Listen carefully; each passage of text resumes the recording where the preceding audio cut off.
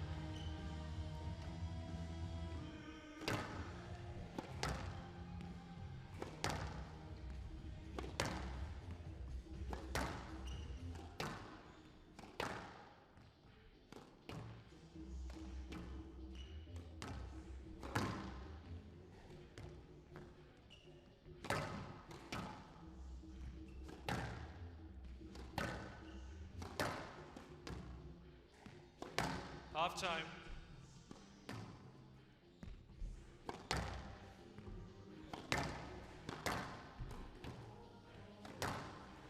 Well, hello and welcome to the British National Squash Championships 2021 here at the National Squash Centre in Manchester. We have our first match of the day here between Emily Whitlock and Margot Prow. And here we have the schedule for today. Margot Prow against Emily Whitlock first up, followed by Sam Todd against Greg Lobban, Sarah Jane Perry against Jasmine Kalar, and then Joel Makin, the highest ranked player in the men's event, the number 1 seed against Rory Stewart of Scotland, Lucy Tamel versus Katie Malif, Georgina Kennedy, Lisa Aitken, that should be a good one, followed by Adrian Waller, Connor Sheen, and then Saran Neon versus the number 2 seed Tesney Evans. And finally, Miles Jakins against the number 2 seed in the men's event, James Willstrop. Well, I'm Simon Park, and joining me for the whole week in this event is Vanessa Atkinson. Good afternoon, Vanessa. Afternoon, Parky. Well, it's a pretty packed schedule for our first day here. Some great matches to look forward to. Particularly looking forward to that second match. Sam Todd, the very talented youngster from Pontefract, up against Greg Lobban. That is a tough first round for Lobban. Yeah, it really is. I'm looking forward to that one as well. I think it's going to be a cracker. And similarly, in the women's event, Georgina Kennedy is definitely one to watch. It's going to be a tough draw against Lisa Aitken there, the England-Scotland matchup. Yeah, that's certainly the one to watch in that second half of the day. They played each other very, very recently in the final of was it the Berkhamsted Open? Correct. That was a 3-love win for Kennedy. She has absolutely no respect for seedings. She's been getting through to the latter stages of a lot of tournaments recently, making her way up the rankings. Hopefully will end up where she belongs, somewhere in that top 30, possibly even top 20 eventually. Yeah, definitely very talented. She showed that in the last couple of events earlier in the year here. But on to this first match, Margot Prow. Neither of us knew too much about her before this event, but she's 19 years of age, She's at Drexel University under the tutelage of John White. She would have, I'm sure, received a scholarship to go there. And very exciting opportunity for her today against Emily Whitlock. Now very experienced player on the circuit. Had a couple of semi-finals in this event.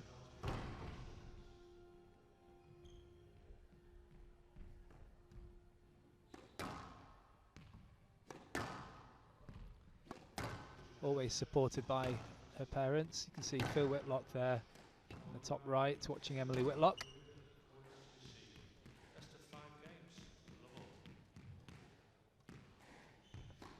So Margot Prow starts us off this week. Not a player I've seen before, Parky. Prow, she's, as you said, still young. She'll be at Drexel University for quite a few years. Just started there quite recently. But we'll be playing a lot of squash, I'm sure, under the very, very capable hands of John White. Let's see what she can make of this opportunity. Well, if she can hit some nicks like Whitey could, then she's she's going to do pretty well. Can teach her a few of those. You like the three-wall bow snick as well, didn't you? Whitey just hit them from everywhere. Just any type of nick at pace.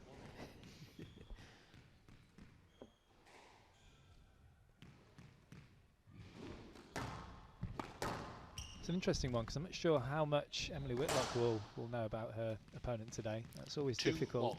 Don't know how you found that when you were going into tournaments against a bit of an unknown quantity. Yeah, I mean, it's obviously a bit more difficult to prepare. You can obviously prepare yourself in the way you normally would with your own ritual, but in terms of tactics, it's quite difficult to have a game plan in place for that specific opponent. Left-hander, as you can see, which is always a little bit different.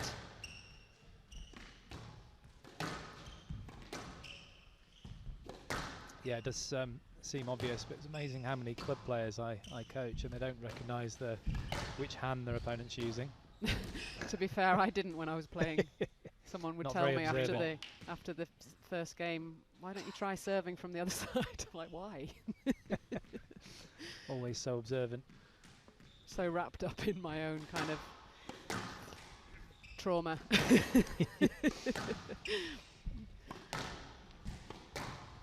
Must have been very strong in other areas. Hand out. Not sure. 2, 3. Struggling a little bit in that back right, Prow. So her backhand, that looks like a little bit of a weak area that Whitlock has been able to expose.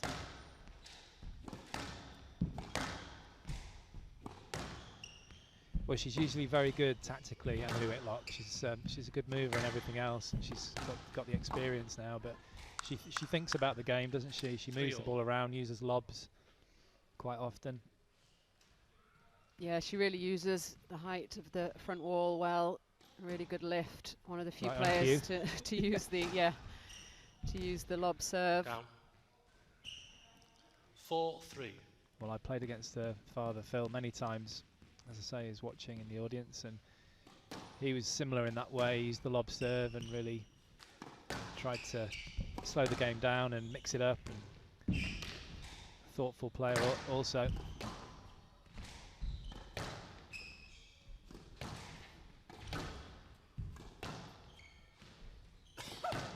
Prow's not doing too bad here in a first attempt in the main draw of this tournament. It's a lovely weighted 5, shot. 3. Perfect length from Whitlock.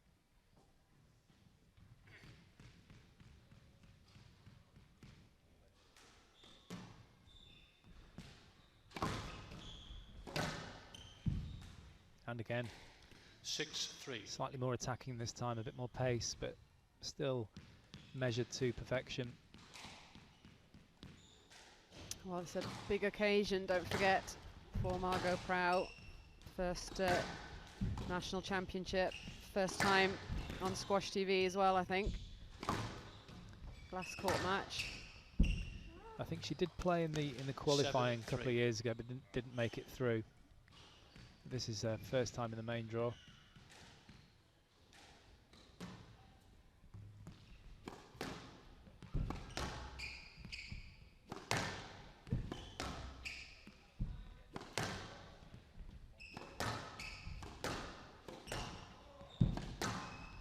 just needs to tighten up a little bit. Prow at the moment, she's playing sort of one-pace squash, and it's not accurate enough for that style against Whitlock. Nice counter drop there from Whitlock. 8-3. Left side, please. Overall, just using the back corners really well. Whitlock, she never overhits. Looking to get the right weight of shot.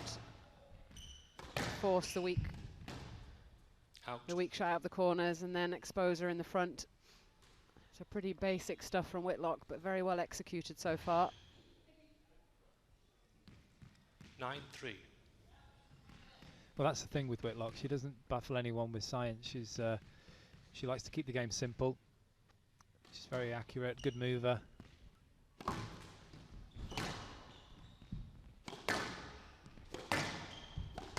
And Prow just not able to match Whitlock at present with the accuracy.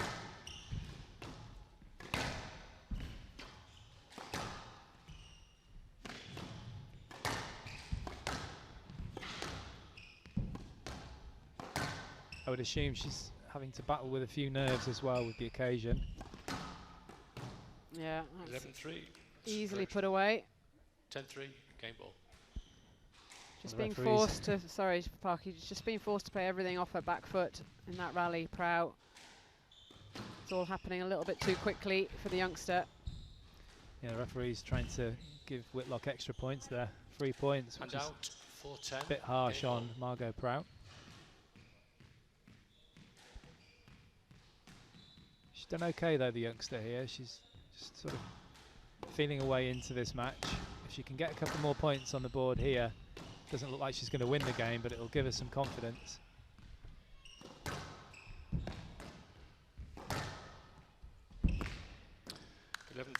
And again, it's the winner into the back corner.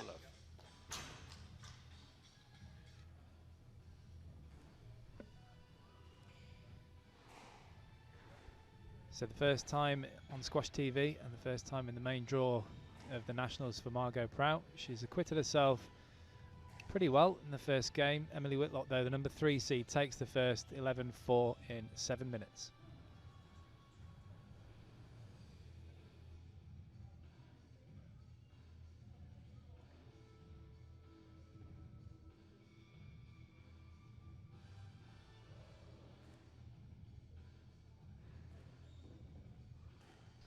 So good start for Emily Whitlock. Started off with good accuracy, really good hitting into those back corners, exposing Margot Prow, who was struggling a little bit, particularly in the first half of the game, to find her straight lines out of the back, giving away opportunities around the middle for Whitlock to put the ball away. Got into the game a little bit better in that second half, but still a pretty solid, comfortable first game win for Emily Whitlock.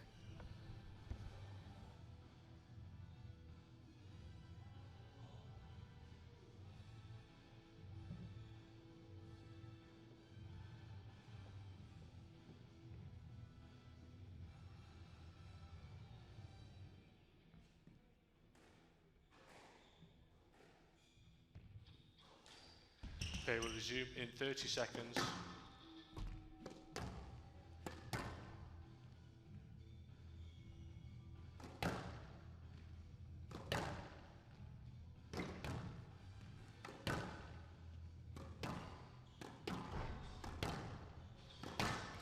Seconds.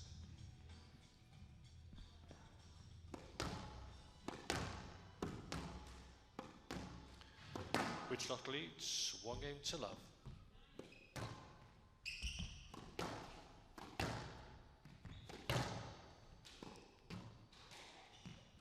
Love all.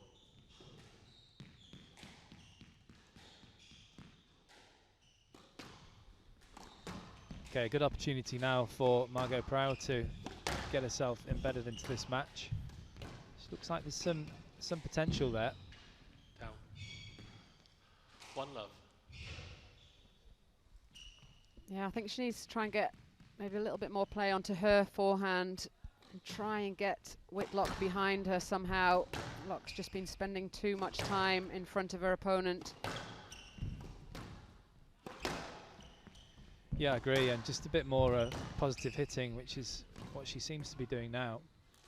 We've seen that a lot when she's buried into that backhand, back corner for her, so back right. She's really struggling in that area. And Whitlock has picked up on that, and she's really targeting. 3-love.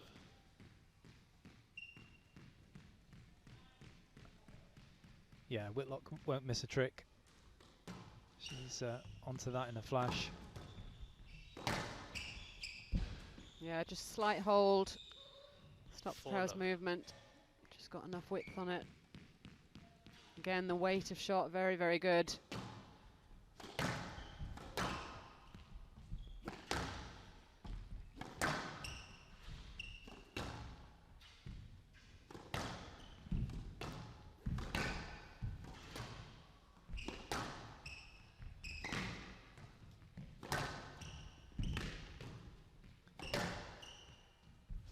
It's under so much pressure here, Prow from Whitlock, just reading the game so well, being very positive, Oh, look at that, beautiful. proactive. Yeah, it's wonderful length. 5-love.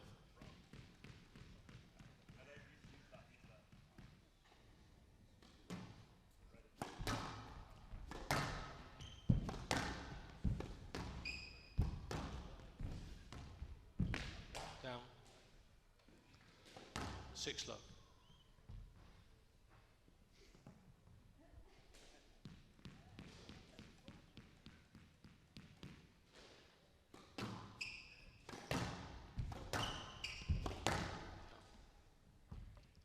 Seven love.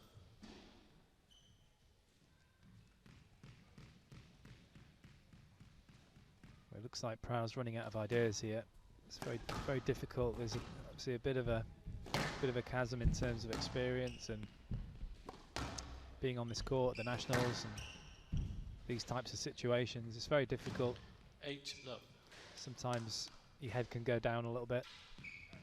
Yeah, I mean, winner after winner into that back right from Whitlock, and whenever Prow does get half an opportunity, she's sort of snatching at it a little bit, which is understandable. It's under so much pressure here. And then there's the pressure of the scoreboard now as well. Hand out. So she was handed an early Christmas present 1-8. there from Whitlock. Not normally known for giving stuff away.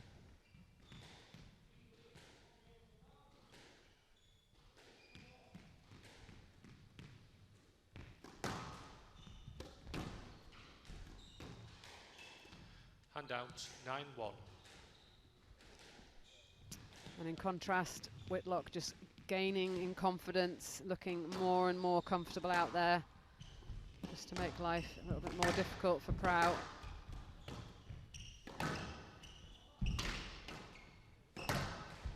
Yeah, brilliant. 10-1. She's got so much time though, hasn't she, Whitlock? It's all going her way. She can do, it's almost like a practice session for her. She can hold her shots and use disguise.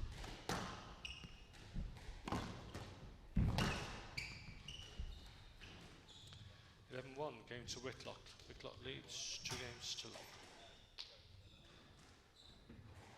Well, it's one-way traffic at the moment. Emily Whitlock getting it all her own way as she takes the second game 11-1 in just 5 minutes. She leads by 2 games to love.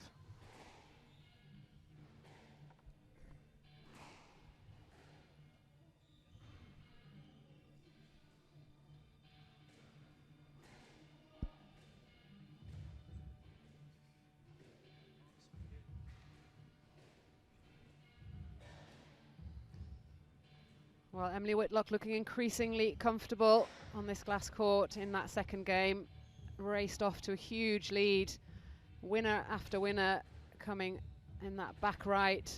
She's really pinpointed that weakness from Prow on the backhand side, and she's targeting that area very well, and then just using the switch every now and then to keep Prow on her toes. And it's all happening a little bit too quickly for the youngster, who's under huge amounts of pressure. Play will resume in 60 seconds.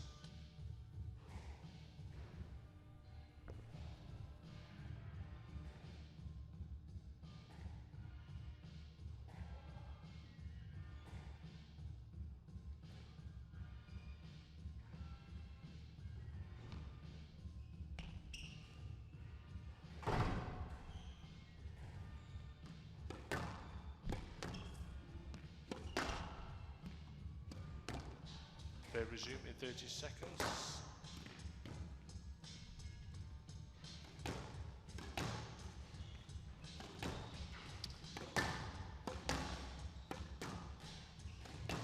Seconds.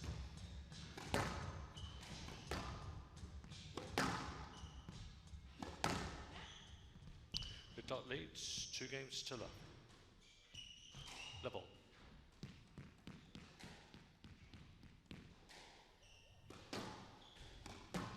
So a lot of questions being asked of Margot Prout here. Well, that is not the best of starts in this third game. Hopefully she'll be able to end this match on a little bit of a high. Get some decent rallies into Whitlock. Yeah, I think she's got nothing to lose now. She's 2-love down. She perhaps feels she hasn't played her best, and you know, if Johnny White was here, perhaps tell her to step forward a bit and hit the ball a bit harder, go for a few more volleys, and really just sort of relax into the match.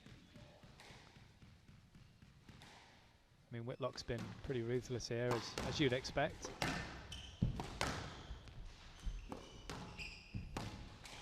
Down. 2-love.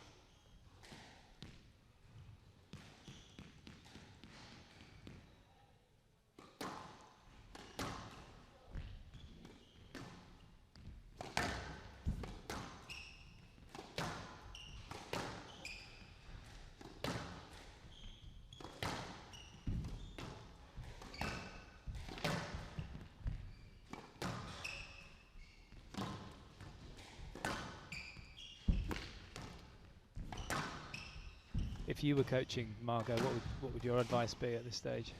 Yeah, I mean it's so difficult because she doesn't have the game yet to be able to really go toe to toe with a player like Whitlock. So it's trying to find those small gains, isn't it, within a match? And it can be just a matter of putting a little spell together where you're able to apply a little bit of pressure. And it has to be a very simple game plan, I think, when you're under this much pressure, like a little bit more height on the front wall, try and be a little bit more accurate, make sure you're getting your width, little things like that to try and get in front. But when you're competing against shots like that from Whitlock, it's very difficult. Yeah, I mean, she's so relaxed now. She's not under any pressure.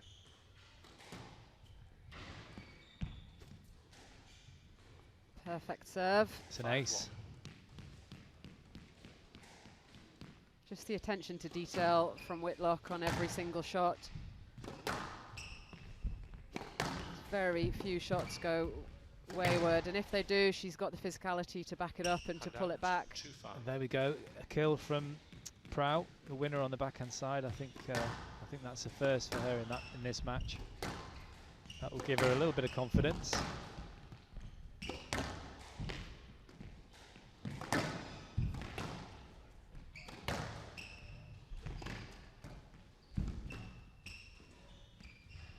The lift. So many options there, so much time on the ball. Well, she's having a great time on there, isn't she, Whitlock? 6-2.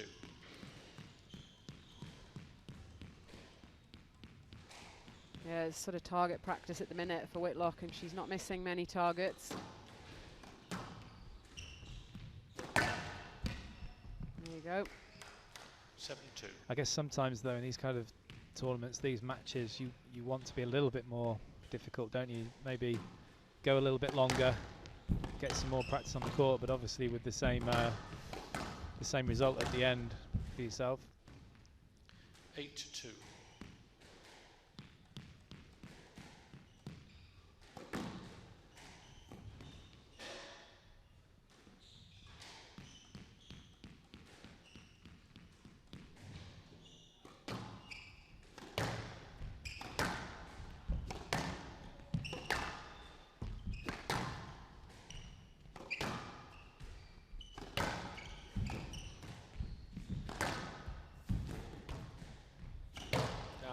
Oh, she went for the same kill, it wasn't far away. 9-2.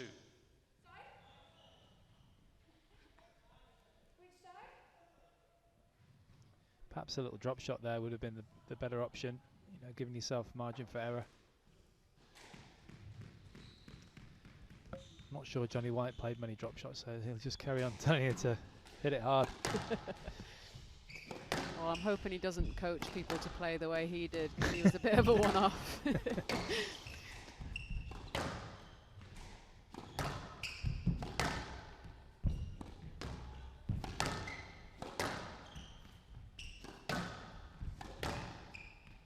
He actually told me once he's never played a lob in his life. No.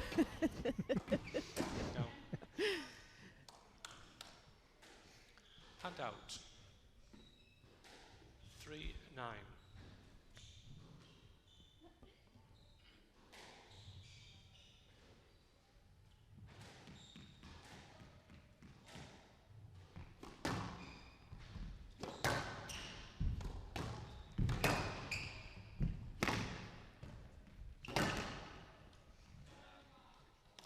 Yeah, Hand nice out. hold 10-3. again Match from ball. Whitlock.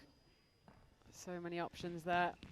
So 7 match balls for Emily Whitlock here in the National Championships.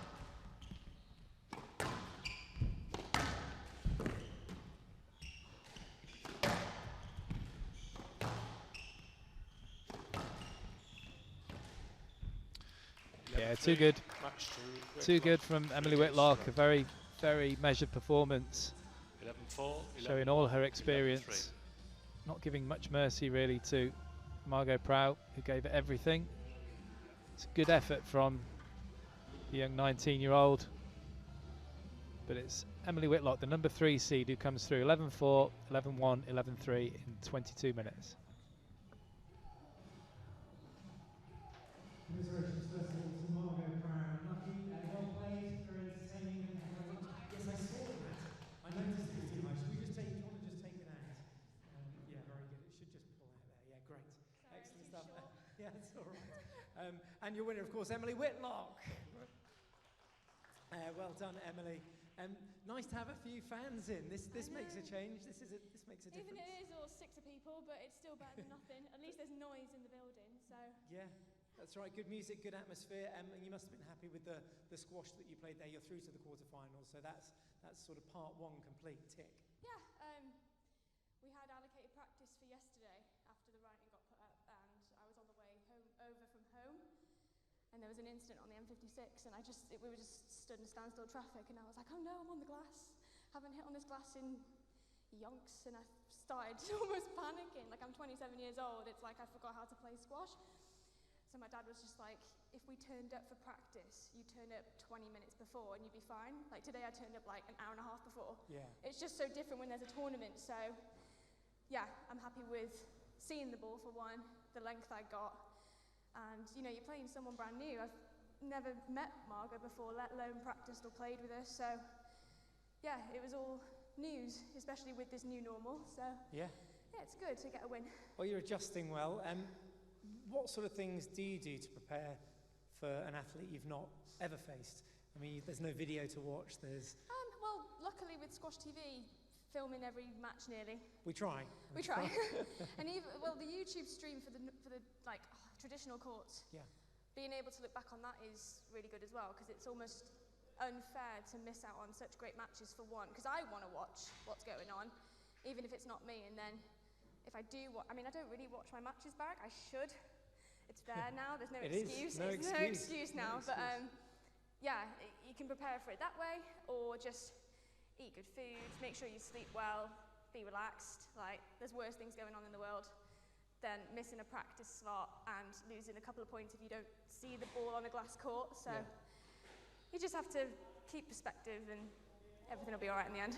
Well done. Everything's all right today because you're through to the quarterfinals. Well done. Congratulations. Thank you. Do you want me to sanitize?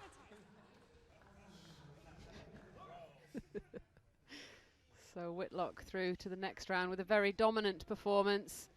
The difficult out there for Prout on the glass court, particularly with Whitlock in that kind of form. She was hitting every target, especially into the back, making it very difficult for Prout, who kept on trying, but was never really able to put Whitlock under any kind of pressure.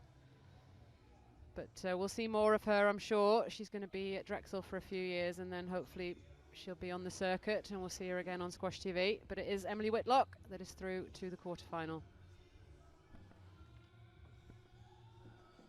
So next up, it's the first men's match on this glass court, and it is Sam Todd, and he's up against the number 4 seed Greg Lobban. That will be in just under 15 minutes' time.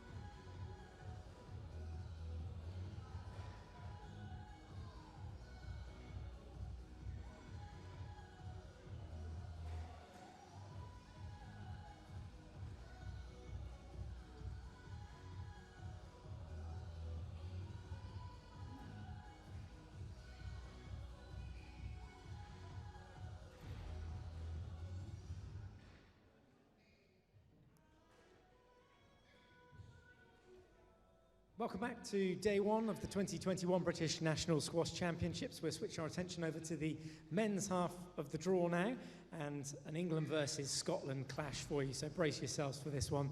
Both players ready and raring to go. We'll start with a player whose world ranking is 139 but has 38 PSA appearances under his belt, a runner-up at the Berkhamsted Linksap Open. Let's hear it for England, Sam Todd.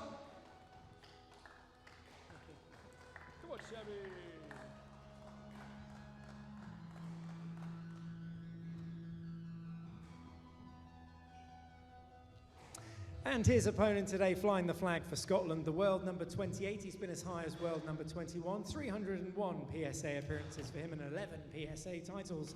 Fresh from the PSA World Championships and a semi-finalist here in 2019. Let's hear it for Scotland's Greg Lobban.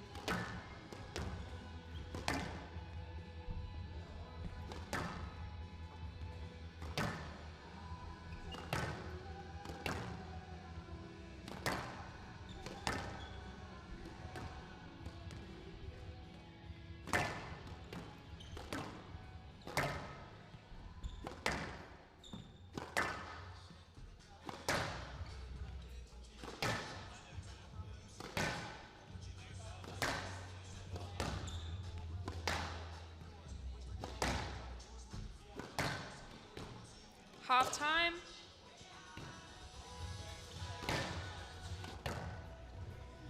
Well, welcome back to the British National Squash Championships 2021, and here we have an England-Scotland clash, the first men's match in this draw.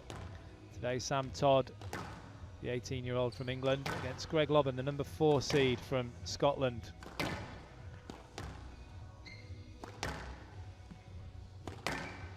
There's 10 years between these two. Sam Todd, 18 years of age from Pontefract. And Greg Lobban, 28 years of age from Inverness, now training in Sheffield.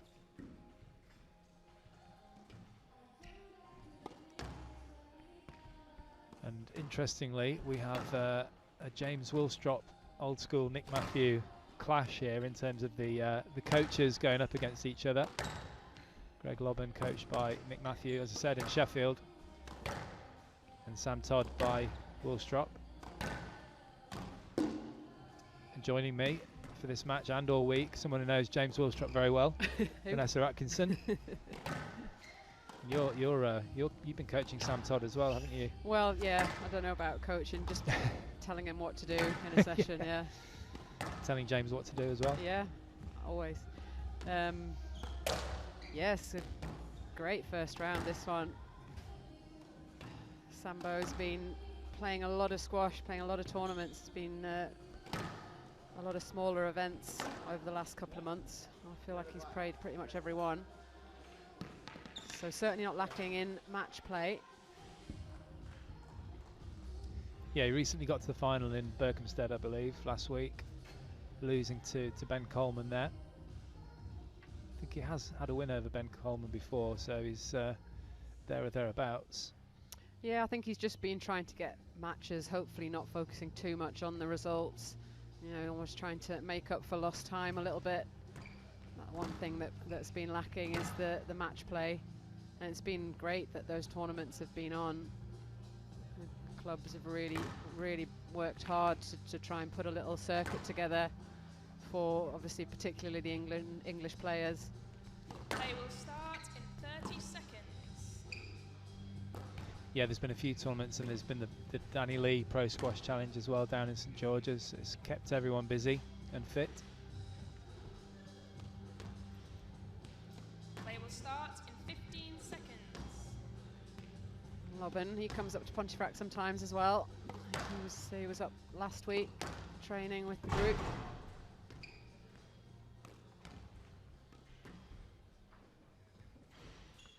British National Championships 2021 men's round 1 match. Sam Todd of England to serve, Greg Lobban of Scotland to receive. Best of 5 games. Lovell.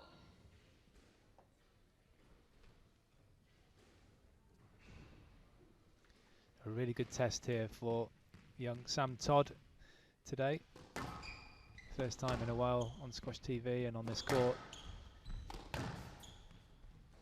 Yeah, well, not many glass court matches, I don't think, over that period. So he'll be happy to be back on the glass. As you know, his game is based around glass court play, very attacking, likes to use hold. Great player to watch. And there's good evidence there. Yeah, it's just great racket head speed, wasn't it? It's just a lovely delay. Had a bit of time there and cut it in very tight to the wall.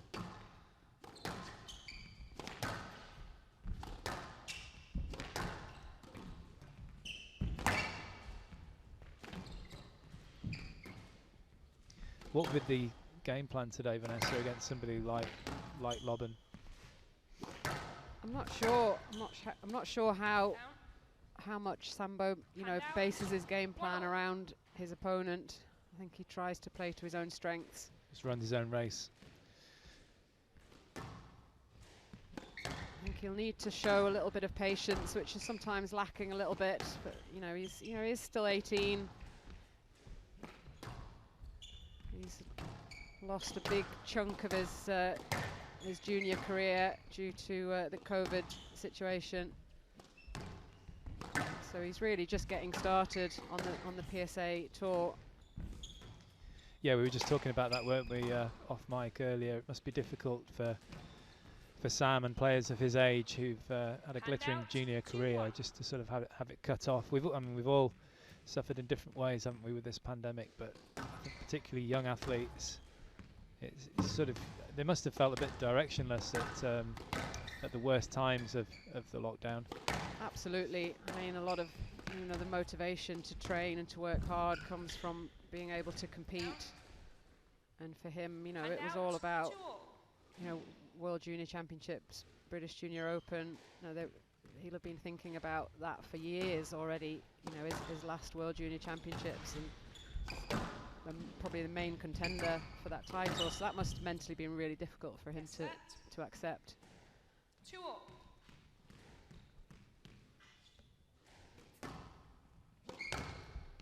Hopefully he's got a long, hopefully successful career ahead of him. So you just got to look ahead.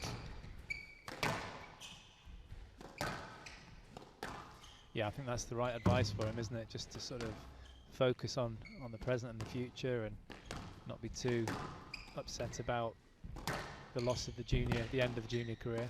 Yeah, and there's less expectation on him, I think, now. He's at the start of his PSA career, and to sort of use that role of the underdog in these matches rather than, in junior tournaments he was often the favourite with a lot of pressure that comes with it.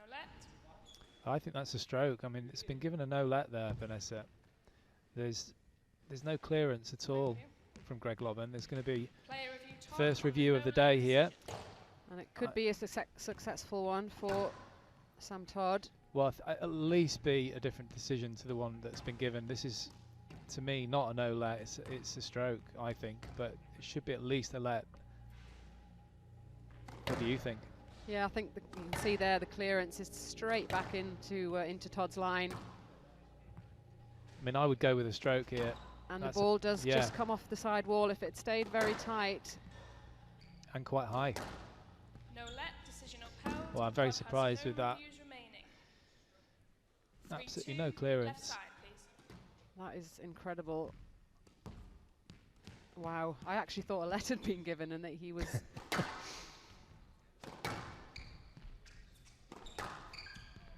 Well, as long as it stays consistent, Vanessa, for the week, Yeah, we know where I we mean, stand. people say that though, but I'm not sure consistently terrible is a good idea.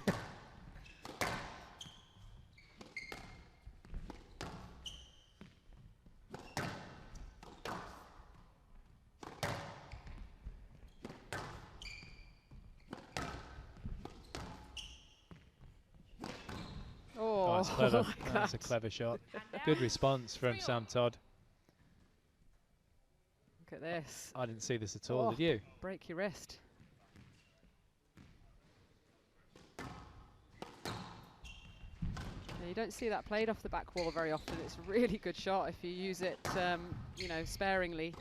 Well, I think the last time I saw it was 1995 when Mark Challoner played it to win the World Teams for England.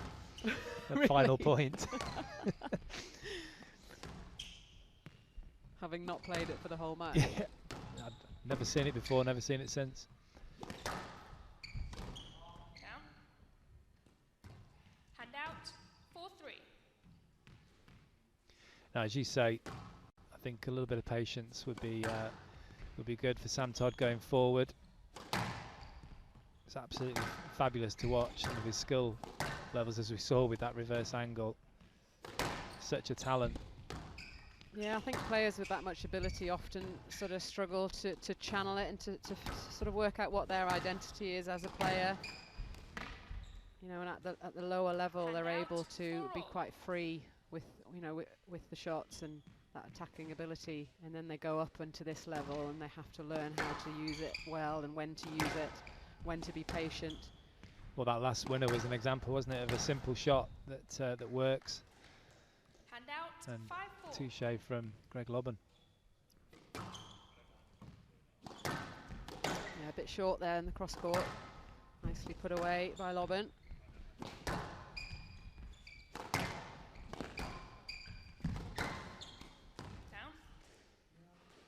6-4. Bit ambitious, wasn't it? That he wasn't quite in position to play that volley drop, Sam Todd.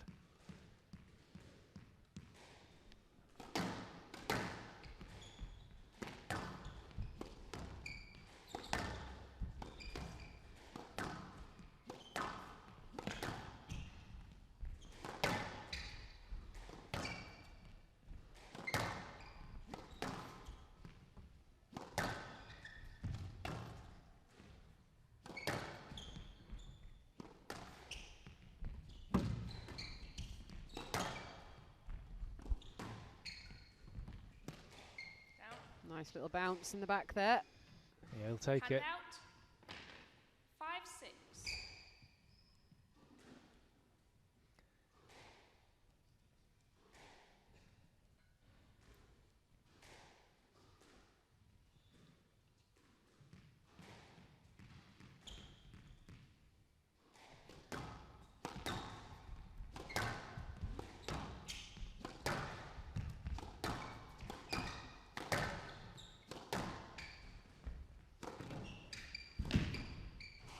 Clever little switch there with the short boast.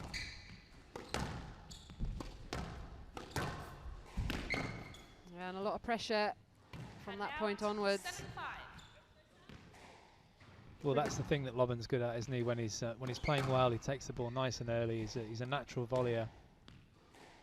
Skill levels are high.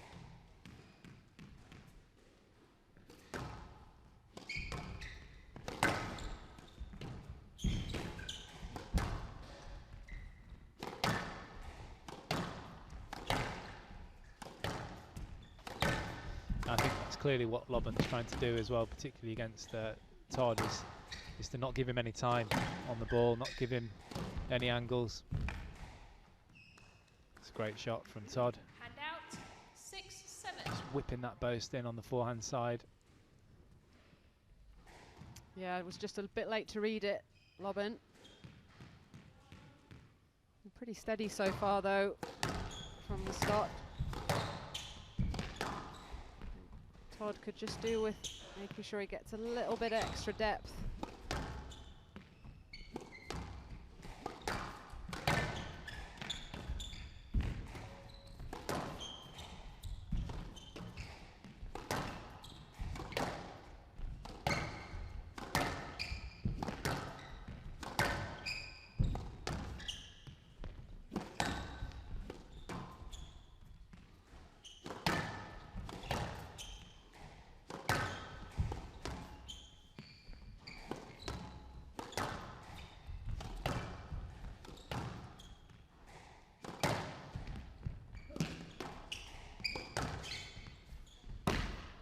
Better from Todd.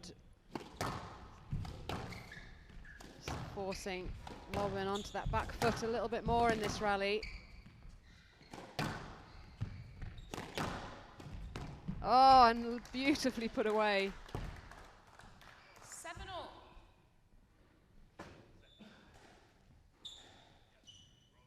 He didn't have to move his feet that much there. It's just pure adjustment with the wrist. Great racket work. Still had the follow through though, didn't he, to execute that shot, Sam Todd. It was the way he set up that rally though that is key, I think.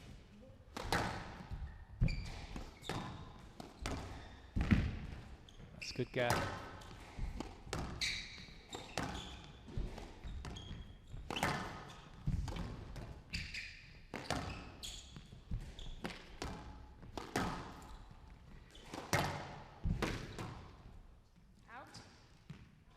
Again, that's good pressure from Todd. Takes the lead. Yeah, he's put a really good little spell in here. Pretty fast pace that Lobban is well accustomed to.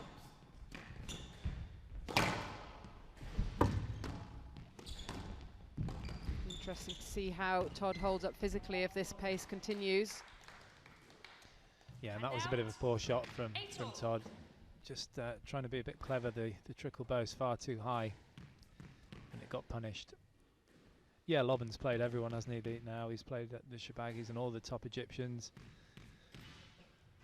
He's got a lot of experience at 28 years of age.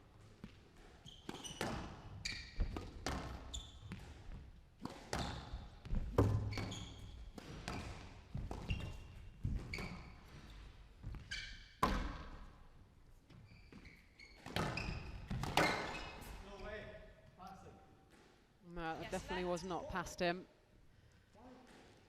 I think that's a stroke. I agree.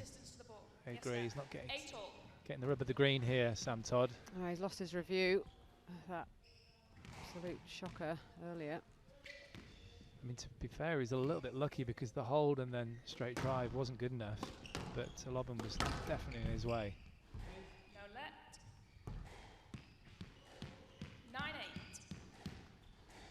9-8.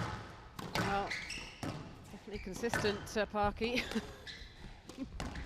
Yeah, some surprising ones here. But Todd's got to just focus on the job in hand. Yeah, didn't quite make it. Cross-court nick. 10-8, game ball.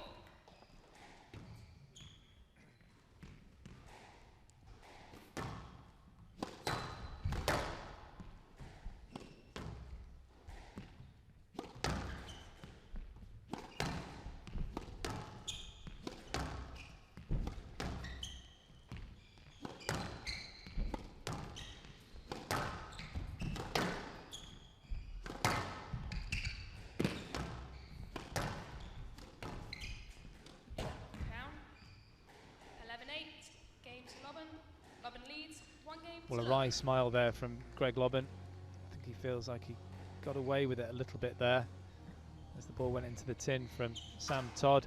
As Greg Lobban, the number 4 seed from Scotland, takes the first game, 11-8 in 14 minutes.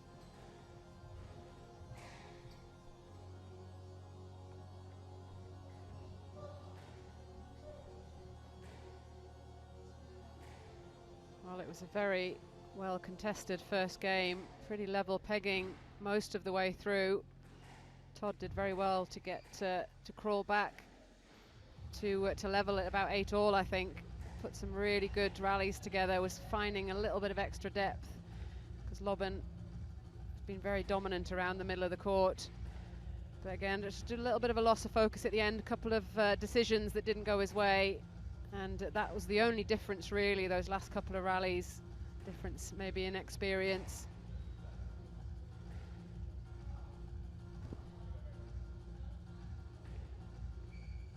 Play will resume in 60 seconds.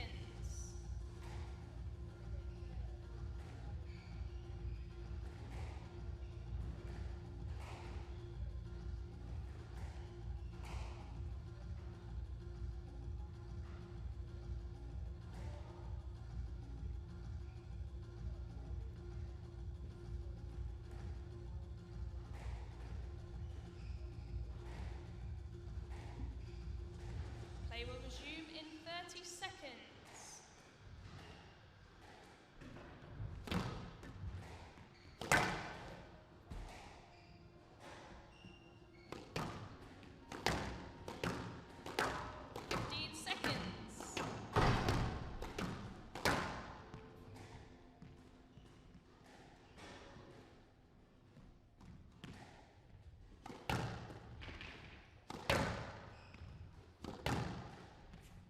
Lobban leads 1 game to love.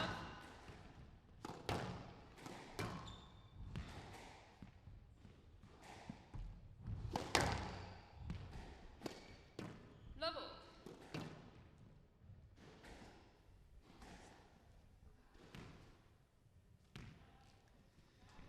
So neither player has reached the heights, I don't feel, in this match so far.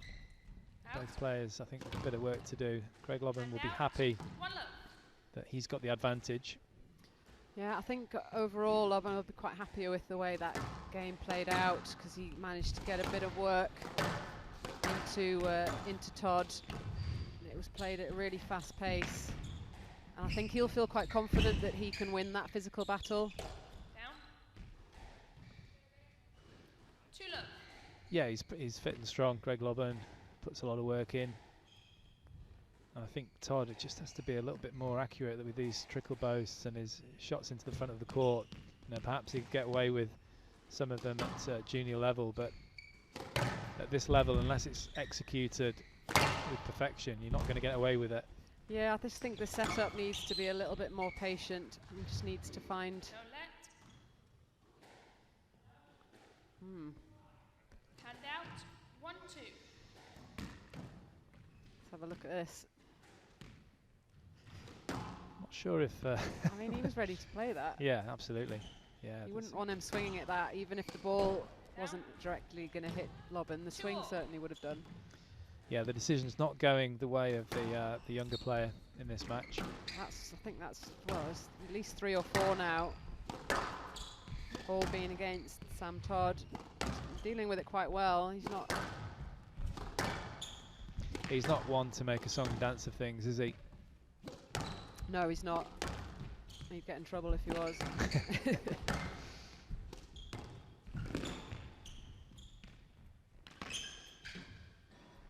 Ooh, But, I it was thought that close. touched the line.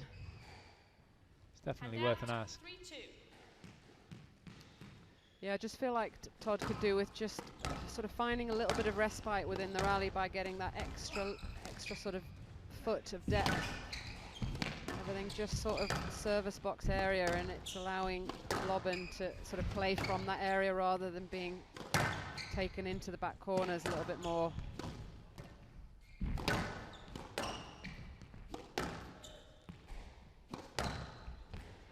That's better.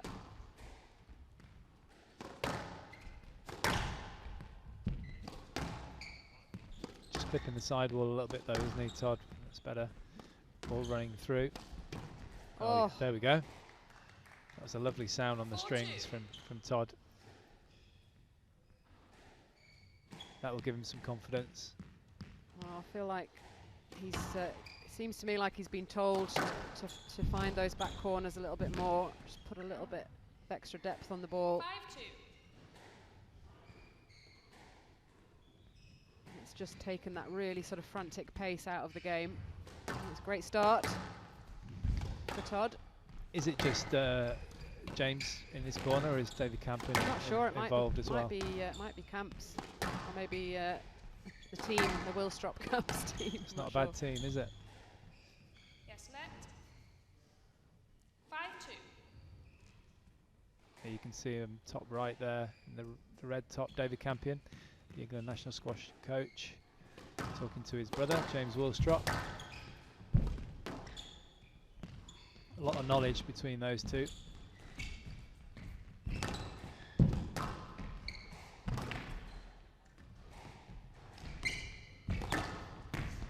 Oh, yes, please. Love it. Take that one. Love it. 6-2. That was fantastic. Very cheeky. Get a better angle here. Nice. I've never seen Camps play that shot. No. Maybe James. Don't think that one's in the coaching. Oh, this is tough. This is physically getting very tough now for Todd. I know, I'm getting tired just watching it. He wants It's that this high to end. boast again. He's read it. No let. Yeah. I had a feeling she might say that. Yeah. 8-all. If in doubt, give a no let. Why? Is it strings, Mr. Todd? It's not a string. Why are you letting this happen? It's not a string. Is it strings? The racket is broken. Mr. Todd has 90 seconds to change his racket. 90 seconds to change his racket. Why do you get 90 seconds to change your racket? Oh, that's me, I'm the worst. I mean, what, is the racket not in Manchester? 8-all from the left, please. Somebody's very excited at the back there. That's not David Campion.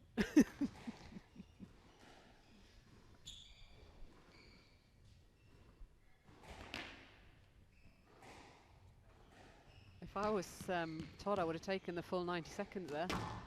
No rest.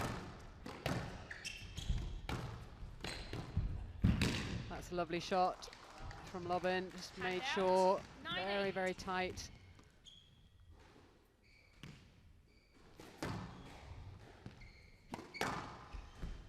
Yeah, this is where a lot of seasoned pros are very adept at kind of battening down the hatches and making sure they don't make any silly errors. You can see he's giving himself plenty of margin for error there, Greg Lobban.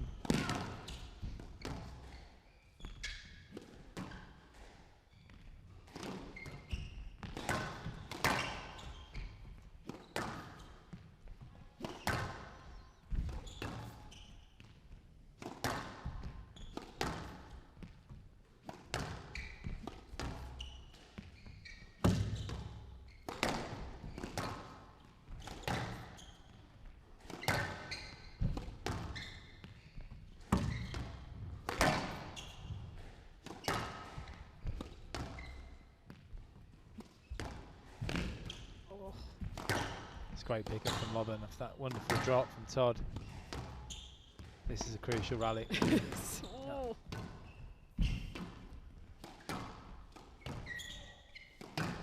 Neither player just quite able to finish.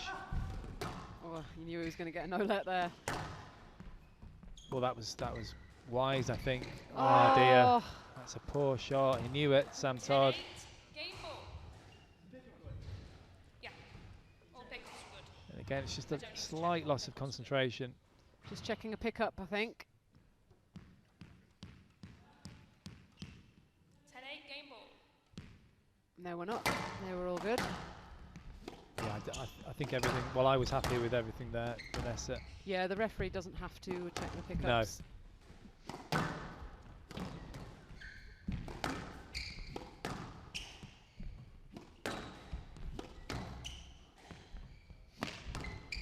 Again, it's just fine margins, isn't it? The difference at the moment.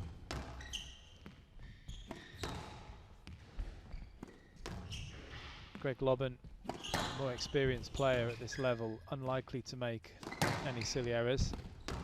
Yeah, I think he will have sensed as well in that huge rally just before Todd broke his racket that he was starting to tire a little bit, so he'll be absolutely determined to not give anything away.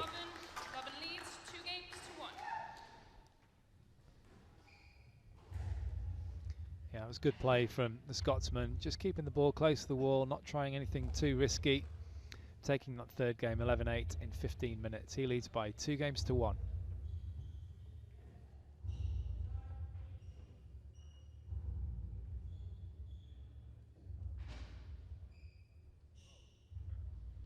Well, this has been a hugely entertaining encounter so far, and again in that third game, it was pretty level. Todd did really well to pull back the deficit early on in the game. Some really great squash. I think that brutal rally towards the end or mid-stage of the game was crucial for Lobban, and he really battened down the hatches after that. Didn't give anything away, kept the ball tight and straight, tried to contain Todd, and it was very effective. So 2-1 lead for Lobban. Play will resume in 60 seconds.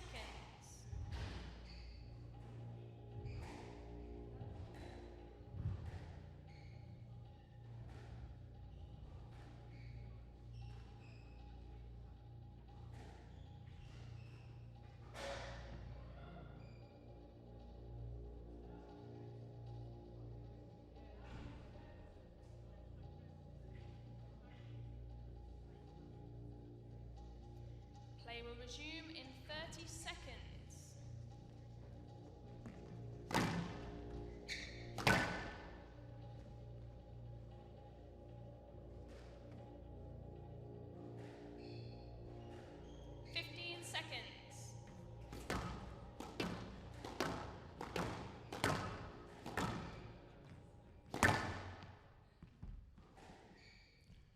On court, please. Time. Lobban leads 2 games to 1. Lobban to serve. Quickly, please, Mr. Todd. Lovell.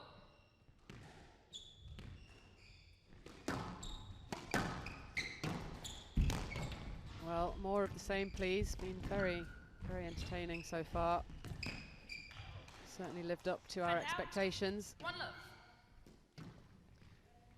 Yeah, both of these players are good to watch. It's a good contrast, isn't it? Yeah.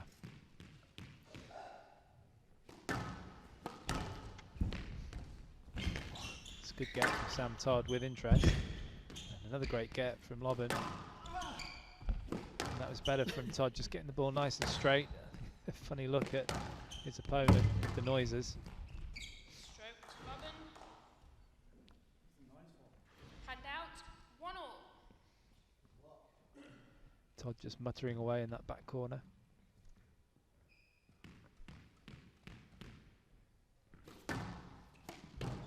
Yeah. Hand Full out. serve. 2-1. Can't afford to do that against these youngsters. Fearlessness.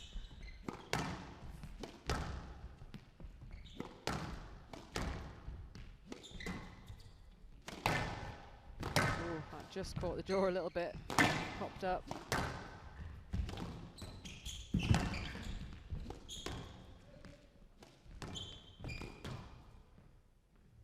Out. Wow, that's extraordinary noise. 3-1.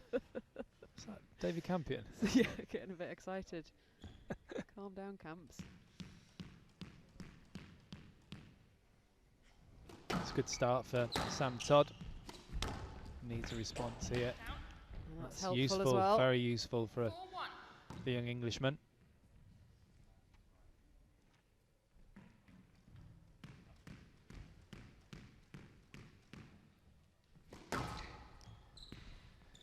Now, of course, as most of us know in the squash world, about the sad loss of Malcolm Wilstrop, his coach, Sam Todd. The whole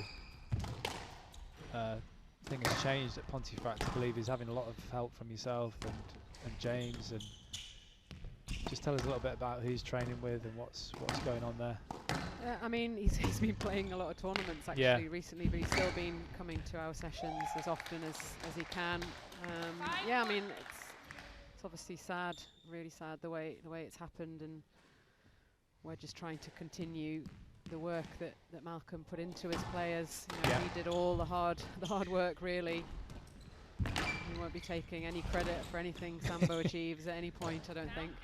Yeah, but it's just obviously that, you know, the continuity, isn't it? And you know, you guys have obviously learnt a lot from Malcolm, as I have, and it's just good for him just to get that continuity, isn't it? And all the players, Pat Rooney, as you mentioned, is there, isn't he? Yeah, I mean, it's important that there's someone there that the sessions are on, but also I think there's a natural progression, I think, from the way Malcolm taught to particularly James. You know, obviously he's hugely influenced by his dad, and there'll be a lot of crossover with the way he works with these players, so they're not being thrown into a situation where they're being asked to do something massively different from what they were doing with Malcolm. No.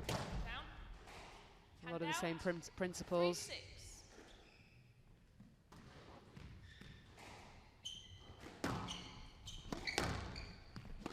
And of course, there's a lot of juniors there, aren't there, that are much younger that are coming through as well, that need that continuity. Yeah, I mean, the pro sessions are one thing, but most of the hard work is with the juniors, which is great. We've got some great kids to work with, and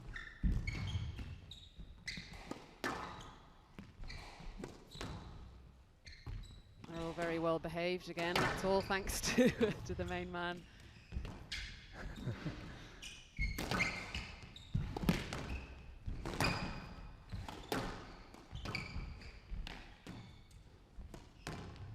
You're not a disciplinarian then? I probably am, actually. They all look terrified when I try and talk to them, but I think they're just used to 4-6. Doing what they're told. Yeah, well, that's good as a coach, isn't it, to come into that situation? Down. 5-6.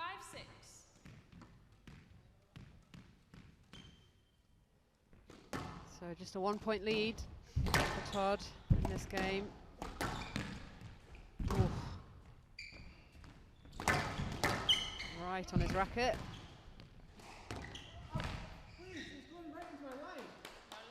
Yeah, he's not going to get let for that, is he? The way that things have been going. Stitched himself a bit by showing that he could actually get that. Which actually used to be the thing that you would do to get a let, wouldn't it? I'm going to show you that I can get the ball back, whereas now it's like, well, you should have played it. Yeah, I remember Anthony Hill, who you know very well, an old Australian player, an older Australian player, he's not that old, but he's older than me, used to always show that to the referees and get very irate about it. Just so you can get irate about pretty much anything. Hey, didn't take much. Oh, that's lovely. And out. 6-8.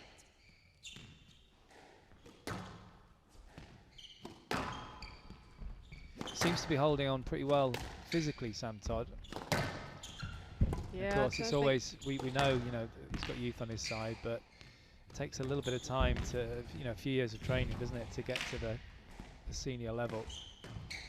Yeah, Lobban hasn't really been able to extend out rallies quite enough, I don't think. You know, we've got to, what is it, 9-6 now, relatively quickly.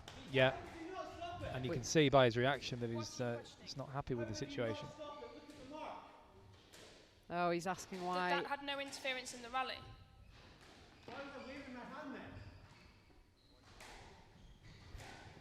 Asking why the referee didn't stop play. It was nowhere near the ball in play, otherwise I would have stopped the play. Please continue. Hand out. 9-6. Lobban not allowed to stop play in that situation because he's the one that caused the sweat patch. So Yeah, it has to be the referee, doesn't it, or the opponent.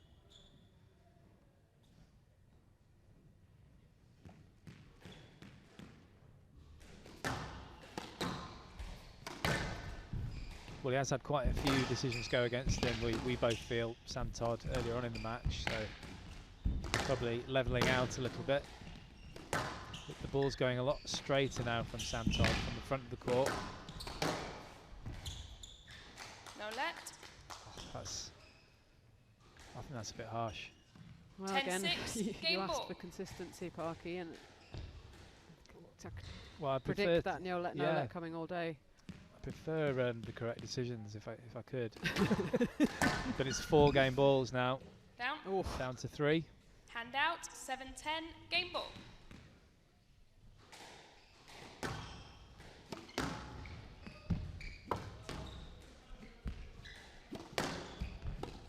You twitch then. I did, yeah. It's much straighter again. Both players just calming down a little bit in this rally. Down. Well, Todd just needs to be a little bit careful here. 8-10, game ball. Because as you said at the end of the third, this is where Lobban is going to just tighten things up, not give anything away.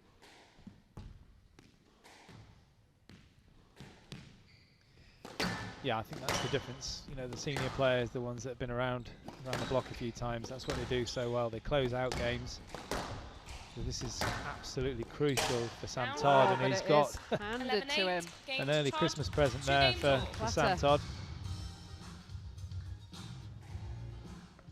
And he looks pretty fresh walking off the court there, Sam Todd, as he takes the 4th game 11-8 in 9 minutes. And the score is 2 games all.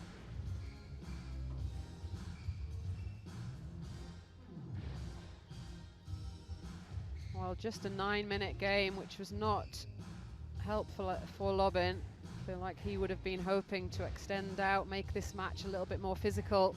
Was unable to do that. A lot of that is down to the incredible ability of Sam Todd. Lobban really struggling to read Todd when he's got any time on the ball. Got him rocking a little bit in the middle of the court. Was able to control the mid-court area. Takes that 4th game.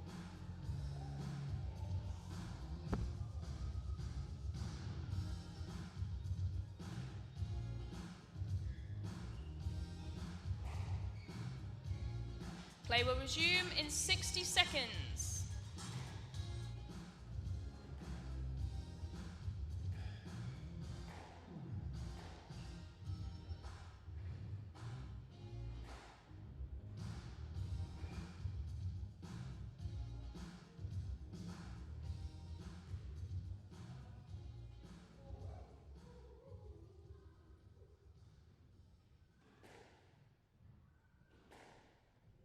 Play will resume in 30 seconds.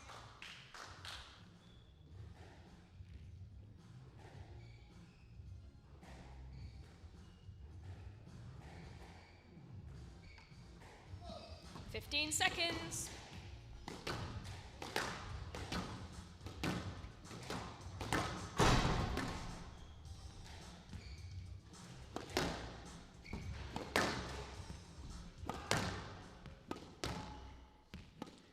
Two games all. Todd to serve.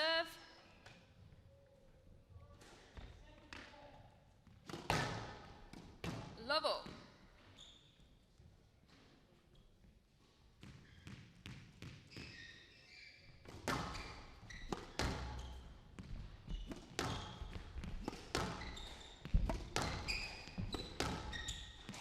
Can't believe we haven't mentioned this yet, Parky, but where is Mick Todd? Who knows? I mean, That's it's up. tough to miss him. Pontefract Squash Hand out. Centre. If you One can't look. see him, you can certainly usually hear him. He's probably listening to us. Unless we're on mute.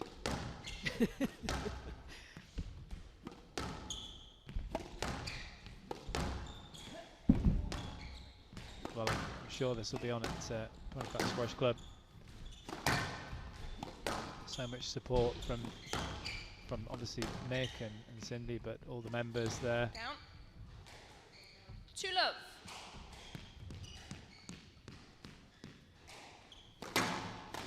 Down. 3 Well, love. not the best of starts for Todd in this 5th game.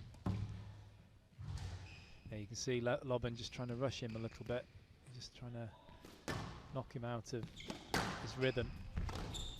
He needs to find some rhythm here, Sam Todd, in this 5th. 4 love. Oh, he's gone completely walkabout. It's an awful feeling, isn't it, Vanessa? I don't know if it's happened to you, but it certainly has me. Oh, many times. Many times. Yes, let. Full love. Just feel like you can't buy a point. Yeah. It's usually after you've just had a hugely competitive game, isn't it? And then you go on and suddenly it's like you're on a different planet. It is, but that's the strange thing. He's won the last game in 9 minutes, Sam Todd. Maybe that's the problem. Maybe it's a little bit too easy, that one. He's just lost his concentration. I don't think he's the kind of player to get complacent, is he? But he's just got to keep that concentration for the whole match.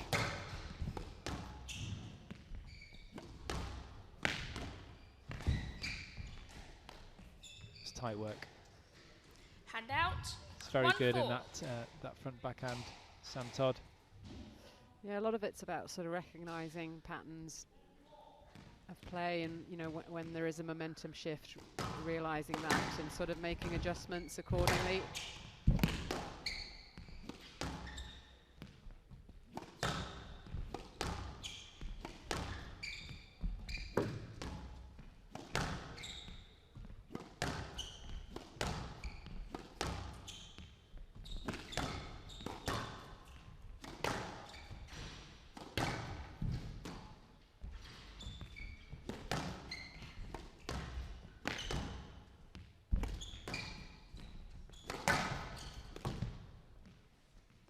That's good. Hand out. Change of direction there from 5-1. Lobban.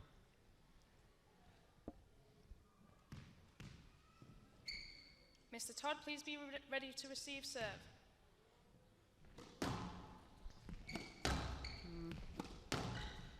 Lobban has been serving really quickly. Down.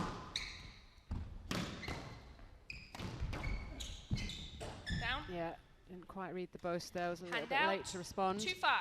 Hence the error. Crucial error. Yeah, very important that for Sam Todd. You can see he's just trying to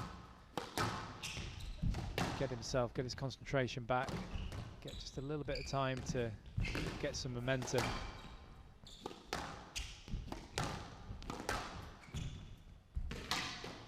You can see he's just trying to straighten up a bit here, Sam Oh, Todd. He's another lucky there, very gift. lucky. Absolute gift.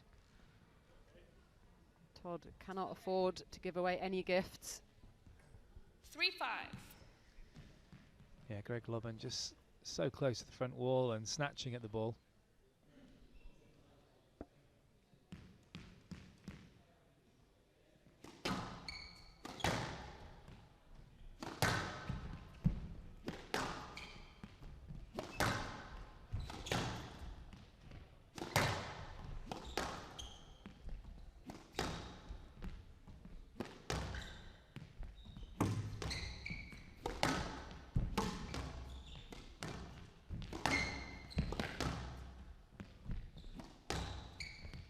Good patient play now from both players, but Sam Todd, it's important for him just to get some longer rallies, I think, into Lobban.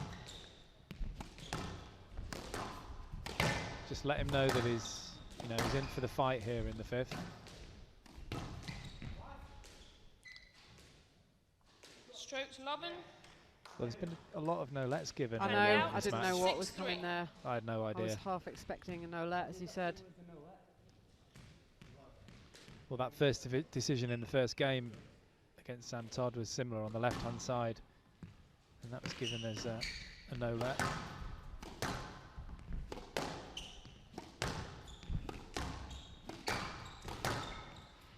I mean, I don't think it was a no-let. It wasn't a stroke either. No. Just a let, you know. Don't think there've been many lets given, actually, have there? No, no, Some things are just a let. absolutely. It's the nature of the game.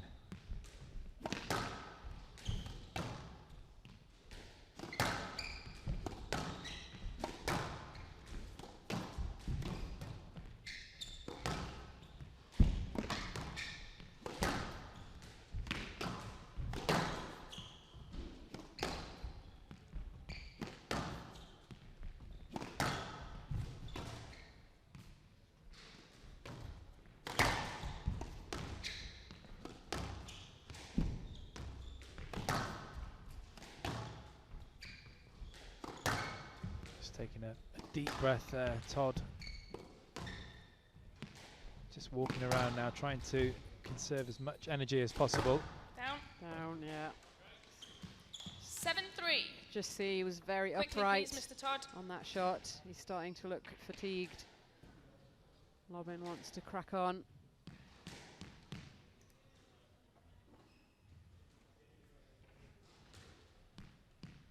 Tactical use of the towel there. He probably learnt that from his old man.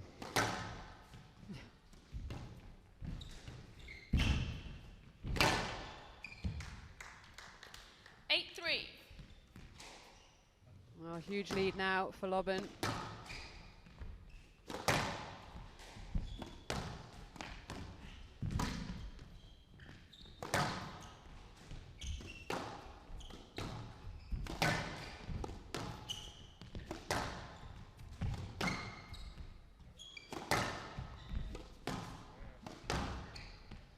Length hitting in this rally, much Now. better from Sam Todd, but he just feels like he has to go for it. You Left can see side. he's 9-3. suffering physically. Yeah, it's tough, isn't it, when you just feel like an absolute mountain in front of you.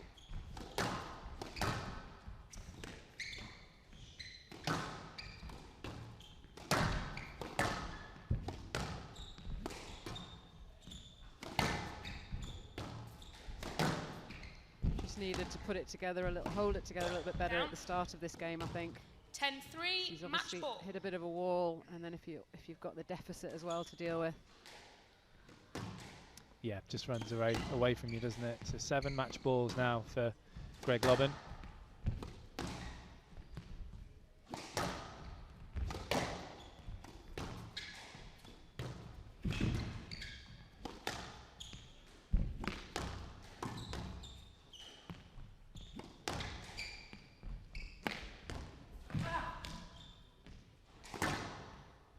Yeah, I think he stopped. That was a very fair player. Sam Todd, both of these players are 4-11, 11-8, 8-11, very good 11-3. effort from the young Englishman.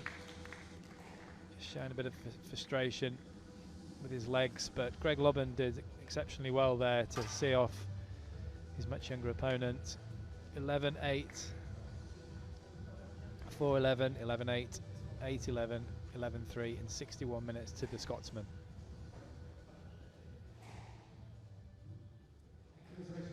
Sam Todd.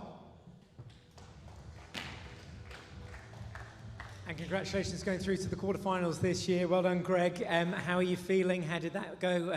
It sort of looked like you were going tit for tat there at one stage, going hell for leather in some of the games, but then sort of almost, I guess not giving up, but just knowing that match was lost in the certain elements of it. Yeah, I know Sam pretty well. I train with him a little bit. So I know how dangerous he is, and yeah, I kind of knew it was going to be tit for tat. If I didn't have my quality, he was going to outplay me, and even at such a young age, he's got the ability to take it to the top guys in certain opportunities in the match. And yeah, I knew I had to be professional, and I think it took me 4 games to bring that sort of professional display in. That's all I talked about going into the match, but yeah, I got it done in the last game, and yeah, pleased to be through, I guess. Looked like he was working his way through his rackets as well. I think he might have actually run out of rackets in there as well. Yeah, I noticed the second racket was different string, so I was hoping that was going to put him off a little bit. Yeah, he kept throwing some stuff all the way to the 5th there, went to the wire. I guess it's sometimes quite good in these sort of tournaments to be tested early on. So now that you'll take that into the quarters, the semis. Yeah, I'll take that. I'll try and take that, I guess, thought into my next match, and hopefully try and improve my quality, get that a little bit better for the next round. But yeah, certainly tested early. The standard of UK squash at the moment is really strong. It's maybe not the top guys like we used to have, but certainly strength and depth in both the guys and the girls. And yeah, I think you're going to have some tough matches straight from the first round this year. Nice to have a few fans in as well. Nice to have a few friendly faces to see you there smiling through the glass. Yeah, last year in Manchester Open, which is going to be next week, we didn't have anyone, and that's the first time we've been back at this venue since then. And yeah, nice to see a few people watching and appreciating the squash, and yeah, hopefully we can get some more people in and get some noise in the evening sessions, and yeah, should be a good week and the next few weeks as well. Great, thank you very much. We'll see you in the quarterfinals. Greg Lobban.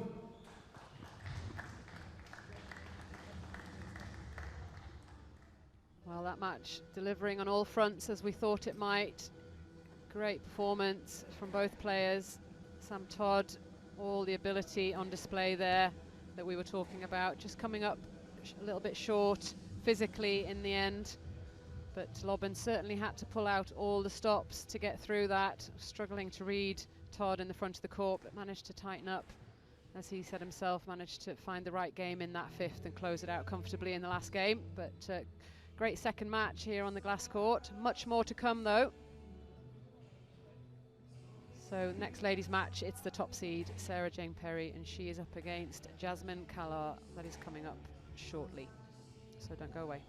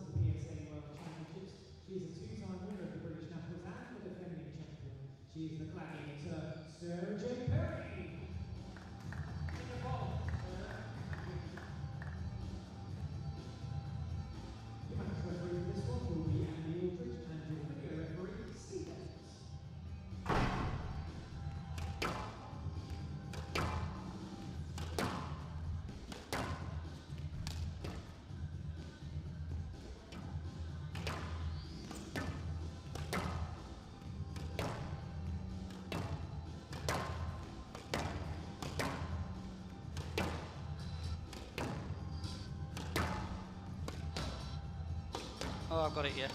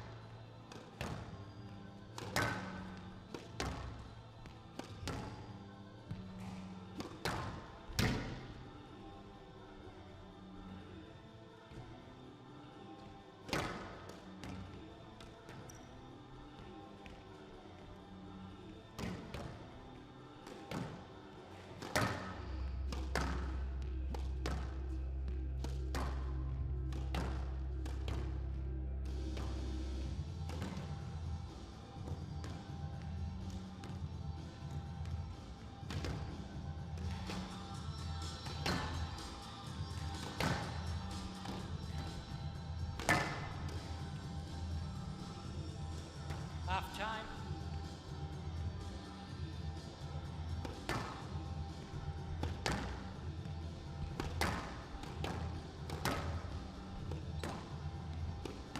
Well, welcome back to the second ladies match of the British National Squash Championships 2021 here at the National Squash Centre. And we have local girl Jasmine Kolar, 21 years of age.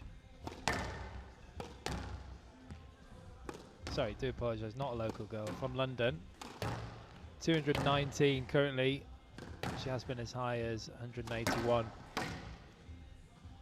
She's up against a very familiar face, Sarah Jane Perry, the defending champion, #1 seed. On the right hand side, just smashing in a forehand straight drive there.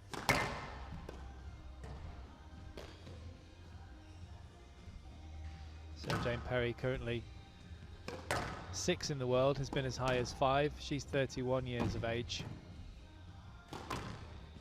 And has won many, many titles on the PSA World Tour. Well, I'm Simon Park, and joining me again for this match is Vanessa Atkinson. Hello, hello. Good afternoon, Vanessa. Perry going for her 3rd title here at the National Championships. And she's been in pretty good form. Quarter-finalist at the most recent Platinum event, the World Championships in Chicago. And the biggest win of her career, obviously at the Black Ball at the beginning of the year. Yeah, that was an incredible victory, wasn't it? Just went through the whole field.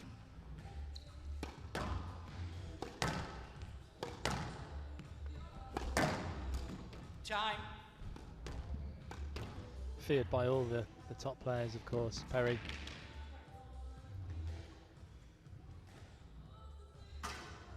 Always looking to try something different.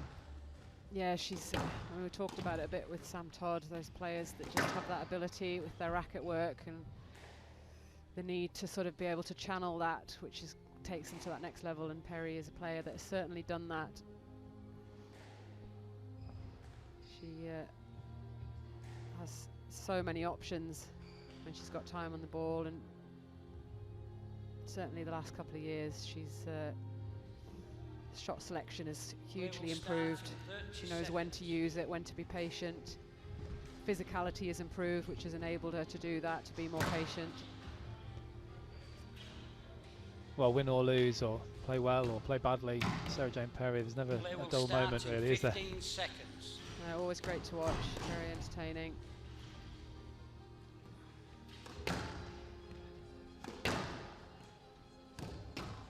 Jasmine Collard just knocking up British National on that Championships left-hand side of our screen 2021. as we look at it. Women's round one Another match. player that I haven't seen Jasmine before. Kellogg of England to serve, Sarah Jane Perry of England to receive. Best of 5 games. Love all.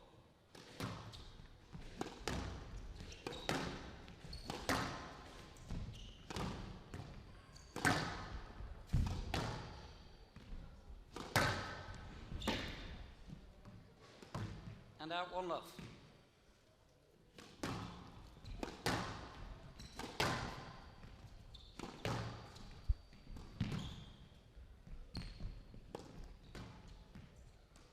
Down Too much time.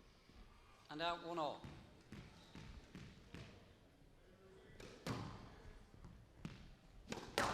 Yeah, I can't remember the last time I had that much time on a squash court. I probably would hit the tin as well.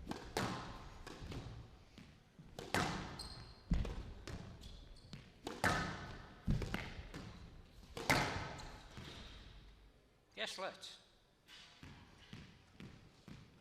1-all.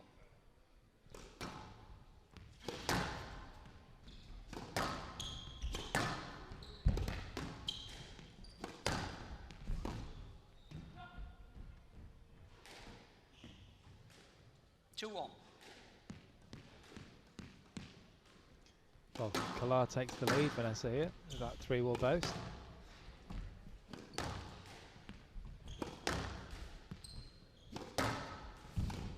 Down and out, 2-all.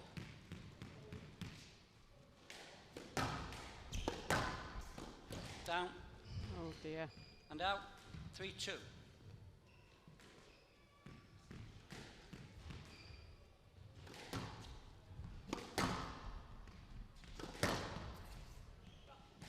Four-two.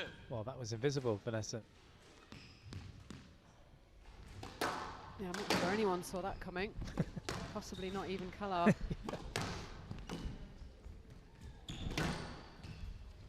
Down and out, 3-4.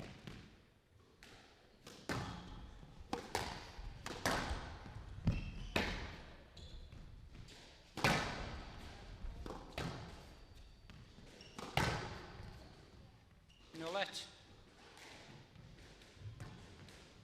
4-all. Yeah, a bit optimistic, I think, that ask there from Collard.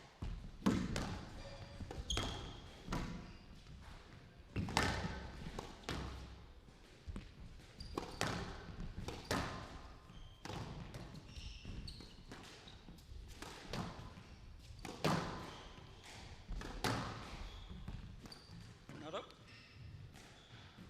And out, 5-4.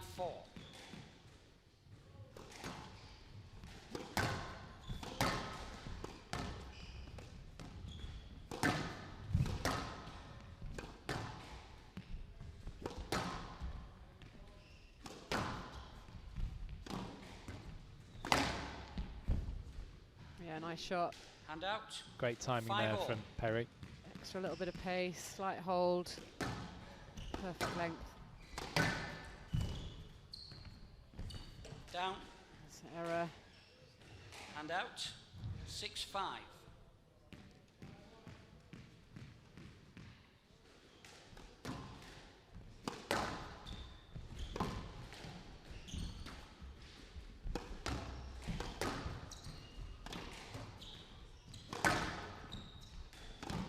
She's doing well to put points on the board here, Not up. Collard. A slightly sluggish start And out, from Perry. 6-all.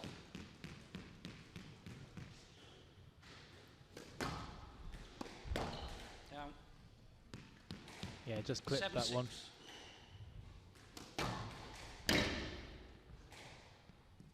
8-6.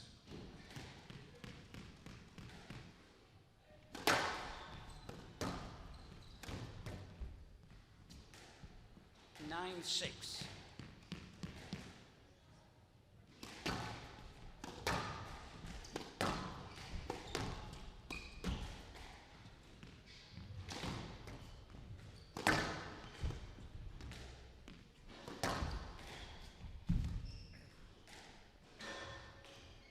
Ten-six.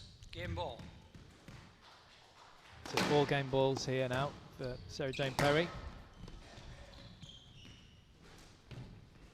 Not up. 11-6. Nice bit of disguise game to there. Perry leads, 1 game to From love. Perry, the defending champion. First outing for Kalar, and she did pretty well, as you say, Vanessa, to get those points. It's 11-6. First game goes to Sarah Jane Perry, the number 1 seed, in 6 minutes.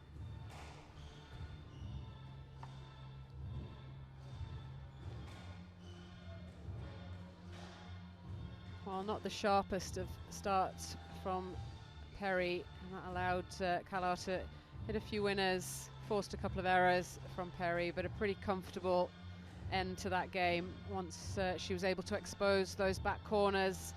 Kalar really struggling, particularly on the backhand side, and I feel like if Perry can get the ball running into that corner, she'll really start to expose her younger opponent.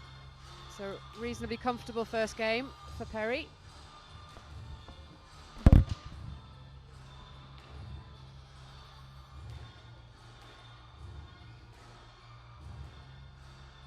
Play will resume in 60 seconds.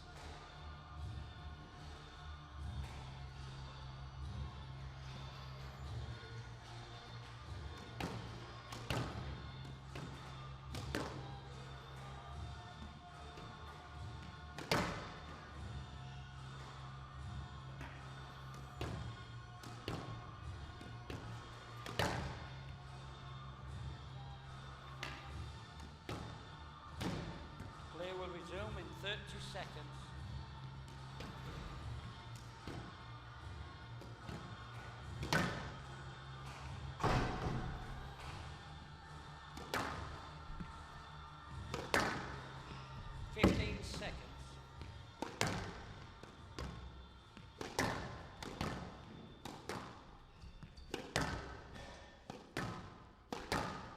Perry leads, 1 game to love.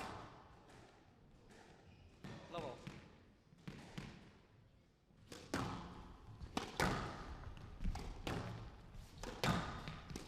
Down. And out, 1 love. Well, just a bit of a lack of concentration there from Perry at the beginning of the second.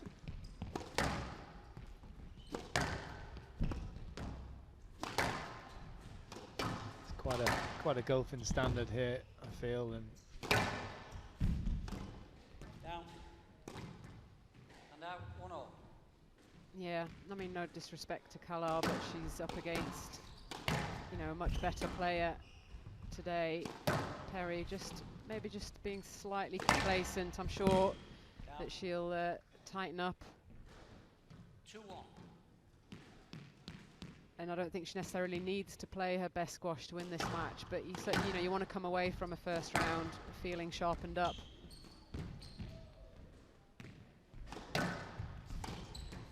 yeah, absolutely, and also feeling like you've had a bit of a run out.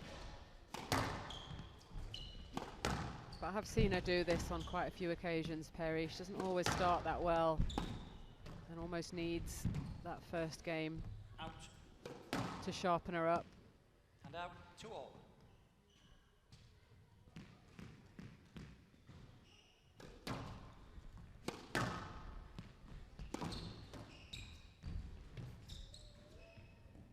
And out, 3-2. Down. 4-2. Down.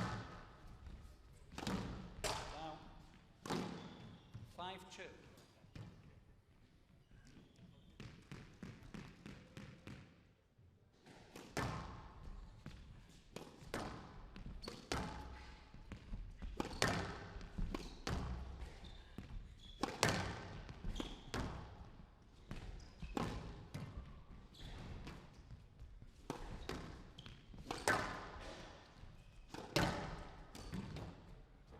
Down. And out, 3-5.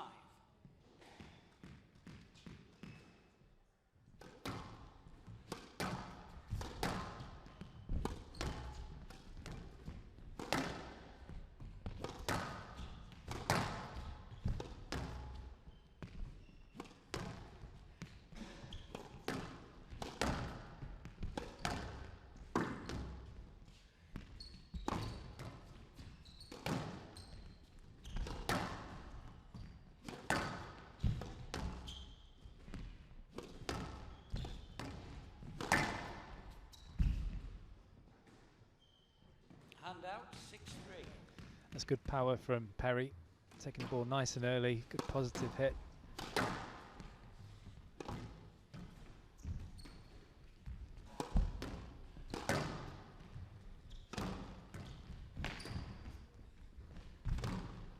Down. Yeah, the backcourt game has definitely sharpened up a little bit from Perry, starting to get that ball running nicely. A few errors still around the front.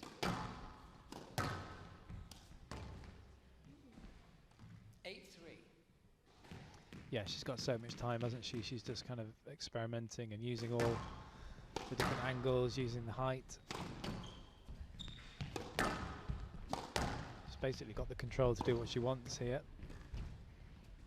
There we see another lob go up. Down. 9-3. Left box. Yeah, she's not the kind of player that dwells too much on patches of play, even against stronger opponents. Wow. And out, 4-9. She likes the 3-wall boast, Yeah, Kala. absolutely rolled that one. But she shrugs it off pretty well, actually, Perry. out, Mentally, she 10-4. sort of just Game moves ball. on when she has poor patches of play. Yeah, well, you could see by the reaction from that previous winner that she's 11-4. got a Game good to sense of Perry. humour Perry about leads it. 2 games to love. As she takes the second game in swift fashion again. So Perry takes the second 11-4 in 5 minutes. She leads by 2 games to love.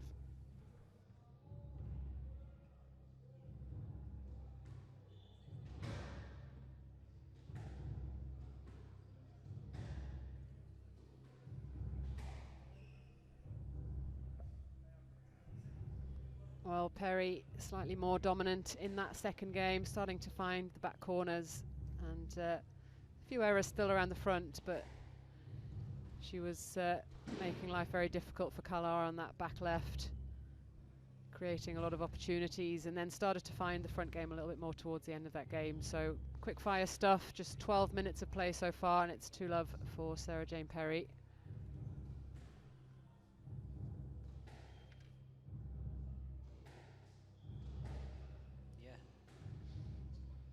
Play will resume in 60 seconds.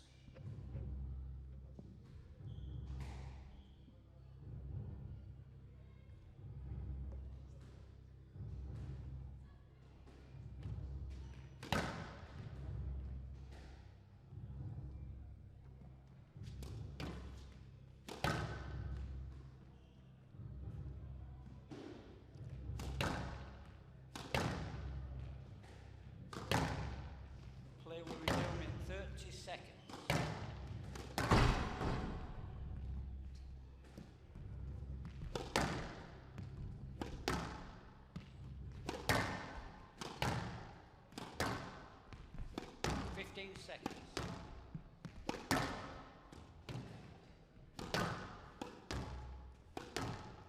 Perry leads 2 games to love.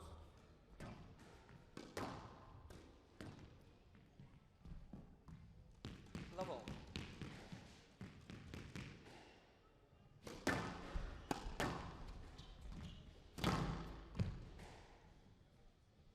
And out, 1-love.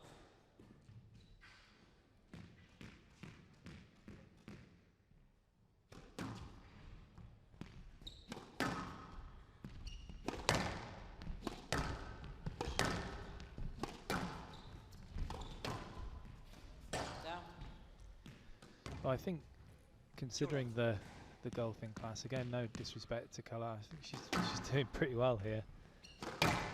She's definitely fighting for every point.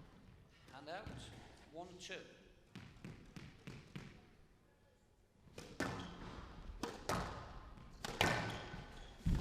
Perry being very laid back there. That's a lovely finish. 2-all.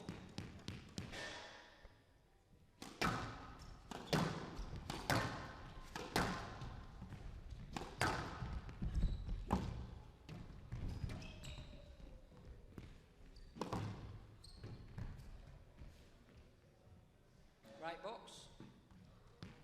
3-2.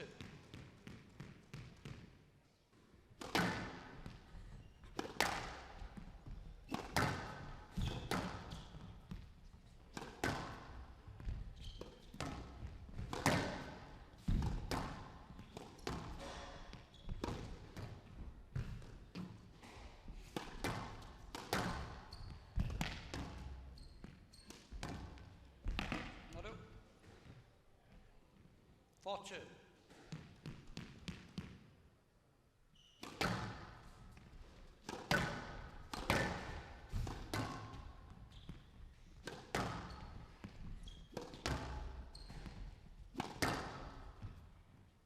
5-2. Absolutely flattened that one. No bounce on it whatsoever.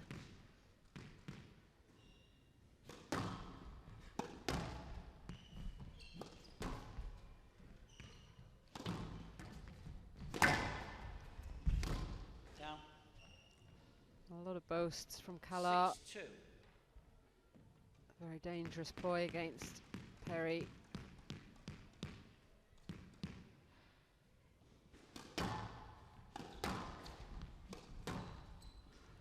Lovely lift, uses that really well, just to switch the pace. 7-2. Lovely little combination there, the Right, lift 7-2. and then the flattened cut kill shot, cross court. Well, of course, Vanessa, there's a long way to go, but should the 1 and 2 seeds meet each other in the final, that'd be Perry against Tesney Evans. Tesney Evans wasn't able to appear last year, so that would be a fantastic final if that does happen. Yeah, both be going for their 3rd title, I think. Yeah, I mean, there's lots of other great players in the draw. Emily Whitlock, Lucy Tamal.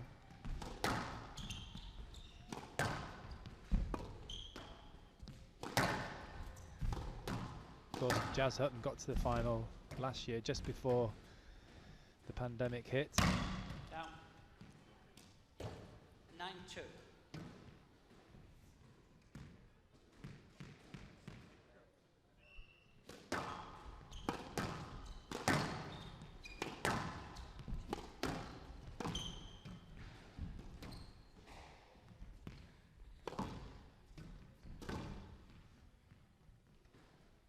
10-2, match ball. So 8 match balls for the defending champion here, Sarah Jane Perry. Down.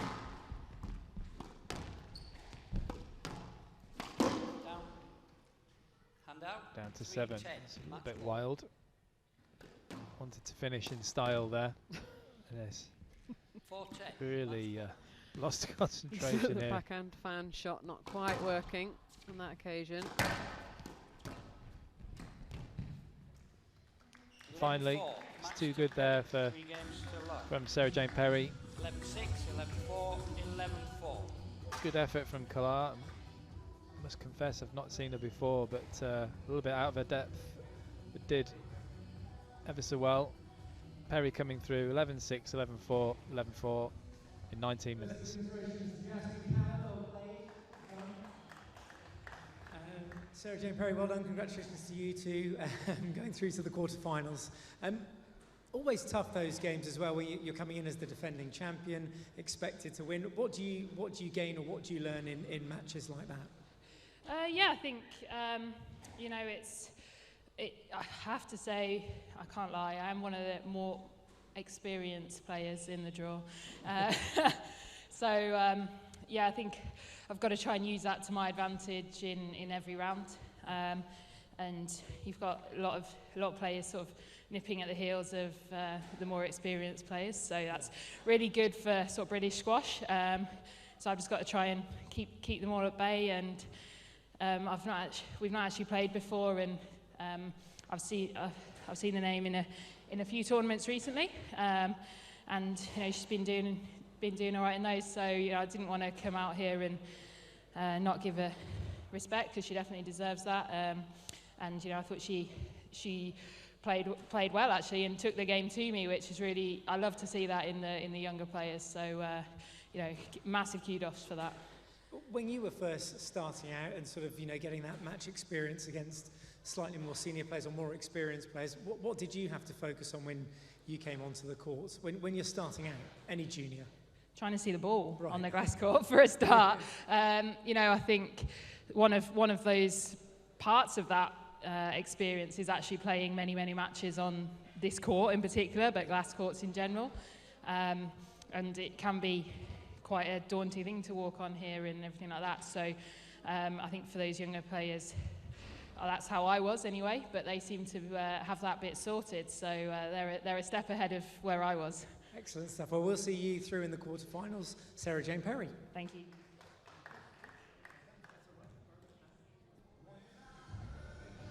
So the defending champion eases into the quarterfinals. Comfortable win against Jasmine Carlisle. Did pretty well, gave it everything she had and was able to compete in some patches of the match, but the outcome looked pretty evident from the start. Perry just trying to play that full array of shots that she possesses, which is more than most. Had a lot of time in the ball using the hold, and proved to be a little bit too much for her opponent. So we've got the last match of this afternoon session coming up, and it is the top seed for the men, Joel Macon, the Welshman, up against Rory Stewart, and that is on very, very shortly.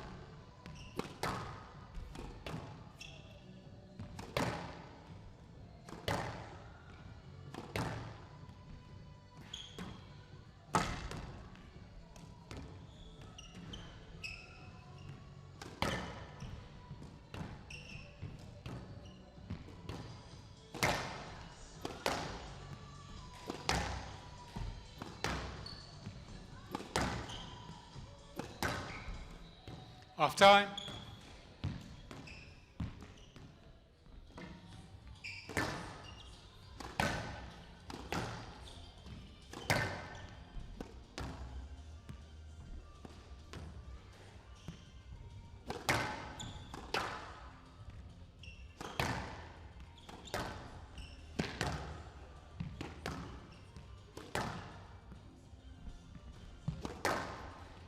Welcome back to the British Squash Nationals 2021 here at the National Squash Centre in Manchester, and this is the final match of the afternoon session. Men's match between number 1 seed Joel Makin of Wales and Rory Stewart of Scotland.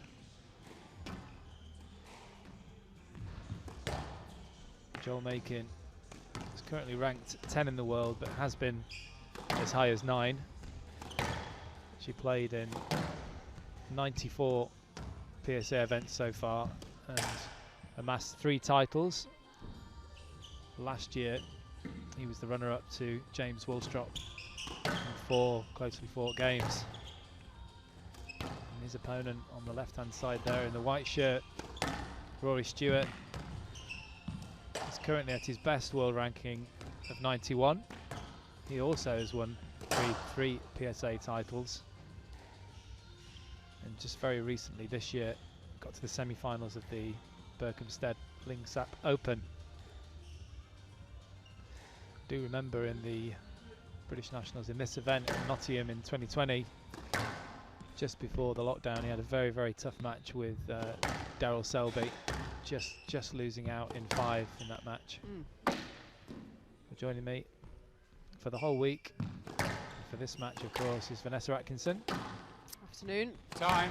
Afternoon, Vanessa. What are your thoughts on this match? I haven't seen too much of Stewart.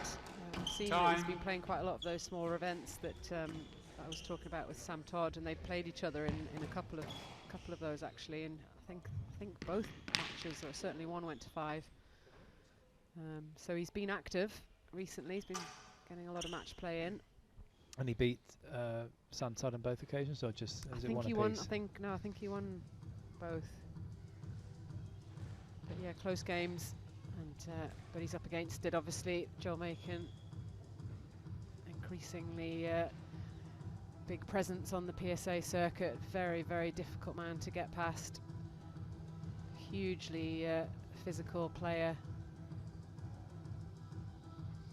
Yeah, I mean, absolutely. He's feared by everyone now, isn't he? Including the very, very top Egyptian players now. He's got some wins against the best players in the world. Yeah, I think he's one of those players where, you know, the up and coming players can sort of have a bit of a go at, and certainly will get stuck in against him. He won't sort of blast players off the court, but equally he can play up to that top level that a lot of players can't. I saw he had a great match against Patrick Rooney recently in Egypt, I think it was. British National Championship. Just squeezed through that one, and then then Makin goes on to compete at the top level. Rory He Stewart might have made semi-final. Best of 5 games.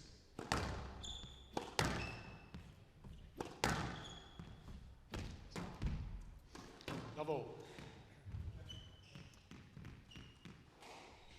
Yeah, I think you're right though, Vanessa, about the slightly lesser ranked players who are coming up can have a go at Joel Makin, because although he is incredibly hard to get past, he doesn't sort of baffle you with science in terms of disguise, deception. It's more about the physicality and taking the ball early and just being incredibly tough to beat.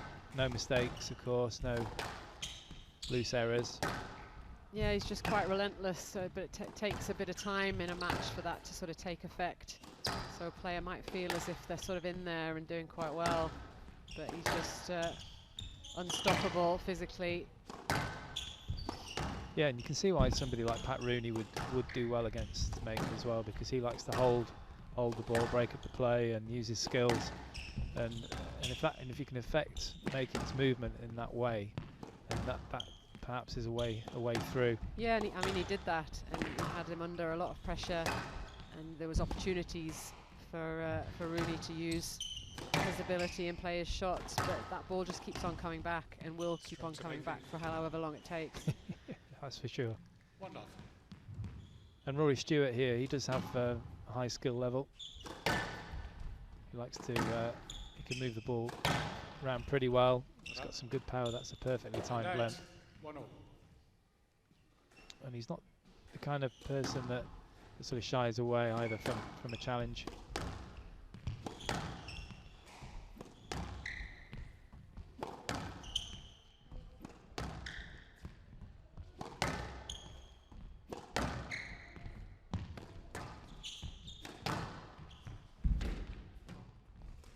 Down. And out. 2-1.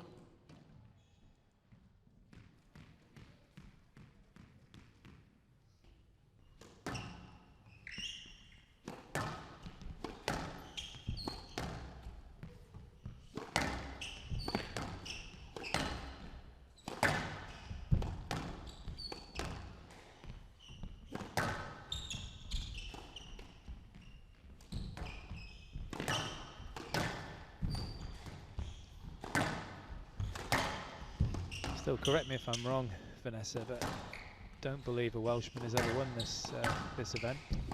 Welshman, no. I know Welsh woman has. Yeah. No, I think you're right. A Welsh woman by the name of Evans. A Welsh man by the name of Evans got to the final, I think, back in 2000. David Evans. Oh, David, yes, I hope he never won one. He never won one. He lost to Peter Marshall in that on that occasion, I think. It was about the 8th comeback for Pete Marshall in his career.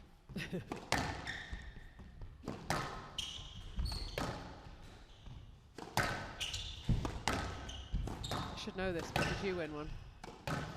I did, but I'm not Welsh. As far as you know. Do hang around with a few Welshmen, which is worrying. When did you win it? I won it in '98. Brilliant. Very long time ago. Stroke to Macon. Who did you play in the 4-1. final? Mark Challoner. Mark Challoner actually beat the newly crowned world #1, which was Peter Nicol at the time, in 5-1. the semi-finals, and then Which you were very happy played about. Mark Challoner in the final. So I'd had an unbelievably hard match with Paul Johnson in the semis, 17-15 in the 5th.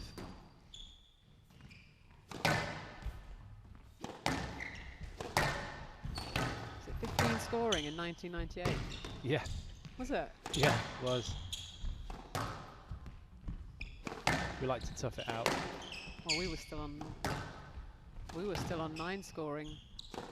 Well, certainly in 2004 when I played the Worlds. Can't remember when it changed. We never went to 15 though, did we? Women. No, I think it went straight from the old scoring, didn't it, to the 11.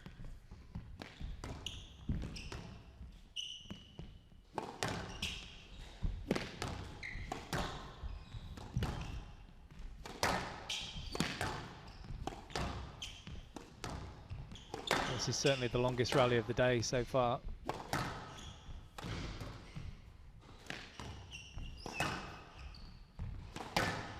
Which is suiting Macon, I'm sure, who also has the 5-1 lead. Yeah, he could go like this all day, couldn't he? He's quite happy at this pace.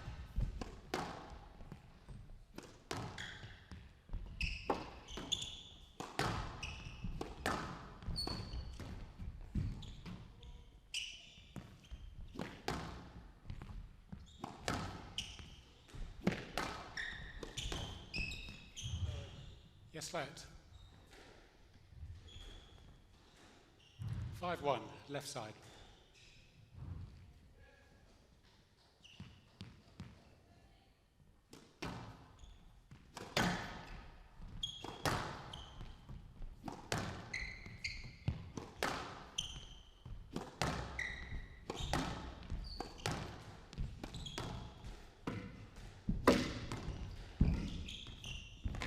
Down. Very tight work down that backhand side from both players. 6-1. The drop shot from Macon wins the rally. Well, they're both just clunking the wall at virtually every shot, weren't they? Very tight work. I don't know what you feel. I know they're just sort of finding their way a little bit in this match. Well, Stuart is anyway. I think he could be a little bit more attacking. That volley was better. I think you have to somehow try and break this rhythm, this fast-paced kind of sort of almost one-paced game that just suits Macon to a T. And you can't just start firing the ball in short from everywhere. He's too good to do that. But you know, the hold can be quite effective against him. Just trying to change the pace a little bit and not let him get into this rhythm. Few little volley boasts, maybe just sort of moving it around the court a bit more, getting Macon to move around the court rather than just side to side. No let. It's all on Macon's terms so far. 7-1.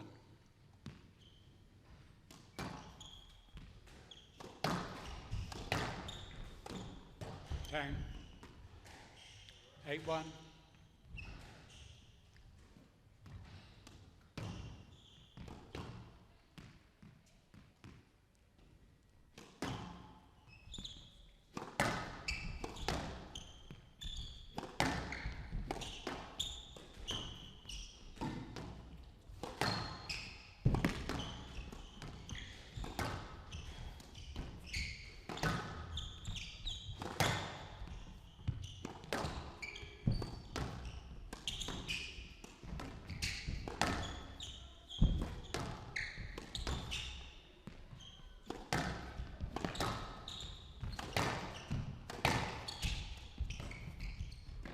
Stuart is trying to use the front of the court a bit more in this rally, but he's not being accurate enough. Ball sitting up.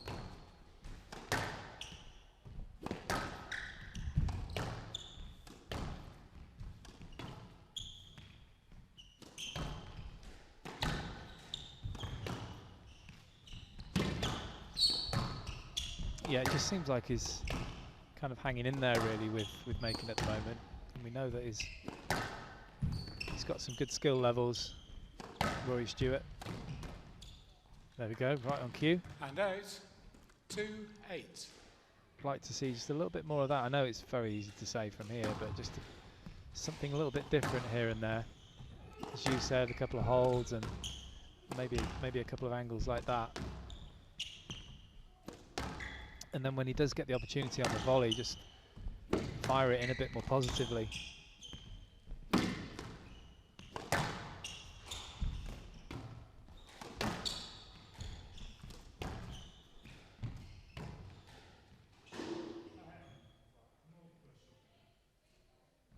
You've got to give him a let there. Yeah, it didn't affect your shot though. You played the shot. He's tried to play And through out, the 9-2. interference and it's affected his shot massively. Thank you. Thankfully Macon Yes, sees let sense. 2-8. Yeah, that's good of Macon to step in there. I mean, that's just punishing someone for trying to play through the interference.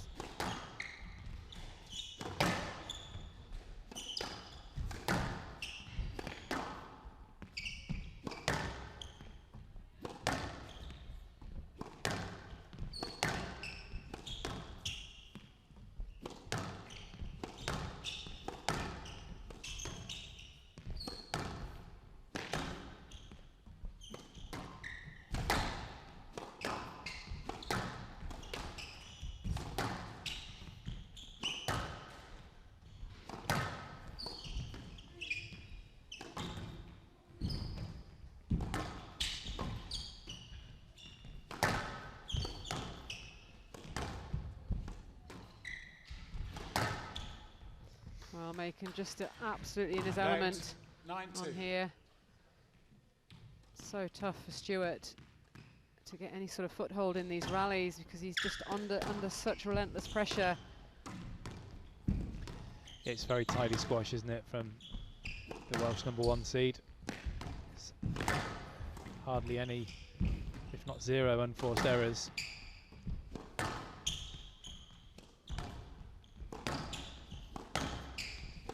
pace is very high. Now the ball absolutely flying. It'll be red hot, and that makes it even more difficult to find anything in the front of the court.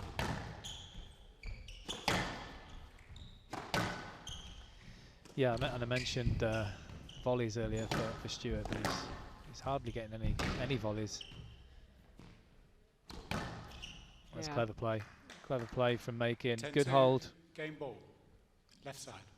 We were talking about this with Sam Todd earlier, just getting the hold and running the ball straight. That was a great example of that.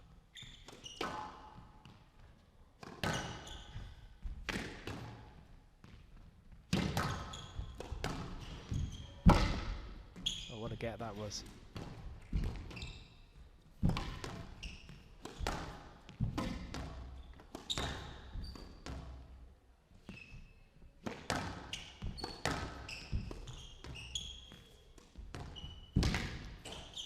Oh, he nearly made it.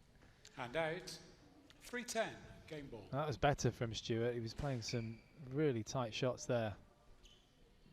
But Macon just seems to be in one of those moods where which is most of the time, where he gets everything back. Stingy, yeah, that's the right word.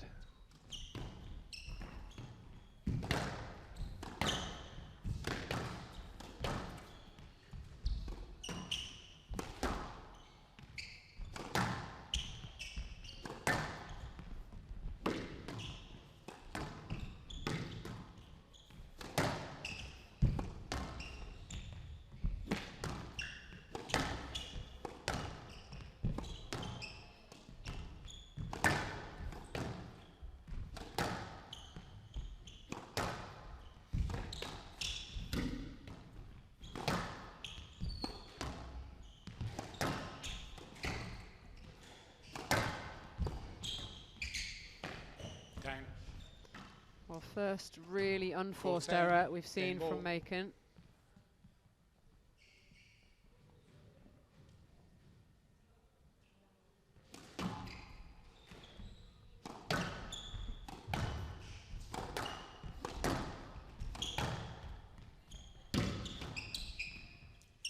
Stroke to Macon. Yeah, it's a correct 11-4 decision. game There's to just Macon. nowhere to go Macon leads 1 game to love. for Joel Macon there. So Joel Macon, the Welsh #1 seed, takes the first game against Rory Stewart of Scotland, 11-4 in 14 minutes. He leads by 1 game to love.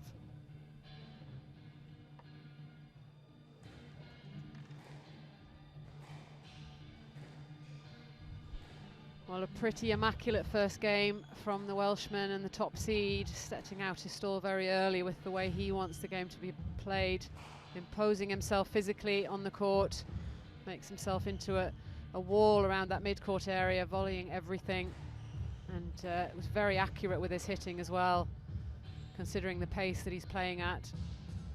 He'll be very happy with that start. Stewart got himself into it a little bit better towards the end, was able to find a little bit more variety on there, using the front court, but under so much pressure. So 1-love lead for Macon.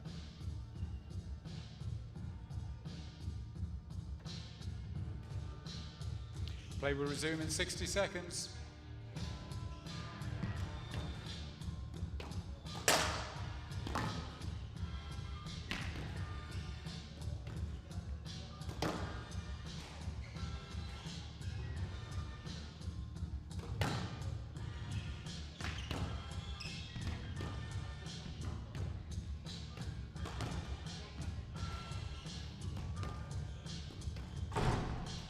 Play will resume in 30 seconds.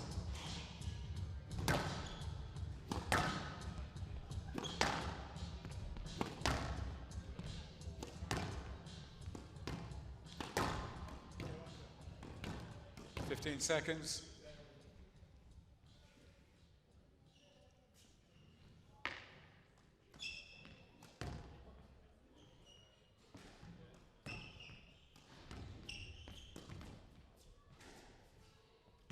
Macon leads 1 game to love. Love all.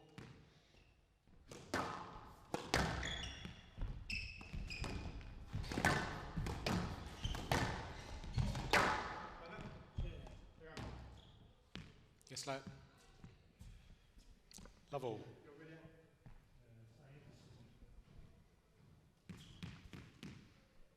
Macon just clipped Stewart with the racket on the way through. Not sure he'll survive.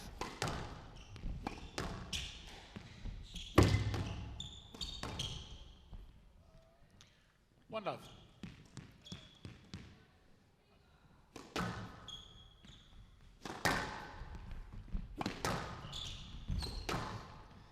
John Macon, expectedly really, just looking really eager to open his account here at British Nationals 2021.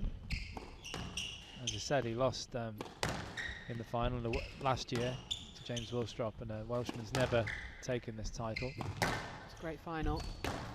Really good match.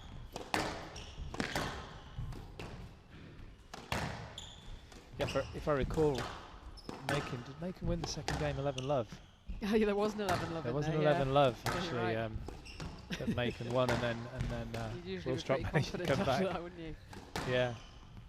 I think it was as a result of the previous game, which was incredibly tough. A little rest. Yeah, tactical. Yeah, I mean he doesn't do that really, Jimbo. So it was an actual. Out. It wasn't proper 11 intentional. love. Yeah. And out. Well, whatever happened, One it all. worked.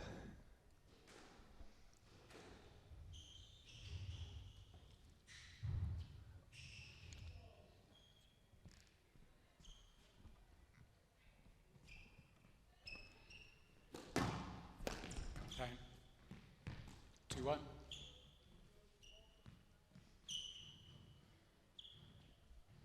Won't dwell on that one for too long.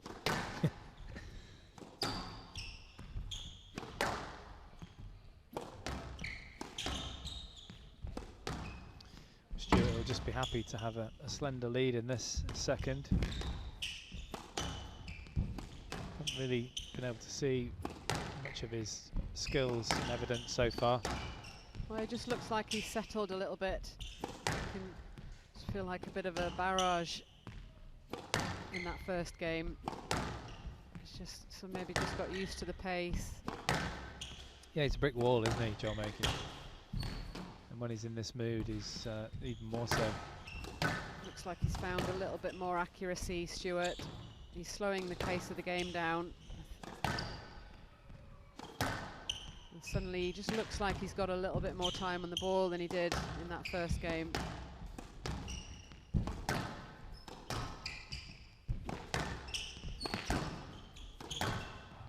Oh, that's a nice switch. Clever shot. And out. Yeah, really good 2-all. wrong footer there. It's just such good awareness, isn't it? Just to feel that your opponent's slightly edging onto one leg.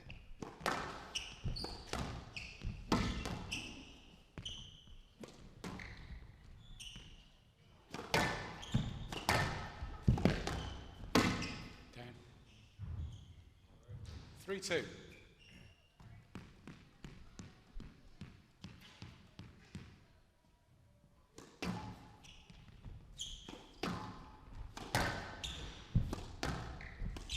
Down. And out. 3-all. Talking about stinginess, I remember losing a match to Peter Nicol in 3, but it was an hour at least, and I was pretty disappointed until I was told that he'd made 0 unforced errors during the whole match. I don't think that had happened to me before or since. Yeah, I mean you don't really see players doing that anymore now because I think Yes, first of all they just go for much more, don't they? Yeah, with yeah, with much the more lower attacking. tin and different 3-all. scoring. It's a slightly different game, but you did get players then that would just make so few errors, and could be really rewarded for that type of attritional game.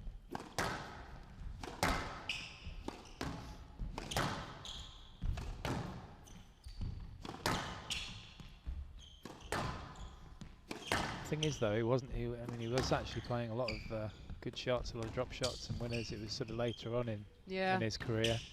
Working That was the shots. that was the impressive thing about And it. out. 4-3. Do see some similarities with Joel Macon.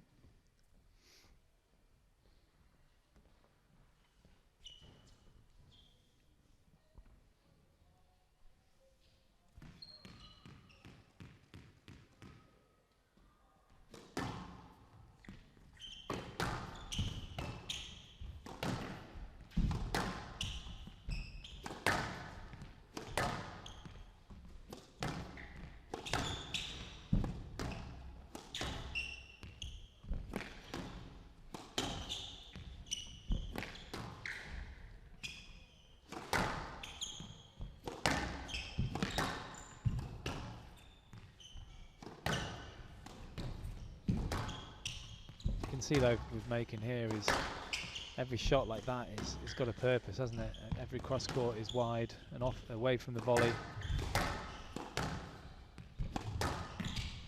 Every straight drive is close to the wall, every drop shot. Yeah, I mean, he plays kind of player that just really plays to his strengths very well. If he's not balanced, if he doesn't feel completely comfortable, he doesn't generally go for something.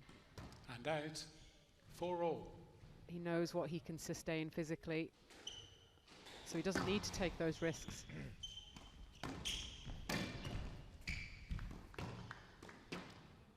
5-4. It's been a long time since Stewart's hit an outright winner. Clever little shot that.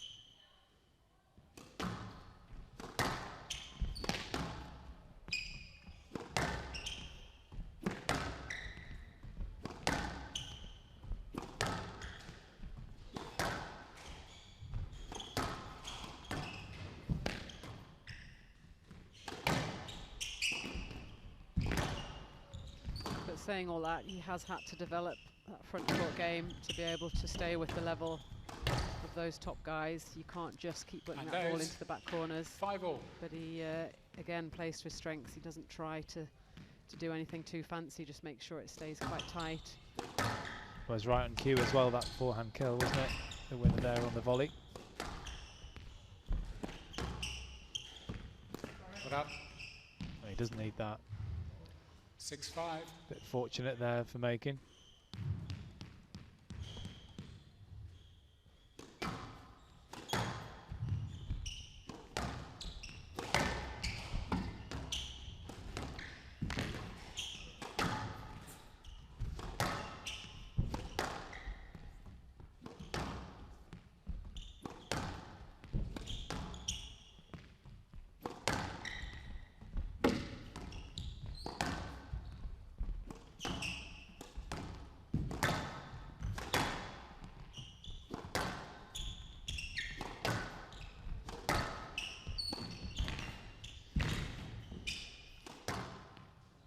That's well played from Stewart. It's the right thing to do, rather than stop, just to make sure.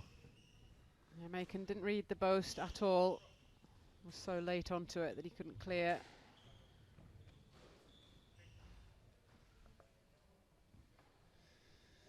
It's a good job he's flexible. Definitely wouldn't be getting up from that one.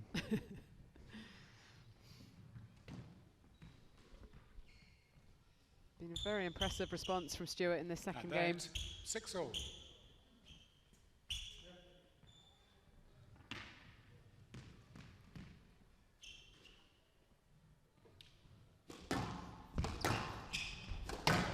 Just going back to the volleying thing, because I'm really noticing this with Stewart. If he's not able to volley, and if he does at any point, it's quite awkward. It's high, or it's quite awkward for him.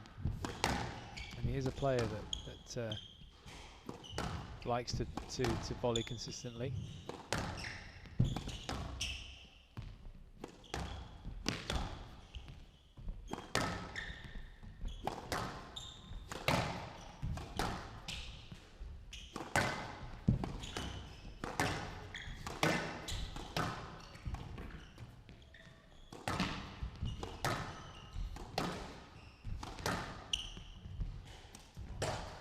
Well, it's unfortunate. He had And Macon out. under some pressure in that rally. 7-6. He did, but that was a bit speculative, wasn't it? From that particular position, he was a little close to it as well. I don't think it was the right shot.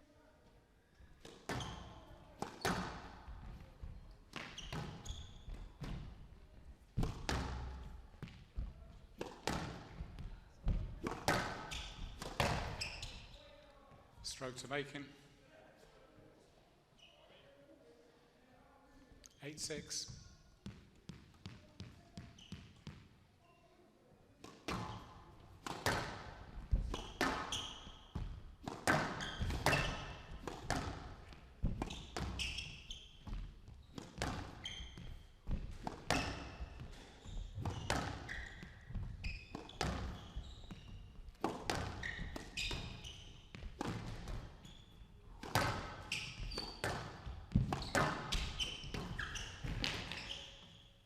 Thank you. Hand out. What do you mean, thank you? Yes, thank you. What do you think's happened? This is interesting. Well, for some reason the ref thinks that Macon's conceded that. Yes, Leo. Yeah, it does look like there's some contact there.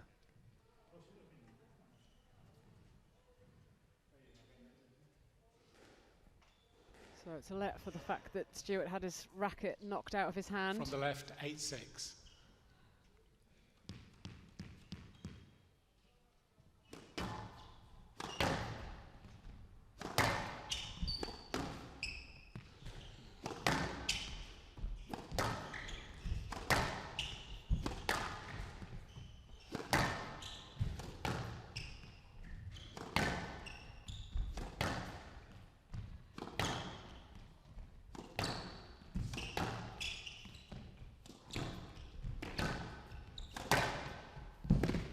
Clever.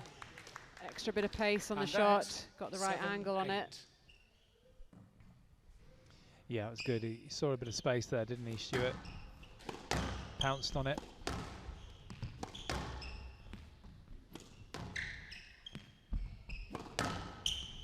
It's just so rare that it happens, isn't it, against Macon. You've got to take your opportunities, and that puts pressure on you.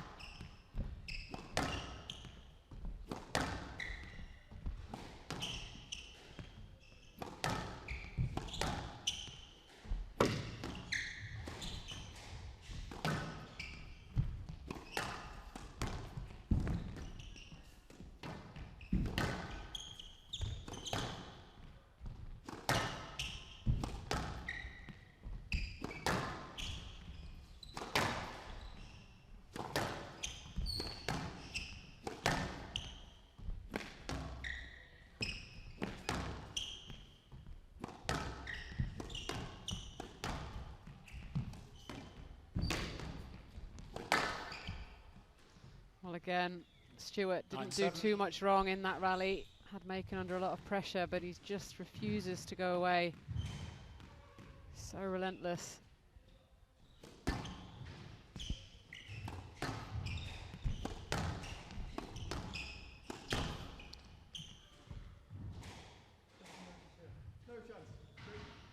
What do you Can't ask? see them giving this. No. Video referee decision on Stewart's appeal. Wasn't a Yes. great shot, but I don't think Stewart knew too much about it. Let's have another look.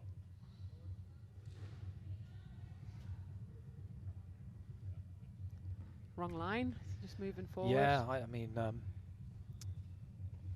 certainly not stroke, as was mentioned by Stewart. Yeah, I mean, I've seen no lets given there. He got his racket caught around the front of John Macon, but how much of that is Joe Macon's fault? But that's Yes, probably a fair decision. 9-7. That ball wasn't quite short enough. So a good review by Stewart. Macon still 2 points clear in this second game.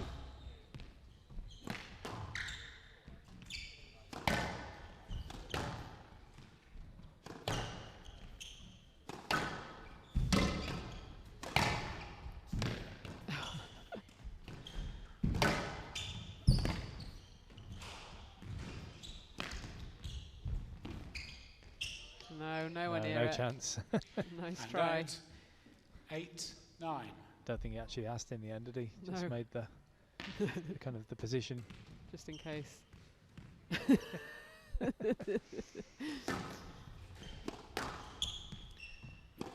Jan Chicane used to get strokes for those. Just because of his name. Yeah. Yes, let. 8-9.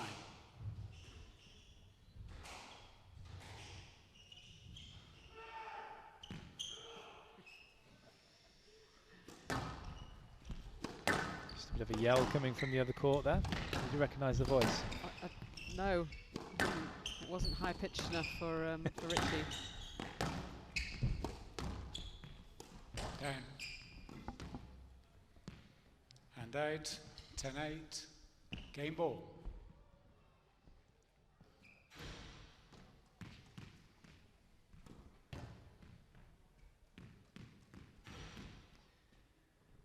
So 2 game balls here for the number 1 seed. Looking in imperious form here. Not quite getting that one, I believe. I think it's right. Looked scrappy. He thinks he got it. Okay, Certainly video worth another referee, look. can I you wasn't check sure. the Makins pick up left front. So we're just going to have a quick look at that pickup from Joel Makin. He's been moving incredibly well, as we've come to expect. But at first view, it looked a little bit scrappy. I think it was first bounce Vanessa, but was it clean? Yeah, first bounce. All right. So I hit it twice as well, though. You think it was double? It was just a flick of the wrist, wasn't really hard to tell. Certainly got it on the bounce.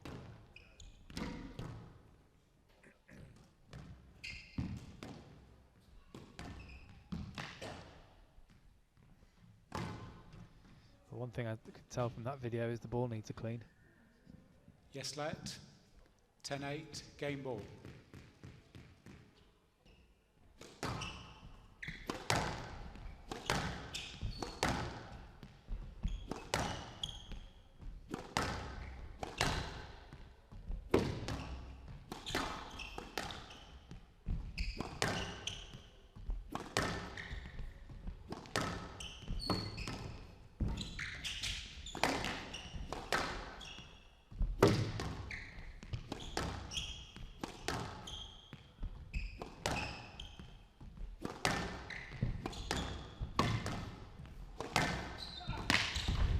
That's strong.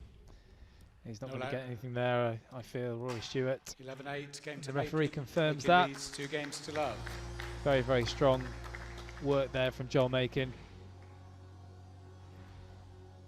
Looking incredibly consistent in this match so far to open his account. So the number 1 seed takes the second game 11-8 in 19 minutes. He leads by 2 games to love.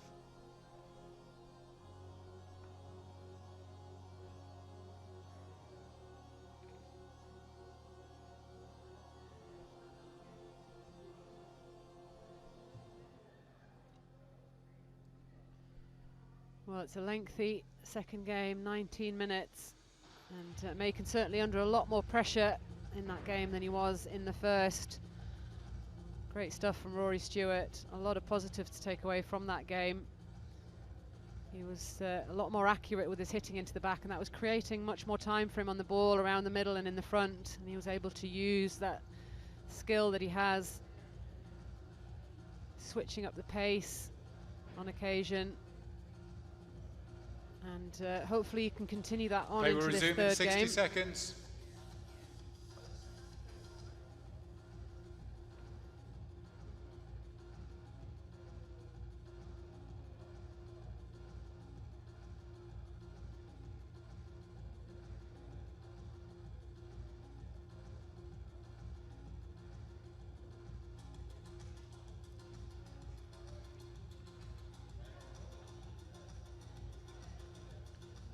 Play will resume in 30 seconds.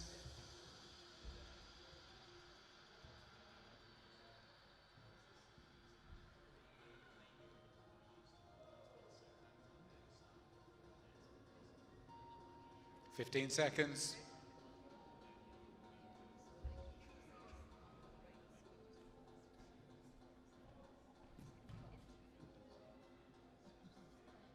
On court, please.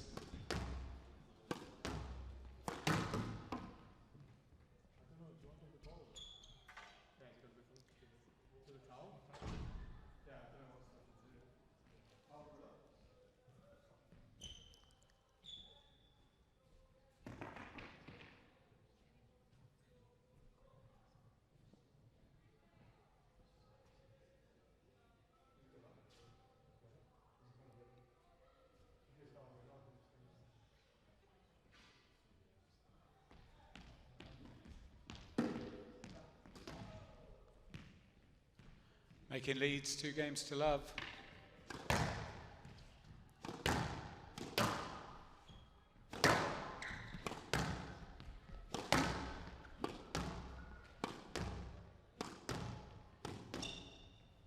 Love all.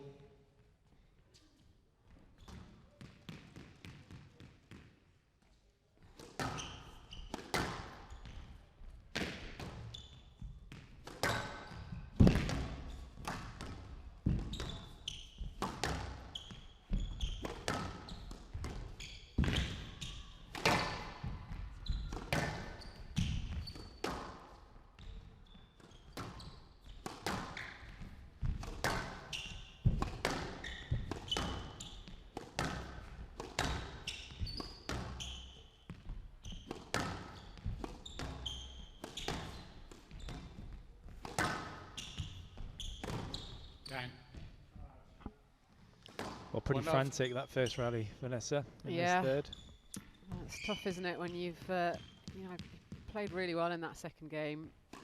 Tried really hard in the first game as well to have been on court for 35 minutes, playing well, and to not really have anything to show for it.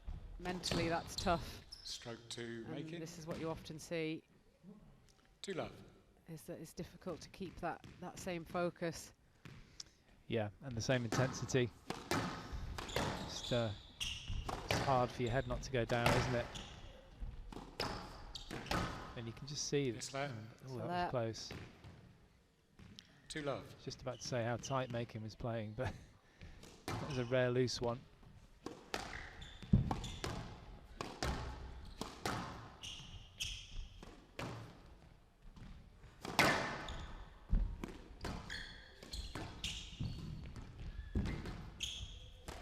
Down. Yeah, it's a bit ambitious. It was out of 3 reach. love. Well, he's just trying too much, isn't he? But as we said earlier, when you get so few opportunities, you do feel like you have to force it at times.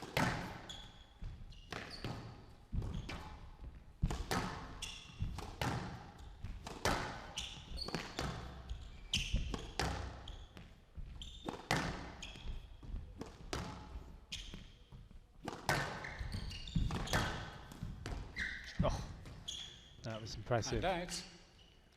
1-3.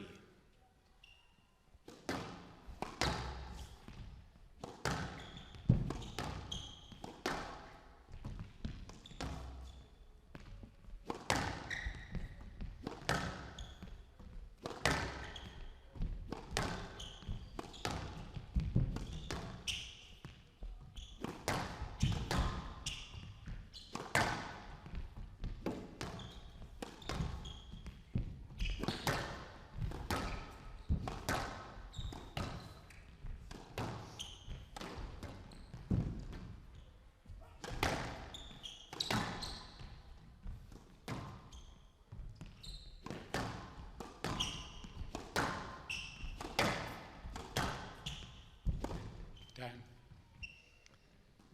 It's a And poor out. error, isn't it? I mean, it was a long rally, 4-1. it was tough. You can see he's working hard, Rory Yes, Stewart. Slightly tired, error, mental fatigue, possibly as much as physical.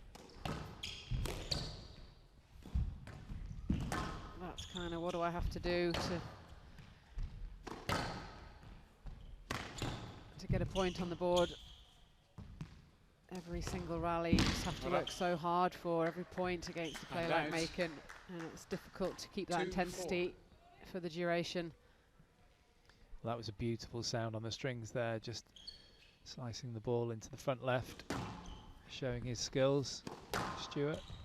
Thank you. And out. 5-2.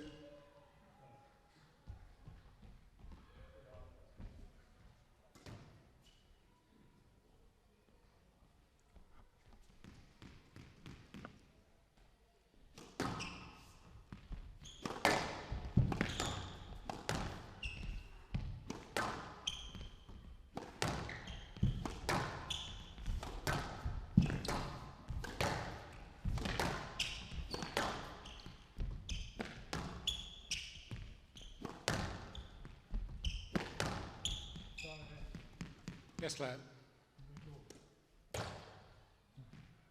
5-2.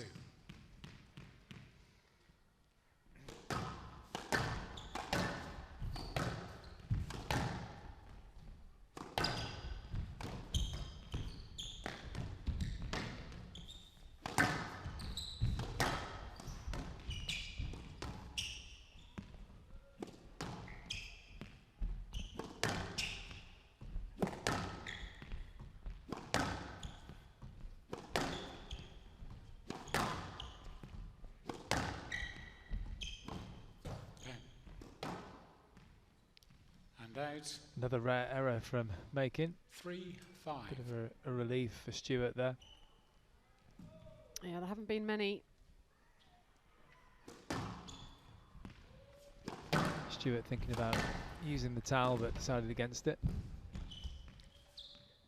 Stroke to Makin. Yeah, there's poor clearance there from made Stewart. no effort to clear. Very high as well, that attempted drop shot. And out, 6-3.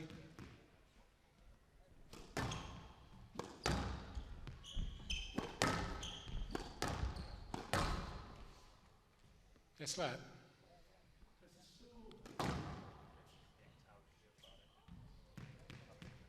6-3. 6-3.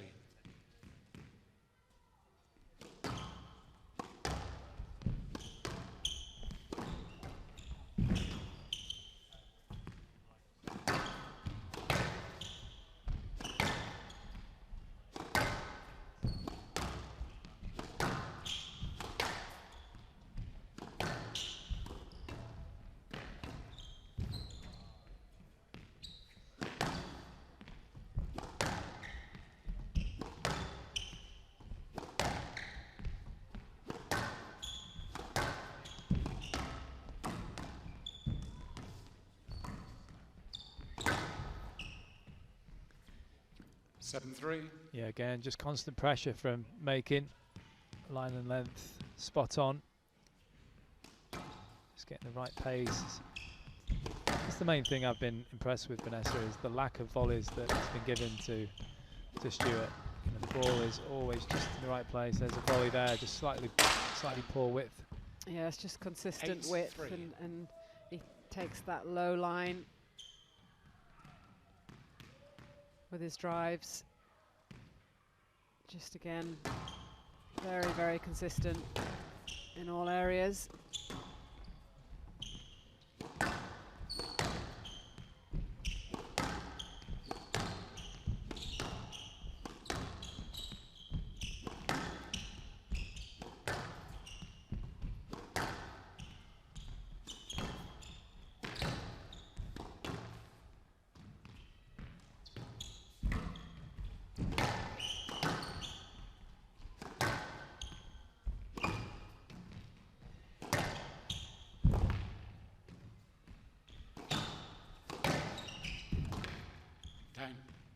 Well, Stewart looking like he was starting to maybe just guess a little bit, putting the ball on his racket.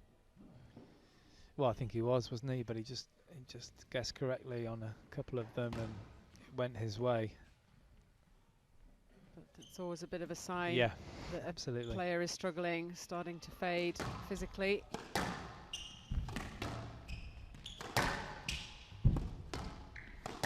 Duly noted by Makin, I'm sure.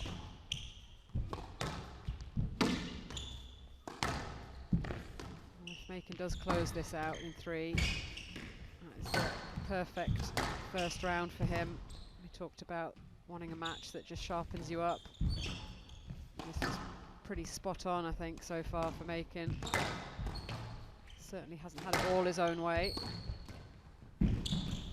Yeah, I think you're right. There's been some good rallies, and it's been a really good workout for John Makin, but there hasn't been any crisis points, has there? And loss of any games. Went the wrong way there. No lights. Yeah, it's the right decision. 5-8. Definitely agree with this one. I don't know where he's pointing to.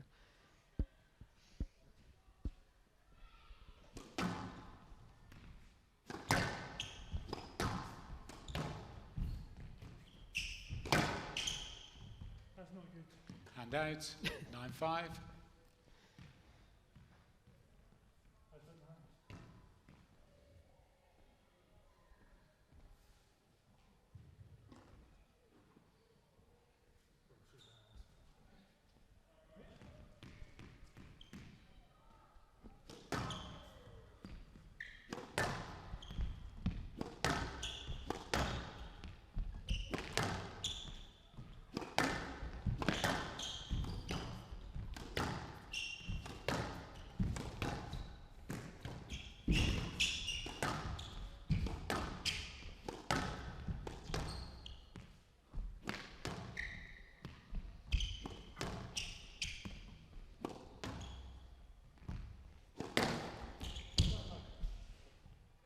Sounded like a tin, didn't it? Yeah, it was a funny Yes, ma'am. shot. Wasn't so sure he was going to get a let ball there, but no complaint from 9-5. either player.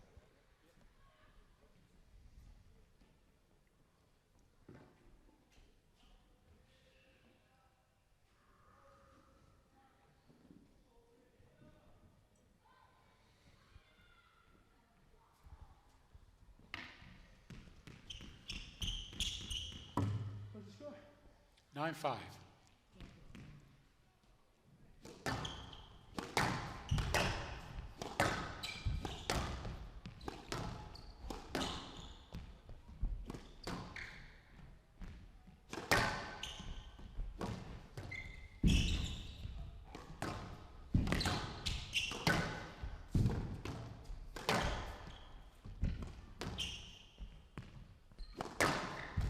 Down. Well, that's incredibly out. rare. Just slightly at full. 6-9. An awkward stretch there for Joel Makin. Mistiming the ball.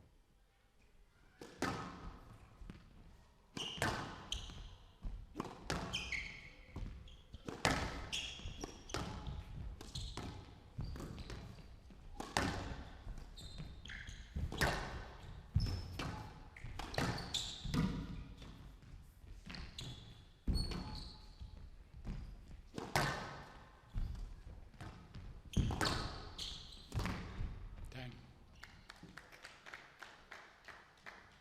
Hand out, 10-6. Match ball. So 4 match points now for the number 1 seed here, Joel Makin from Wales.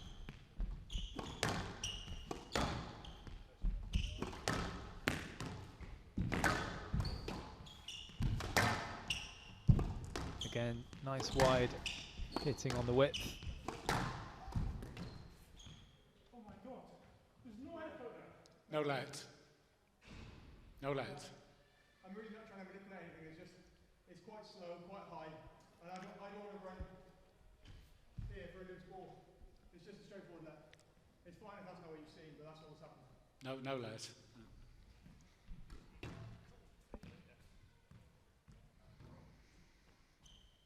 Hand out, 7-10. Match ball. Well, you're always going to lose that argument, aren't you? But it was quite, quite well put.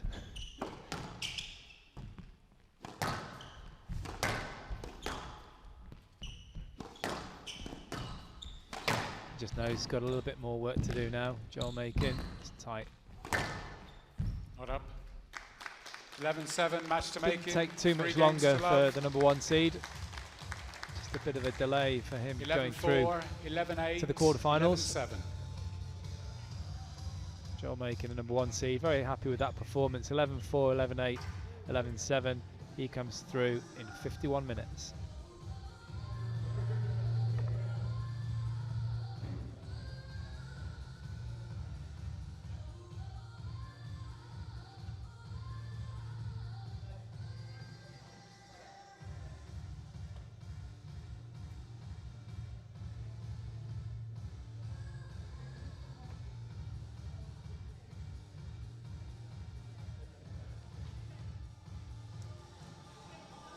Commiserations, first of all, to Rory Stewart. Well played. That was fun. That was good to watch. That's a nice little warm-up for, I guess, the next couple of weeks ahead and where you are in your own development and everything. Well played from Rory as well, I guess. Was that what you were expecting? I know Rory's tricky. He's won about 3 of the last tournaments around the UK, so he's on the way up, and he just broke top 100 for the first time last week. So yeah, I know he's in form and he's tricky. He's got some nice skills. He's obviously massive through the middle, which is difficult. So I was hitting it a little bit narrow, and he was cutting me off. So I need to adjust that a little bit. But yeah, he was playing quality, and that's what I was expecting, to be honest. Yeah. And we've seen you've been quite busy as well, helping promote the Commonwealth Games. I think you were in Birmingham. Yeah. Was it last week? I think you were down there, sort of showcasing the sport. But that's sort of quite exciting, that countdown now to the Commonwealth Games next year. Maybe just tell us a little bit about that and how excited we should all be. Yeah, I mean, obviously the Commonwealth Games is the biggest thing for us, really. I think of it as our chance for squash to get out of the squash audience and get on TV, get in front of a new crowd, and attract new people to the game. I think people can see how exciting, fast-paced, how well the camera can pick it up, and it's exciting now as opposed to the camera footage a few years ago. Maybe you couldn't see that. So yeah, it's exciting for us. It's a chance to get a win there is massive, and that's what sort of everything is building towards, even though we've got a big season ahead of us. Yeah. And I think, did I hear you were playing doubles with Tesney as well? We'll see the two of you pairing up together for Wales. Yeah, we've been playing the last couple of weeks. We've been getting into it. It was took a bit of adjusting. The doubles is pretty different with the 13-inch tin and the wider court, so you need to practice on it a lot, and the pairs that do are generally better. But yeah, we'll get into it over the next couple of months, and yeah, try and get sharp before then for sure. What does that next year entail? What will you have to do differently so that you condition yourself in any other way than you do normally on the PSA Tour? I guess we're not like other sports, like athletics might have 3 big events a year where they're really building up for just those. We've got another 12 major tournaments before then, probably before next year. So you can't really have a year periodizing towards the Commonwealth Games, but you might set aside 6 weeks before the Commonwealth Games to really be sharp and trying to have as few distractions as you can. Great. Well, thanks for the insight, and we'll see you in the quarterfinals. Cheers, Joel Makin. Thank you.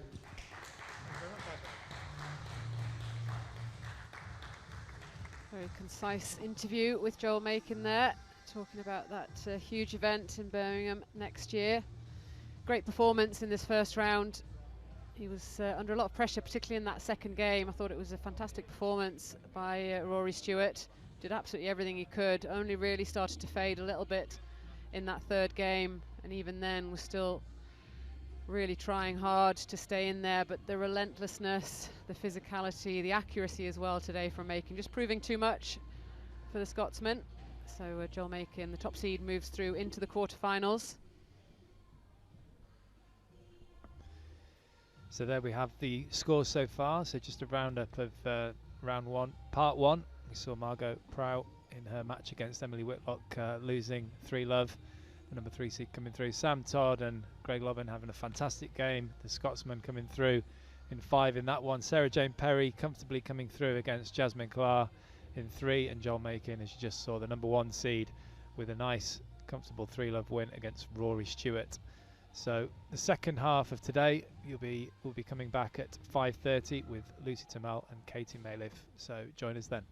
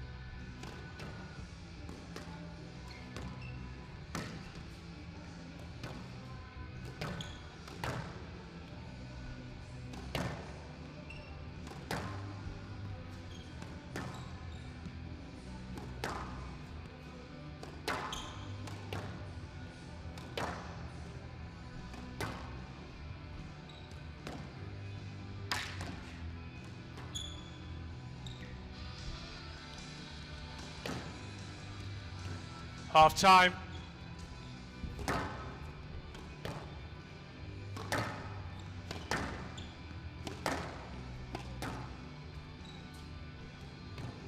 Hello everyone, welcome back to part 2 of this first round here at the British National Championships 2021. Coming to you live from the National Centre here in Manchester. Already had 4 matches in this afternoon's session. A 3-love win for Emily Whitlock. Huge match between Sam Todd and Greg Lobban. Lobban winning that in 5, and then Perry easing through against Jasmine Callar. 3-love, and then the 3-love win also for the top seed in the men's event, Joel Makin against Rory Stewart. First match-up of this evening session, Lucy Turmel, number 4 seed, up against Katie Maliff. That's followed by Kennedy and Aitken. That's a repeat of a recent final between those two. Adrian Waller, number 3 seed, up against Connor Sheen. Saran Naheem against Tesney Evans, and then Miles Jenkins against James Wilstroff, the last match of the evening.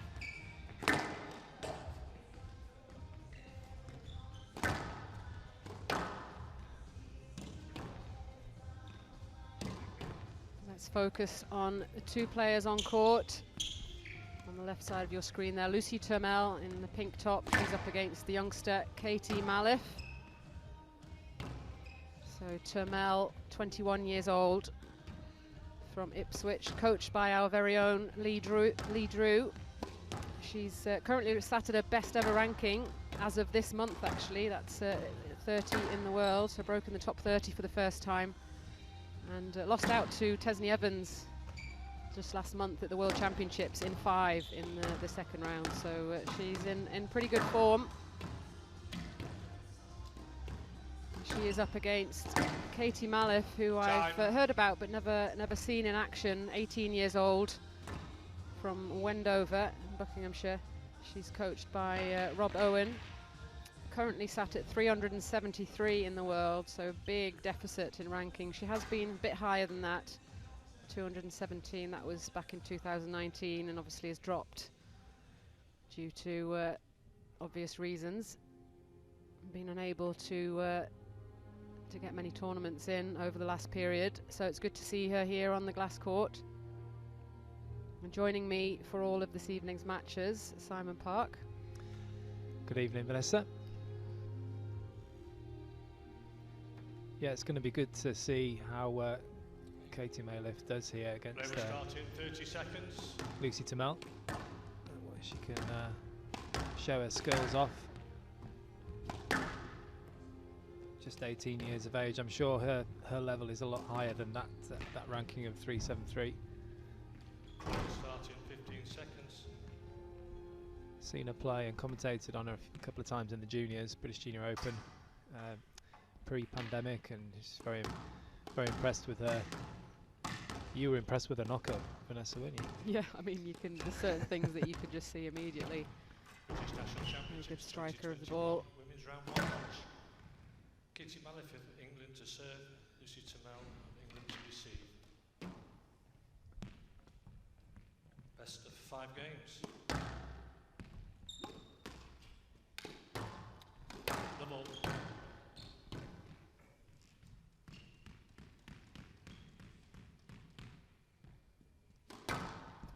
So Maliff kicks off this first round match. It's 3 years between these two, but obviously that's 3 years that Turmel has gained experience on the PSA Tour.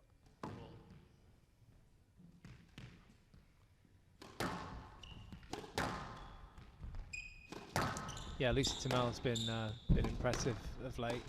Very positive player. It's impressive ranking as well, as you mentioned there. Just 21 years of age, top 30 now.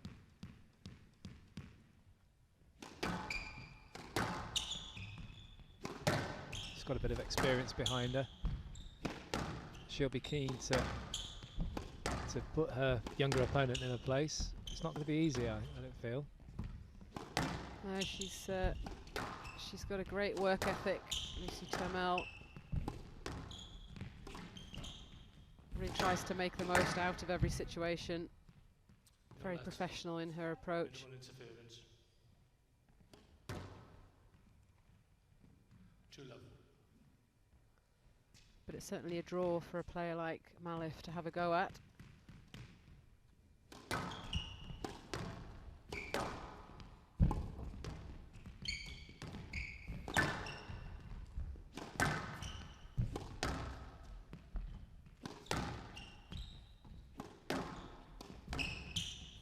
No let. 3 love. Been seeing a lot of no-lets for those kind of decisions today, Vanessa. Wasn't the best volley, but Yeah, there's been some very quite harsh refereeing we've certainly found so far. it's good hold. Good hold and flick there. Just the right power and pace from Tamal. Nice and low.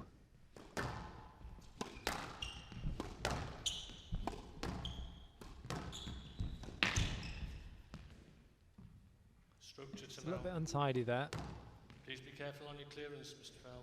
Need to be allowed access. 2-3. I think you maybe got that the wrong way around.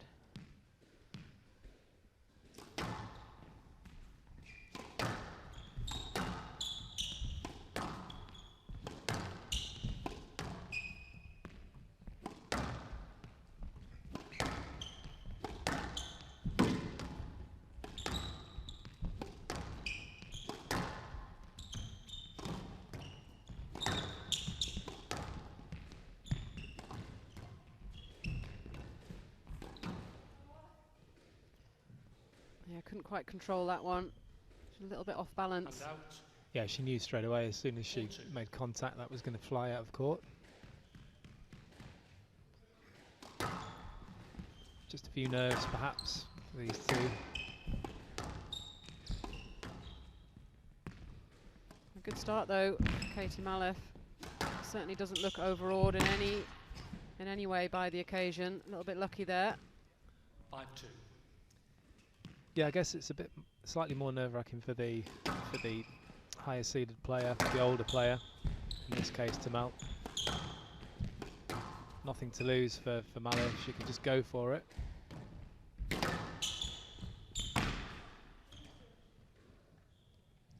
And out. 3-5.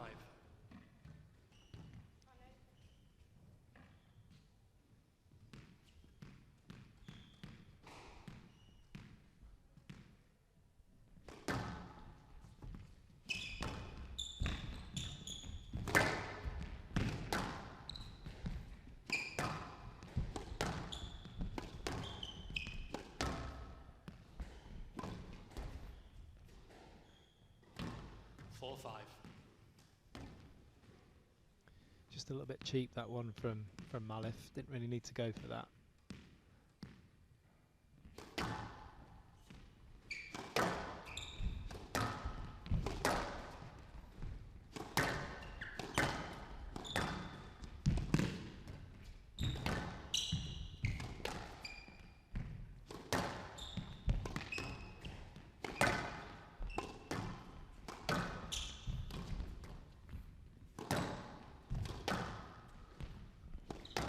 Bit scrappy here from Malif.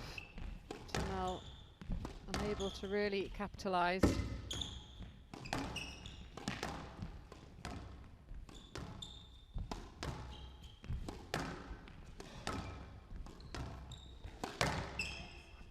Yes, let.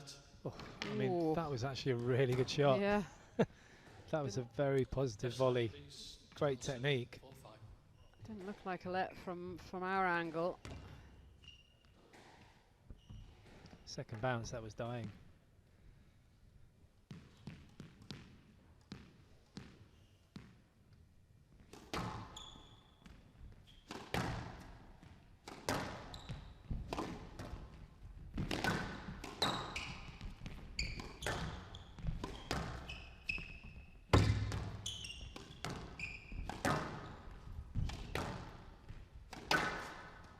Down. My ball.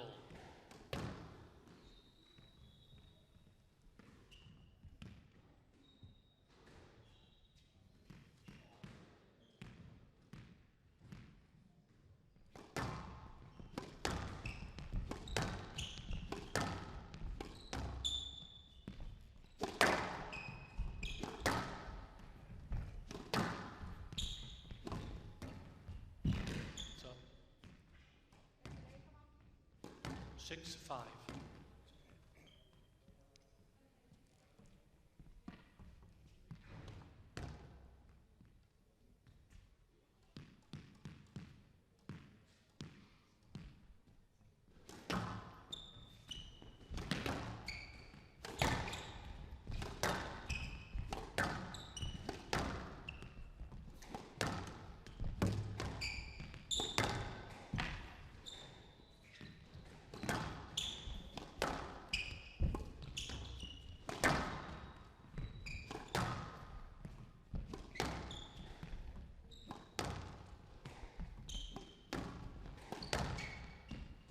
Stroke to Malif. Still a little bit nervy, isn't it, Vanessa? It's not really Hand down. built up yet, this match, I think. Yeah, they're both missing opportunities into the front. The backcourt hitting's a little bit loose, which is causing a little bit of traffic problems around the middle. And then neither player really capitalising on opportunities that they create or are given. Yeah, it was Malif who had the brighter start. Tamal just using her slightly extra experience to get back into the match. Yeah, she's just been that little bit more solid so far, Tamel. A little bit more accurate with her hitting into the back, but again, just has forged opportunities and has just left the ball sitting up. Hasn't quite made enough of them. Hand out, 7-all. Feel like she should really have a bigger lead here.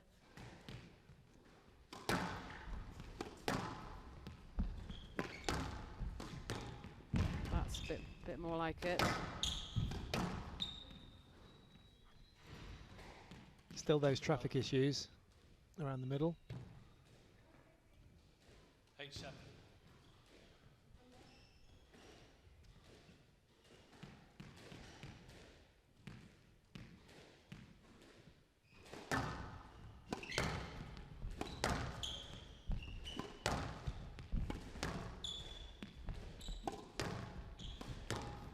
Oh, that's a great shot from Tamal. Did you get that?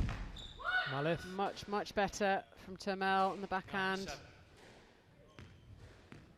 Getting that ball in low and tight. There's a lot of purpose, wasn't there, behind that volley?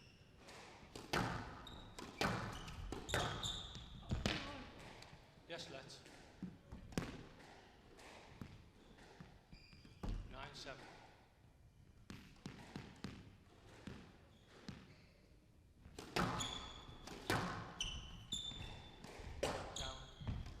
Didn't need to do that. Out. 8-9.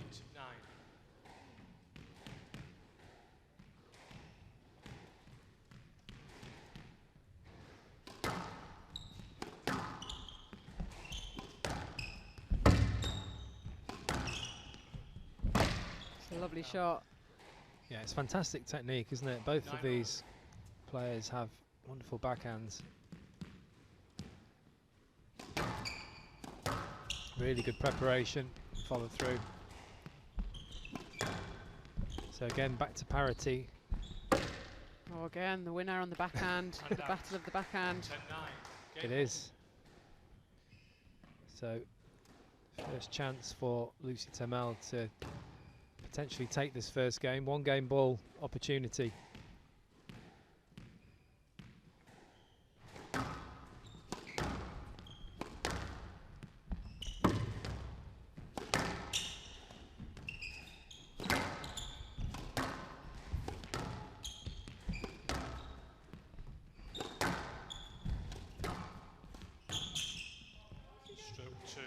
Has to be.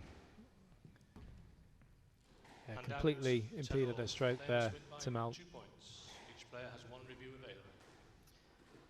First tiebreak of the day, Parky. Wow.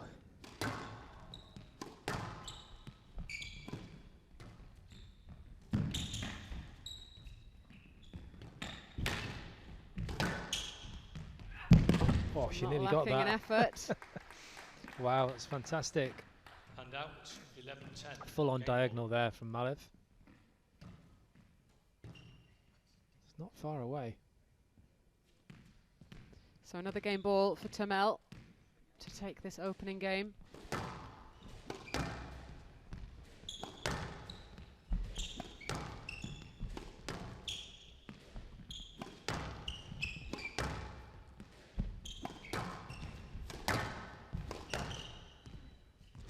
Yes, let. Oh, it's a good shot. It's a really good shot. It's really dying length. She's got every right to be upset here, Malif. They didn't, that was why it was a let. I don't think that's a let, No. Vanessa. 10, game I ball. agree. Right side. Turmel's been a bit lucky there. Malif just hitting into the space and holding her position. 11-10.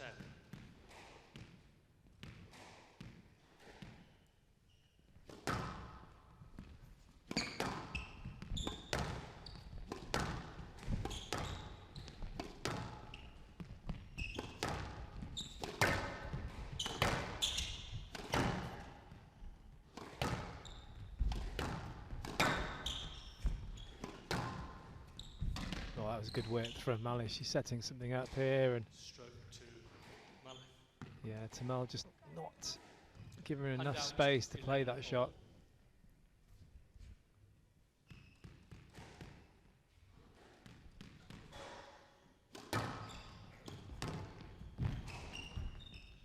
Stroke to Tamel. Yeah, Malif just unable to clear. And out 12, She 11. got stuck in game the ball. lunge. So game ball number 3 for Tamel.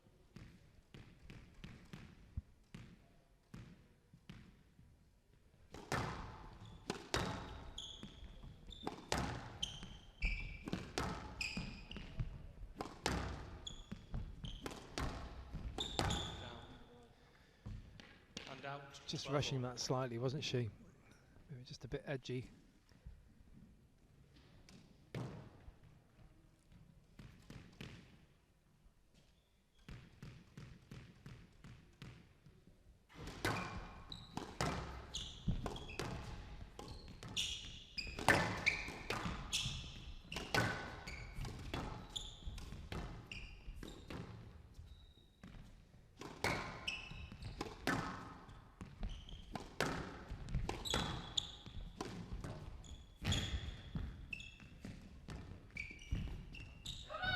Oh, I'm pretty sure the pickup was good. It was a perfect counter drop.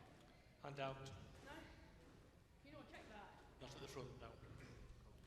And out 13-12. I can actually see the ball on that that final Tamel shot on the front wall. It's obviously rolled, but from the angle initially, I couldn't see it.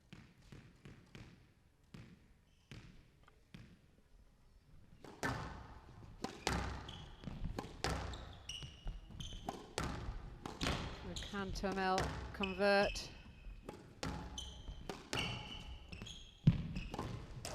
No, she cannot. Not yet. Another error though. Two unforced errors in the last 2 game balls. No one wants it.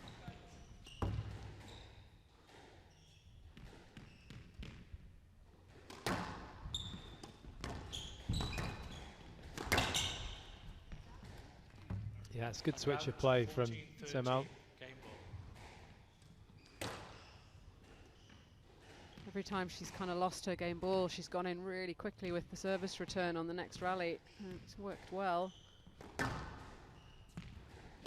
You mean gone short? Yeah. Yeah. Lovely So, lift. yeah, really tight, just glued to the wall. Yes, let.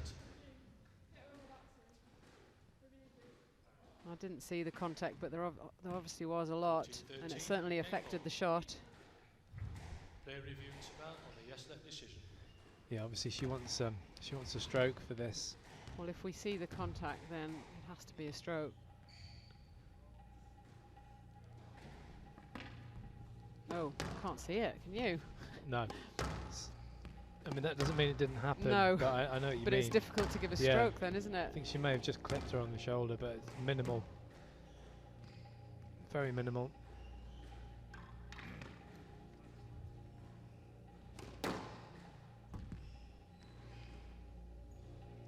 I think that's probably a fair decision because it's difficult to Yes, let see on decision the upheld. on the replay. Tamel has no reviews remaining. 14-13 game ball. But I think Tamel. Sorry, Well, right side. I think both players are fair players, and I think she will have felt something. So that's a fair decision.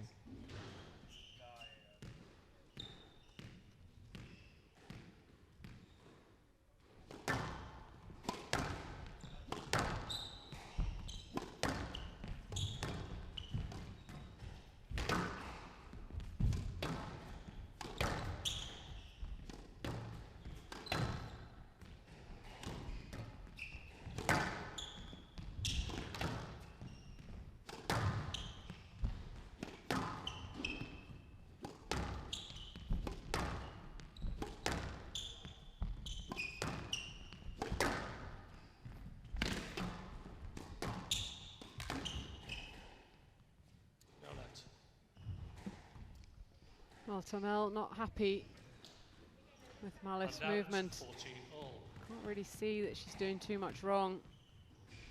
No, I I think think Tamel she, just needs to tighten up a little bit. yeah, quite within her right to play that shot, and the way that she played it.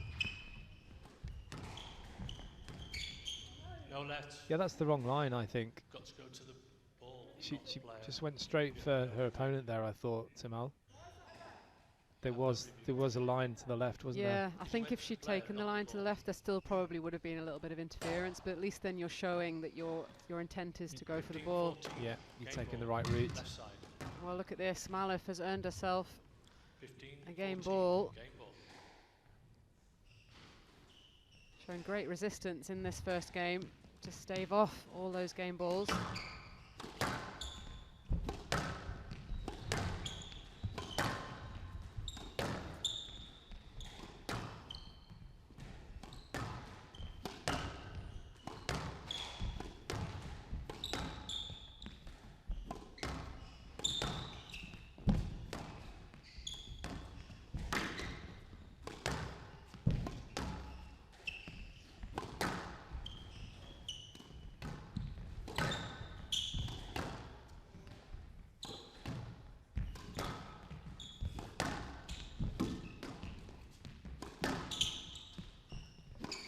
Tense rally this one, Vanessa.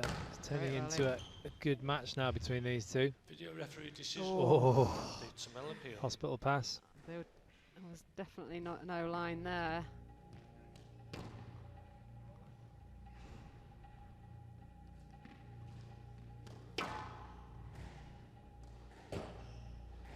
What do you think, Vanessa? Stroke? She's right in a line, Let? yeah. No let? I think the ball would have to be better quality than that. I think that's a stroke.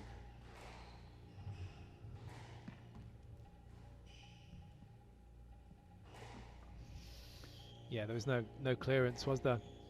No clearance at all.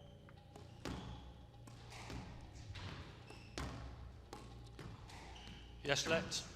I mean, it's not a 15-14. bad Game decision ball. that. No, You know, it was a close no, one. It was a wasn't close an one. obvious stroke. It's sometimes difficult, those ones.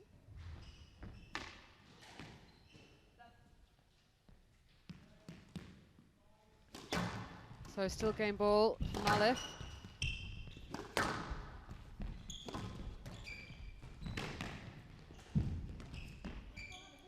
Oh, is that wrong line again?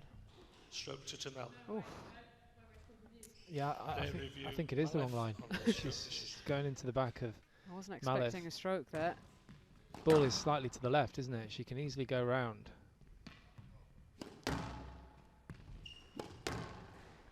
And that doesn't mean it's a no let, but I think a stroke is harsh in this situation.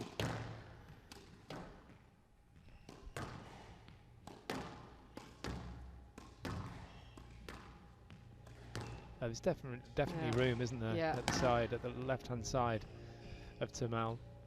Sorry, of Malif.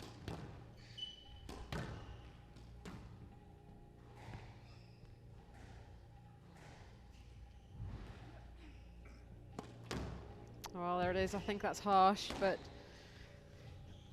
Stroke to Tamel. Decision upheld. brings us Malif back has to no parity in reviews this remaining. first game.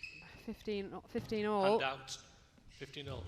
Mr. Bell, because it looks like you're playing the player, it's affecting the accuracy of the decision. Just be careful, please, on the perception. 15-0.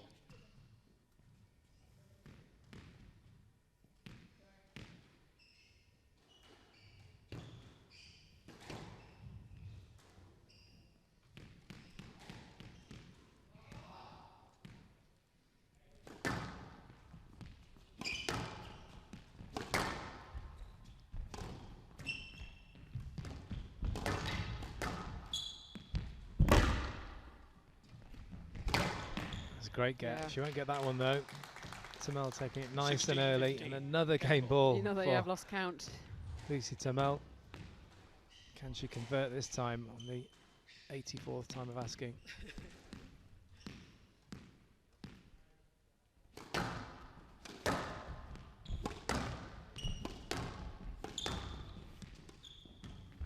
That was clever. That is sneaky. That is cheeky. Very sneaky. Wry smile. I don't know if it was planned. And out, 16 all. That was really good. You can see the smile on Tamel's face. That's a good reaction. I don't think I could do that. That No. I just missed the ball. Enough time to realise that Tamel had stopped. Yeah. Ooh, maybe I should play it.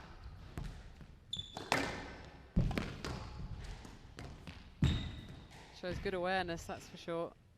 Certainly Hand does. out, 17-16, game ball. And this game carries on.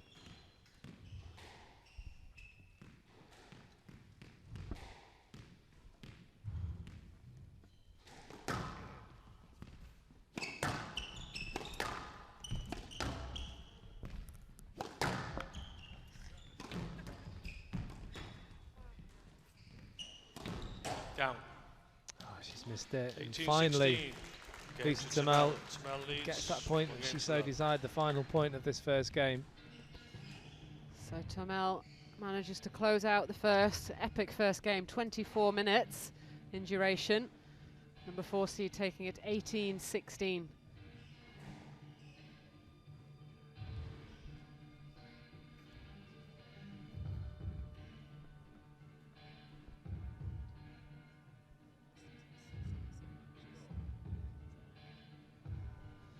Yeah, what a first game between these two. Very, very impressive between these two young English players. And Lucy Tamel, just a slightly more experienced, but Katie Malev, very impressed with her the way she goes about her business on the court. Very, very confident, proactive. That was a little bit of genius there.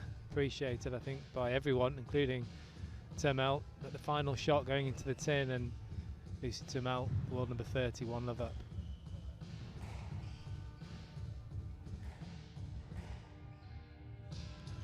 Play will resume in 60 seconds.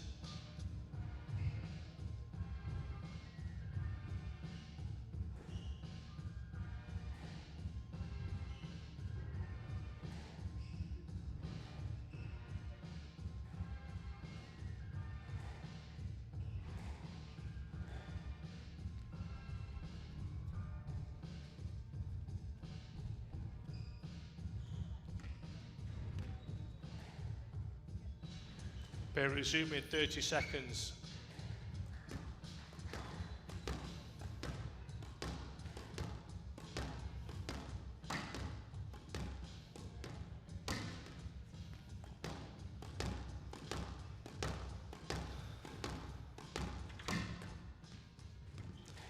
Seconds.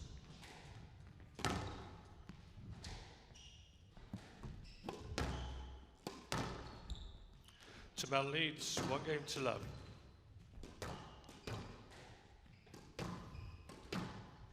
Love all.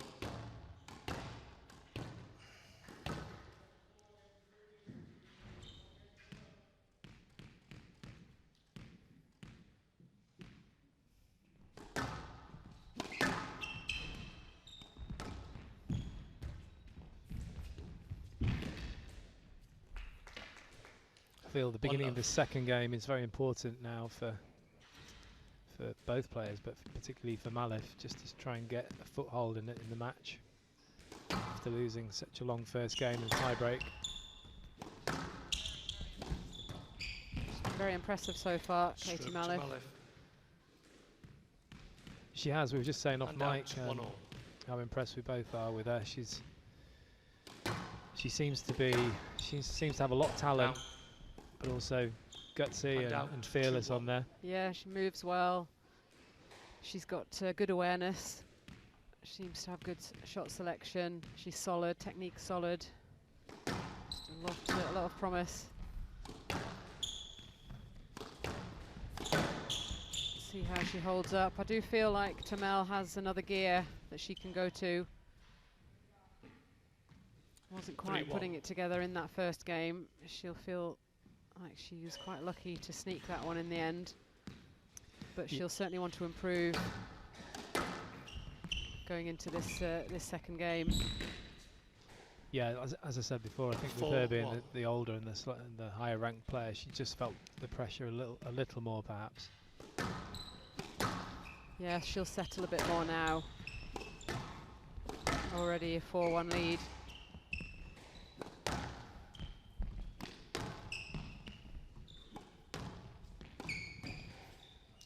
Nice shot. Hand out, 2-4. It's good skill on the volley here. Both players, as we said, have really nice backhands.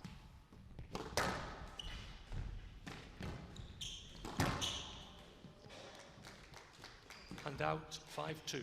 Yeah, there might be a little bit of a physical question mark as well, how Malif will be able to sustain. I know that Turmel can. She's a sort of quite a seasoned athlete already for her age. That's clever. Hand It's out. a wicked angle, wasn't it, that? From the back of the court. I don't think she's played a shot like that from that area yet, with that kind of precision.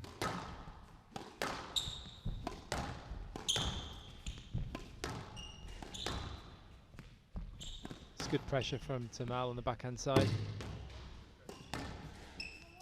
No let.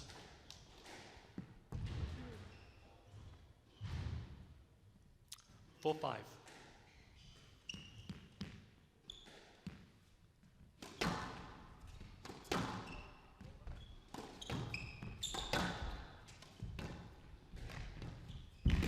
Down. Hand out, 6-4.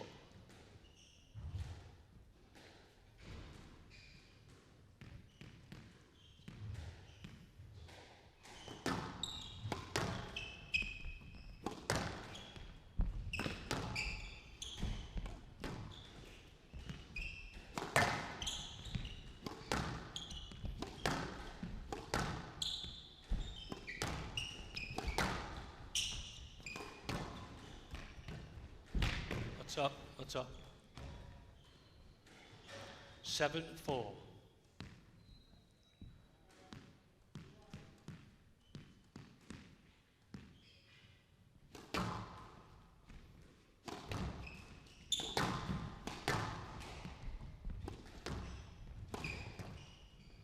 Again, the angle catching out Turmel.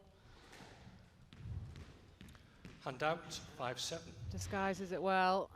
Shows the straight drive and then just rolls the wrist round for the angle. The volley that time.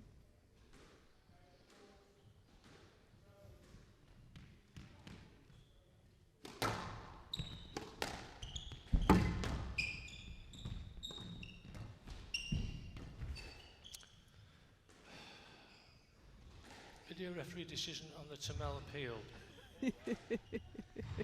Just hear the sigh from the referee there. Not happy with that one. Looked like a stroke from where I'm sitting. She gets stuck, look, she gets stuck in the lunge. She's not able to get out. The referee really didn't want to make the decision on that one though, did he? Just didn't want to. He sounds like he just wants to go home, doesn't he?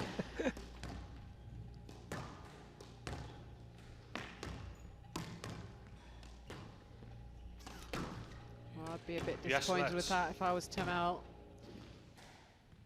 She'd be itching to play that one. The clearance was poor, but Miss Turmel, there was a line to the right as well. This is why it was a let.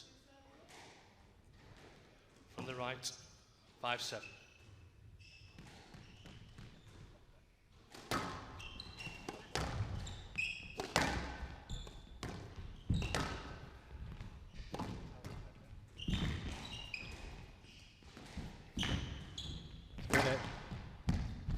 Some unbelievable pickups there. I love the effort level. Hand out, 8-5. Yeah, she certainly gives it everything. Katie Malif, both players do. Some great gets here.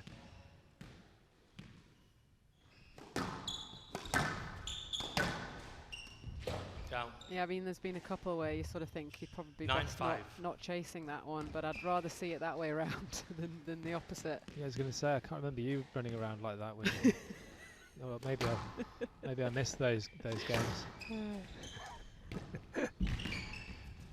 You did the intelligent, no, I'll leave that one. Yeah, tactical use of the energy. Hand out, 6-9. Now, when I was younger, I did chase absolutely everything. to my own detriment, then would hit a massive wall. And then decided to get fit. Yeah, briefly. Well straightened there from Turmel. Not that time. Hand out, 10-6, game ball. Just some slight signs that Malif is maybe starting to feel this physically, just forcing things a little bit in the front. So 4 game balls for Turmel to take a 2-love lead.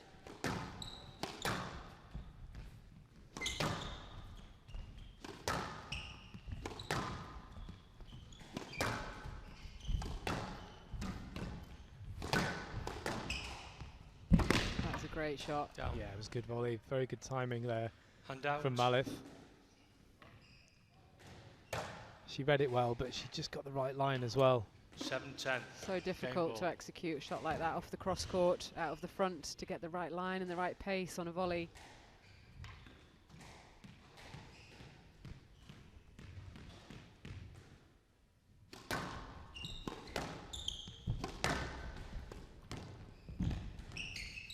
No Nope, net. that's not a let. Referee's been pretty clear. 8-10. Game ball.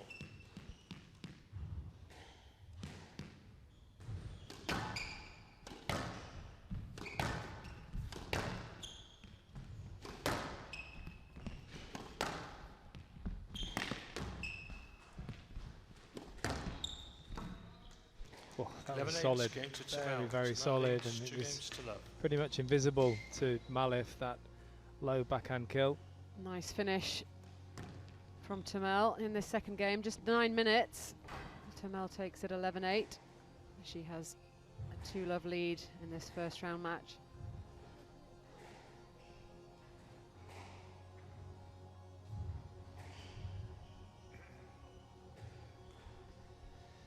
Yeah, Lucy Turmel, the number 4 seed and number 30 in the world, perhaps a little relieved at coming through that long first game in a tie-break, and just relaxed a little bit, didn't feel the pressure so much in this second game, stepped up the court and was able to control proceedings a little better, make Malif do a lot of physical work, which seemed to be in the plan.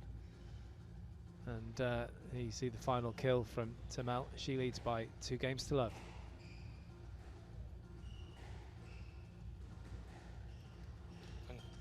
Play will resume in 60 seconds.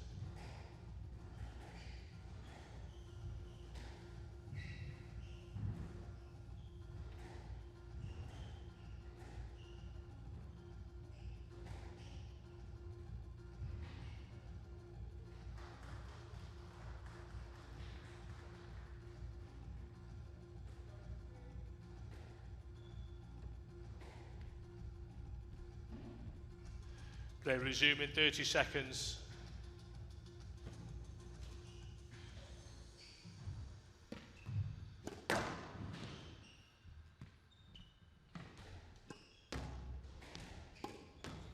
Fifteen seconds.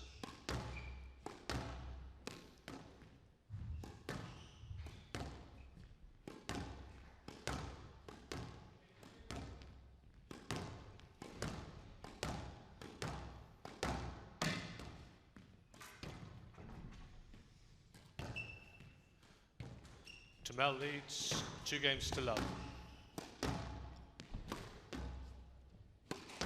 Play, please.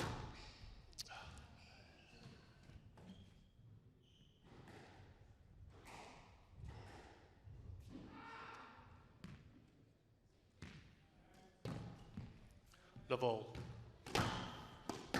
Play, please. Thank you.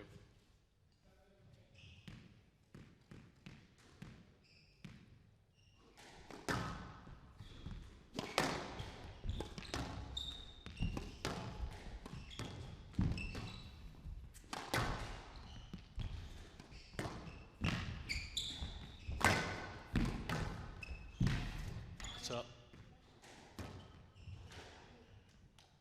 1-0.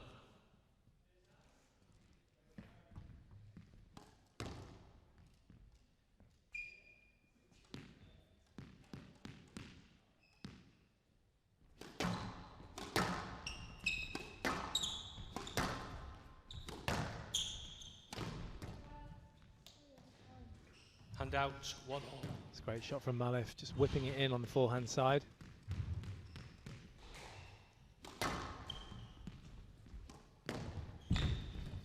Oh, I mean the first shot there 2 from Termal was pretty good, but flicked away with disdain from Malif.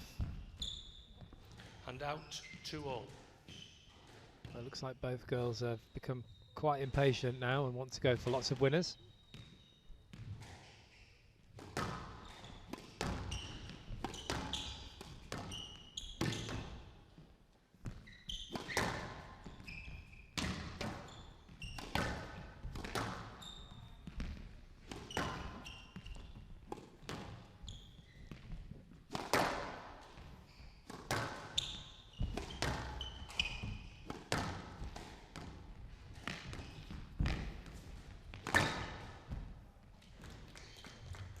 Two.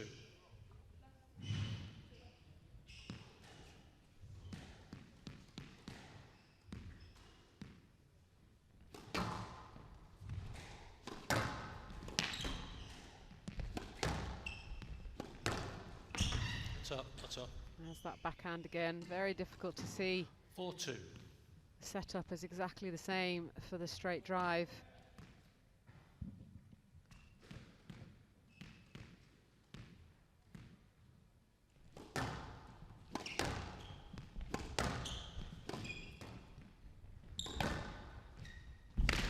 Yeah, great shot. 5-2. How old were you when you won your first nationals, Dutch nationals? 19, I think, 18 or 19. Impressive. So just a year older than Malif. Yeah, it wasn't quite as competitive as the British nationals, but I was still pretty happy. I'm sure you were. 6-2. Who did you beat in the final? The first one, I think it was Hugeline van Hoorn. Hugeline van Hoorn. 7-2. Is that the first of your 38 nationals? Yeah. Yeah, there were a few more to follow.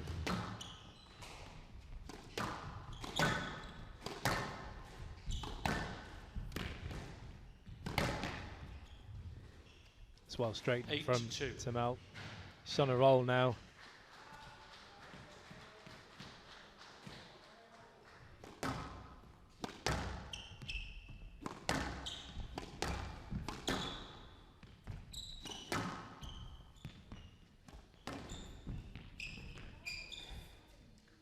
That's clever. Hand out 3-8. Second time she's done that in this game. A little flick on the backhand side.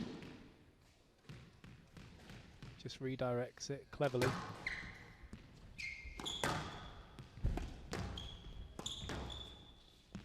Yes, let. Player review. Malif on the yes let decision.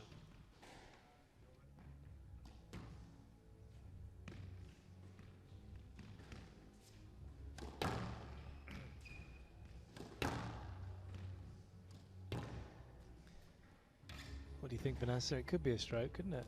Yeah, she's got a Potentially. point. It's very Yeah, loose. Very loose.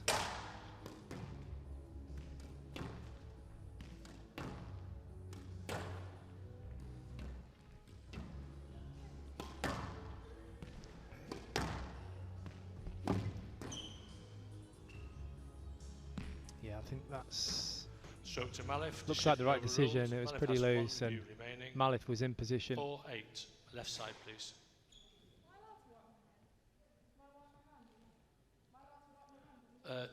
After the next rally. Yep. You had your chance. No. 4-8.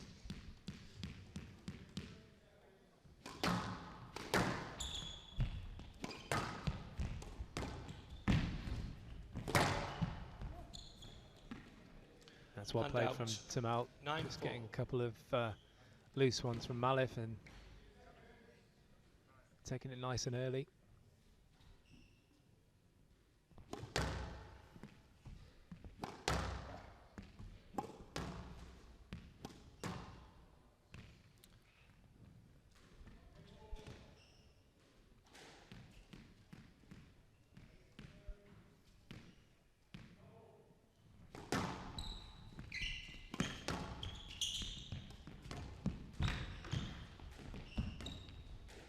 Yeah, clever. 10-4, match ball. Waited for Malif to commit. So 6 match balls for Lucy Turmel and a place in the quarterfinals.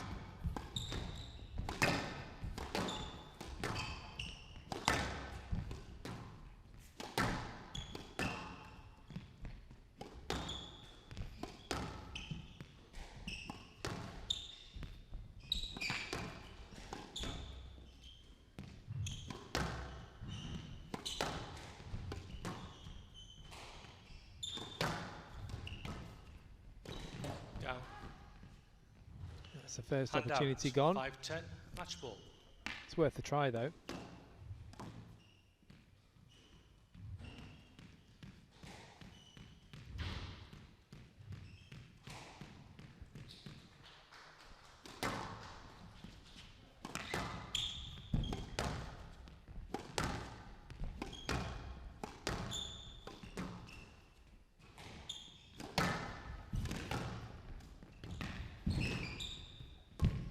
Down.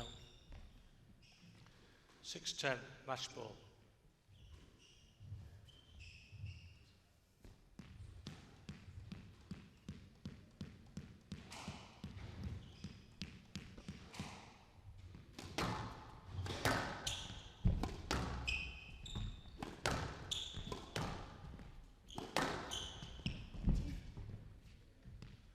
No let.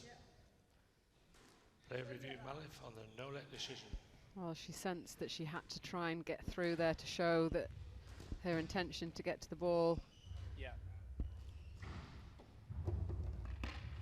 Yeah, they've been given lots of no lets in these kind of situations, and I think it's probably the right thing to do. Yeah, I think that's a let. Yeah, she made every effort, that's for sure. And she's taken the right line. Yeah.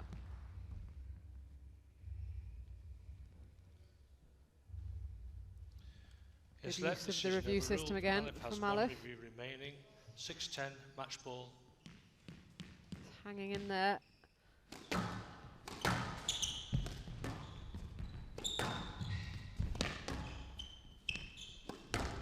Oh, and there's that backhand Great again. shot, great Fitting shot. finish. 11-6, match to Turmel. Shots work 3 well games to for her Turmel. in this match. 18-16, 11-8, 11-6. Yeah, it's one of her favourite shots, I think, that we're talking about both of their backhands. Real quality. So 10-minute third game, 46 minutes overall. 3-love win for Lucy Turmel, 18-16, huge first game, and then 11-8, 11-6. First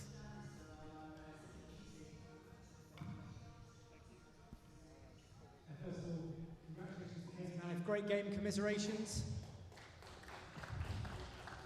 Lucy, congratulations to you, well done. How did that feel? I think it was 22 minutes, or no, actually 24 I had jotted down there, that first game. That really sort of set the standard for the rest of the match. Yeah. Katie's a great player. I knew that she's dangerous if you leave the ball in areas for her to attack. Yeah, the first game, I was just she was creating her own opportunities, but also I was leaving the ball in areas that enabled her to kind of take the ball in short, which she does really, really well. So yeah, I just had to kind of stick in the first. I think I had about 6 game balls, but yeah, credit to Katie, she's a great player. What do you do in those scenarios when it just sort of seems to be Groundhog Day and game ball after game ball after game ball? What do you have to say to yourself as an athlete? I just kept trying to find my corners, which was kind of my objective before the match started, was to do that, and I wasn't really managing to find the back corners very well at the start. So yeah, just the longer I was on court in the first actually gave me an opportunity to actually find my corners and get a bit more comfortable on the court. You did then settle down into your flow and look much more comfortable out there as the match progressed. And what were you most pleased with today in your own performance?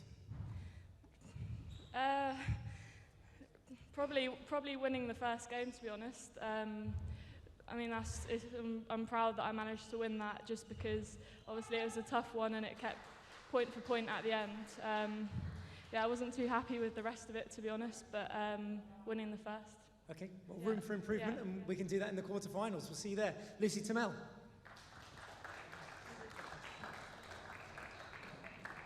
Georgina Aiken, sorry. Well, there you heard Lucy Tamel just saying how she was proud that she took the first game, 18-16. It was such a battle against a slightly younger opponent, but she showed her extra experience in this match. She managed to take the ball nice and early. A lot of the winners were coming on her backhand side, especially the low kills.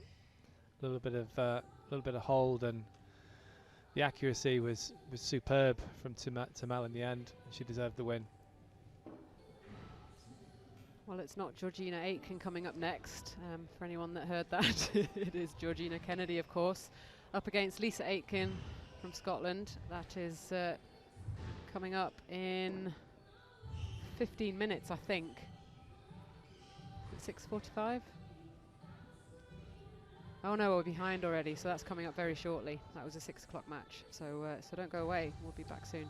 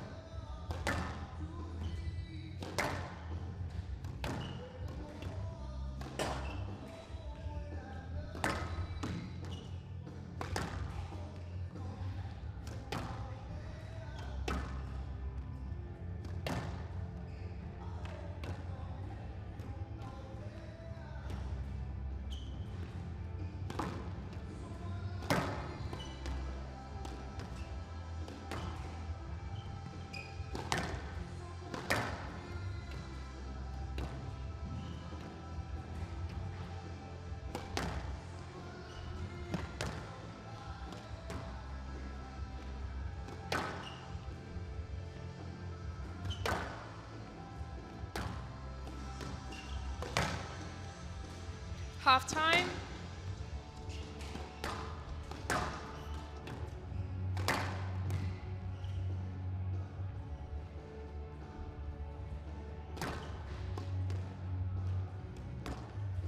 So our second women's match coming up for you in this evening session, and it is Georgina Kennedy up against Lisa Aitken of Scotland. And these two played each other literally 2 days ago in the final of the Berkhamsted Open. That was a 3-love win for Kennedy. So Aitken the higher seed, but Kennedy has been continually going against seedings in all of the tournaments she's played. So Kennedy, 24 years old, currently sat at 74 in the world, but she's playing at a much higher level than that. 5 titles to her name, and those 5 titles have been 5 of the last 6 events she's played, all Challenger Tour events in the last 3 months. As I said, the last one was at the Berkhamsted Open just last week from London, but spent 3 or 4 years at Harvard. Seems like she's come out of nowhere, but she was playing a lot of university squash during that period, being coached by Mike Way. She's up against Lisa Aitken, 37 in the world currently, 31 years old, from Dundee, coached by Paul Bell up in Edinburgh. She has 6 PSA titles to her name.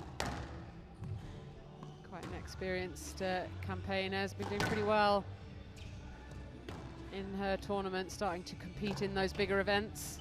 Aitken spent a little bit of time in the commentary position as well.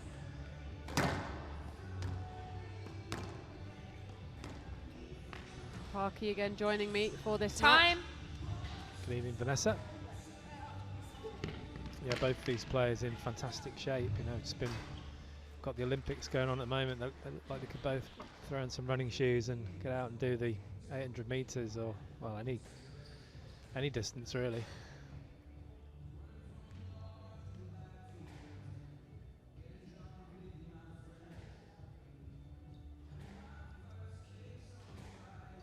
Sure, they can do that, but they're also both very, very handy on a squash court with a racket in their hands. So yeah, they certainly are. Kennedy has been an absolute nightmare for some of the seeded players recently. She's obviously, because of her ranking, she can sort of show up anywhere in a first round. yeah, it won't be long before her ranking actually shows the level that she's at. So a very tough draw for Aitken. She's, as I said, played very recently, so she'll have taken something away, hopefully, from that match. British National Championships 2021, Women's Round 1 match. Georgina Kennedy of England to serve, Lisa Aitken of Scotland to receive. Best of 5 games. Lovell. So Kennedy kicking off this match against the lefty, Lisa Aitken. Down. Kennedy just a very difficult player to break down.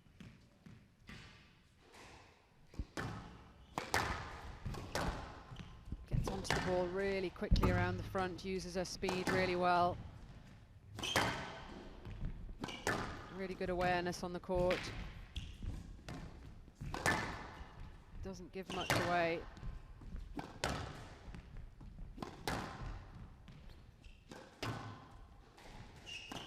The only time I've ever seen her really get sort of taken apart a little bit was against Perry in the final of one of those England squash tournaments on this court, actually. And yeah, I was doing that one with you. Yeah, I remember that. It was all about the hold, wasn't yeah. it? Just stopping and starting a movement and really breaking a rhythm, because she does like to play in sort of fixed patterns. Yeah, she got a little bit destroyed that day, I think. Was obviously disappointed with that. She'd done so well previously. But I think it takes a player like Perry, you know, on her day and in form, someone that can hold the ball a little bit, maybe mess up the movement patterns of Kennedy. Just that speed. I mean, look at how eager she is to get onto the ball early, volley or half volley, put the pressure on. Lovely angle there from Aitken. Well, Aitken, very, very good friends with Sarah Jane Perry, so if she's taken any tips from her friend.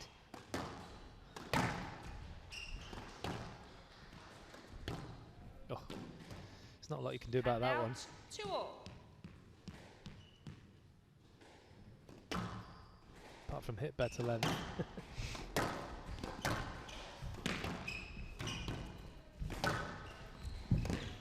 Yeah, I mean, even though she's not necessarily hitting outright winners, Kennedy, she's very often just putting the ball into good areas. She doesn't make poor choices on there, and then if she does, she's got that speed to get herself out of trouble. I mean, look how quickly she is back to the tee after her drives or shots from the back of the court. And the purpose as well on every shot from Kennedy. It's quite impressive. I feel like that's all I've been saying to some of the juniors that we're coaching at Pontefract. Hit with purpose. Is know that they're recovering off your shot and getting back to the tee quickly. They just sort of dawdle, hit a good shot and then just sort of stand admiring it. And watch players like Kennedy and, I mean, Camille Serms does that very, very well. It's not just, people tend to notice speed onto a shot, don't they, rather the speed recovering off a shot. Yeah, definitely. Hand out, I think, 3-2. well, you mentioned Camille. I think a lot of the French players move so well, don't they? And it's one of their huge strengths.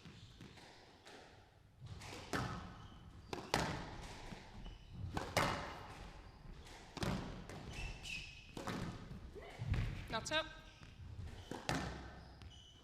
4-2.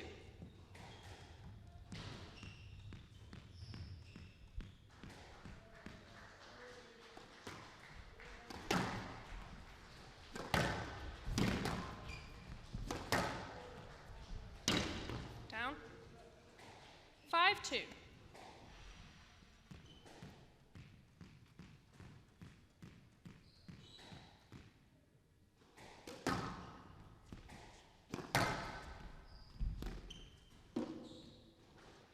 Hand out, 3-5.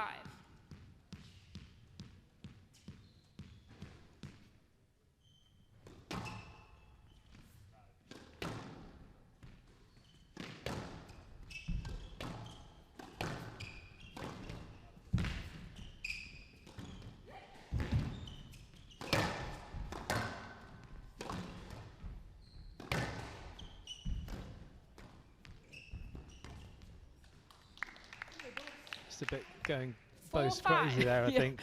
Yeah, I don't think it's a bad tactic to throw in the angle, and she caught her a little bit off guard early on, but just sort of overdid it a little bit.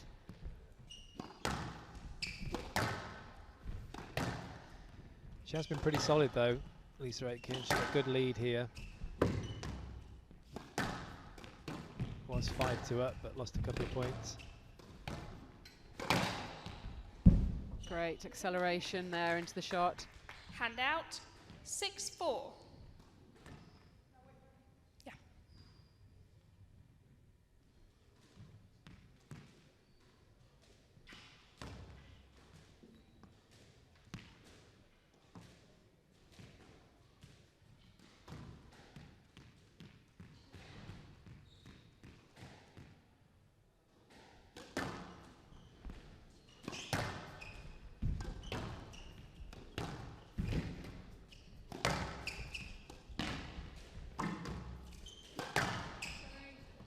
Yes, let. 6-4. Pick-up was good.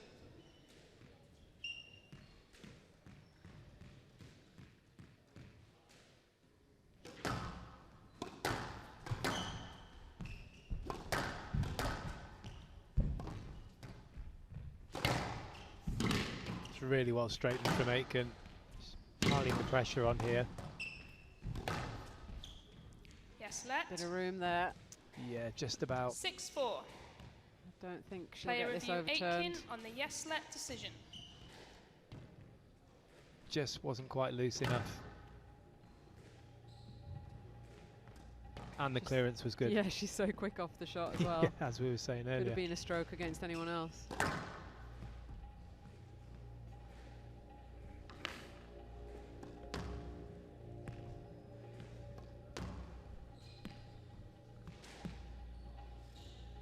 Yes, let decision upheld. Aitken has no reviews remaining. 6-4. Been good though so far from Aitken. She likes to play at a frantic pace.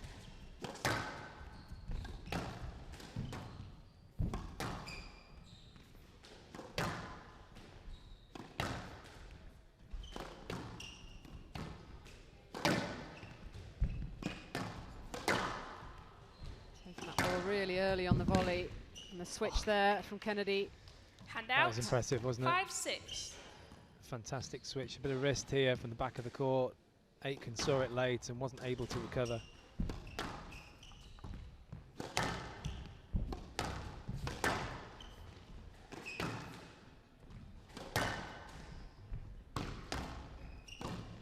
Down. 6-all. Bit careless that, wasn't it? Just you know, in that kind of position against a player of this caliber. Take that. Hand out. 7-6.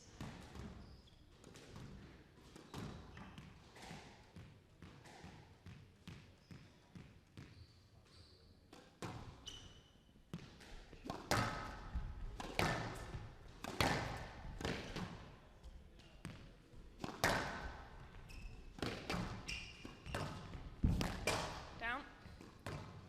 Hand out. 7-all.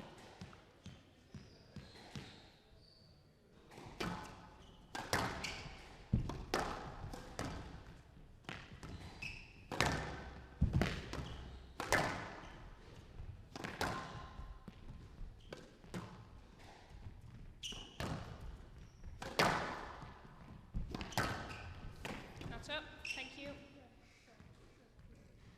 8-7.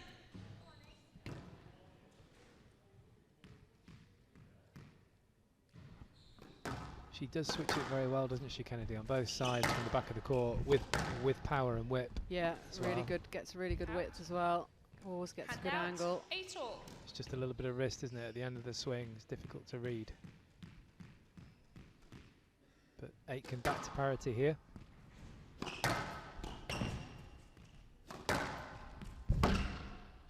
There again. Fantastic out. width and depth 9-8. there from Kennedy.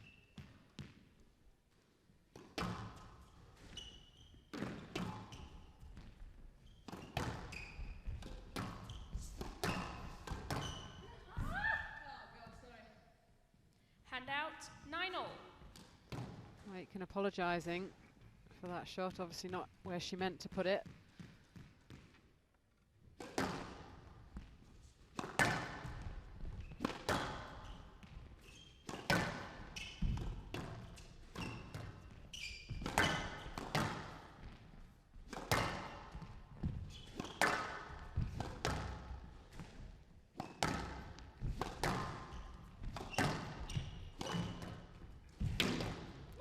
Whipping in the angle with a lot of pace again, 10-9. Aitken. Game ball. Kennedy mistiming her shot, so 1 game ball for Aitken.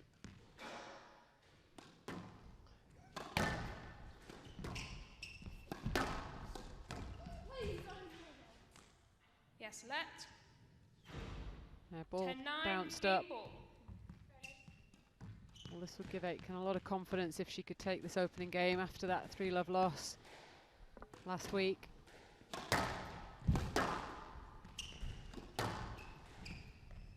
Yeah, absolutely. I think that'll be her main aim, to get this first game on the board, potentially.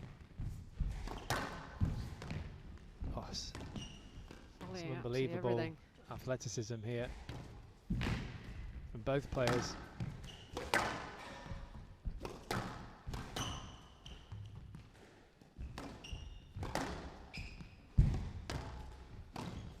Oh, she's missed it. Just forcing it there, 10-all. Lisa The player Aitken. must win by 2 points. Each player has 1 review available. No holding back, just a little bit erratic at times. Yeah, and I think it's partly to do with who she's playing, isn't it? I think that kind of shot was, she was worried that Kennedy was going to come flying forward. Yeah, I mean, she's naturally just a very sort of high-octane player, Aitken. Sometimes it just boils over a little bit. She can lose accuracy.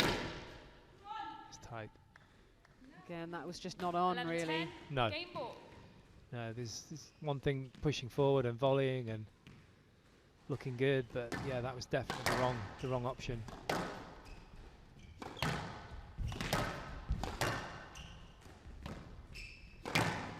Game ball, Kennedy. Hand out, 11 all. Well, that was a thunderous backhand cross court there from Aitken. Onto the ball so early.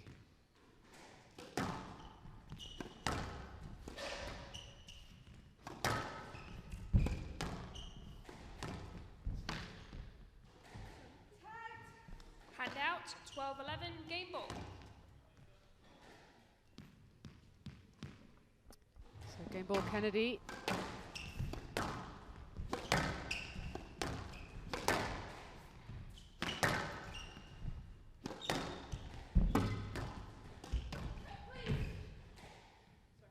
Yes, net. 12-11, game ball. You're right. Yeah. Dead tack. Sorry. Just got caught in the calf there, I think, Aitken. Kennedy just desperate to show that she wants to get that ball back. No malice in that at all. Oh, ouch, yeah. knee in We've the all been calf. there. Typical squash injury, that, isn't it? She'll feel it later. It'll be all right. Be all right now with the adrenaline going. Yeah, we'll stiffen up. More so if she loses the match. Yeah. Yeah, everything hurts that little bit more. Yeah. You've lost.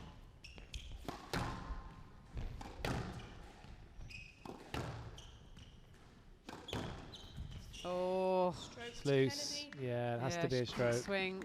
couldn't swing at that. 13-11, game to Kennedy. Kennedy leads, 1 game to love. Well, great first game between these two. Aitken had her chances, but it is 13-11 in the end for Kennedy. 15-minute first game. She leads 1 game to love.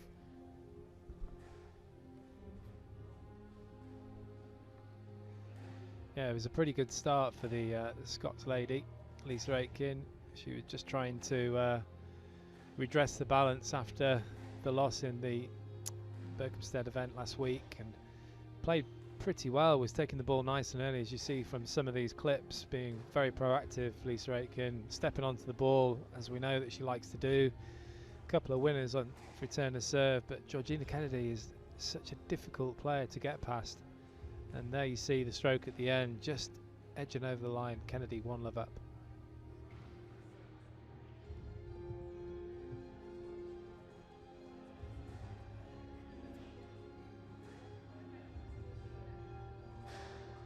Play will resume in 60 seconds.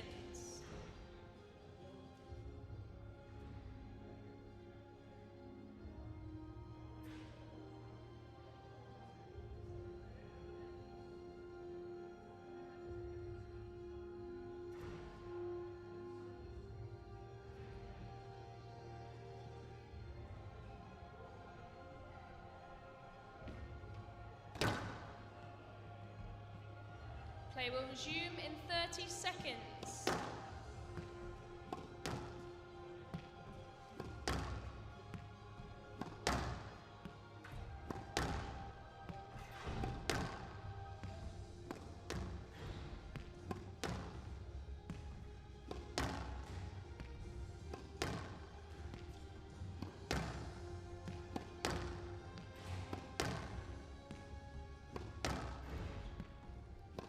Kennedy leads, 1 game to love.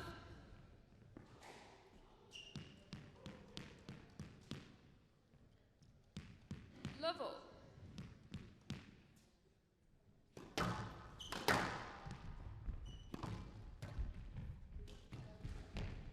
Stroke to Kennedy.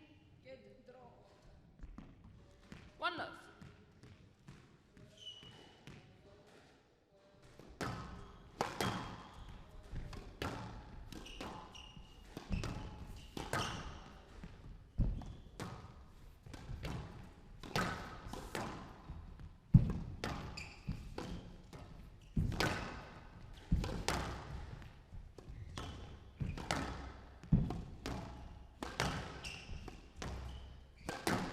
Really attacking play again here from Aitken. Stroke to Aitken.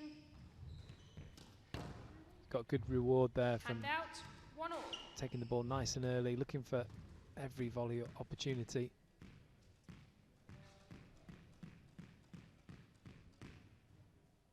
Not up. Thank Lovely you. finish. Hand out. 2-1.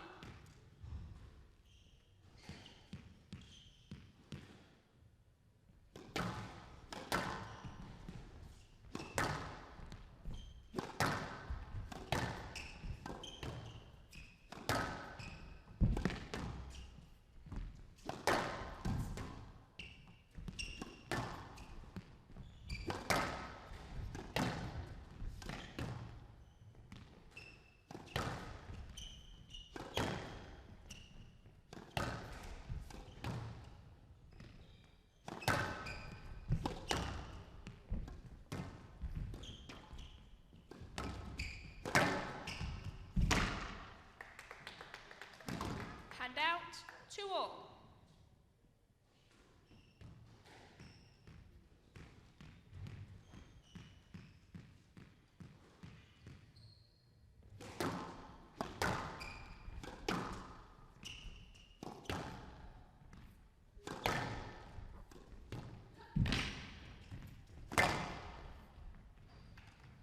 Hand out. 3-2.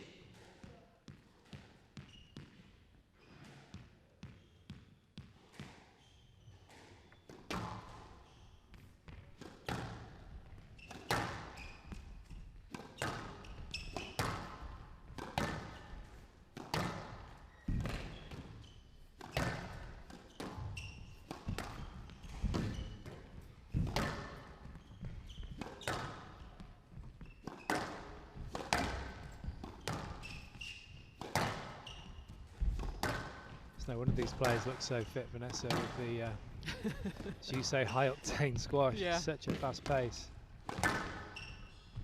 Yeah, I mean, this is the way they both naturally like to play, but I do feel that the style of play does favour Kennedy. And Aitken just needs to try and build in a little bit of a change of pace just to break rhythm. Kennedy doesn't mind fast-paced game. Well, she enjoys it, doesn't she? She plays into her hands a little bit.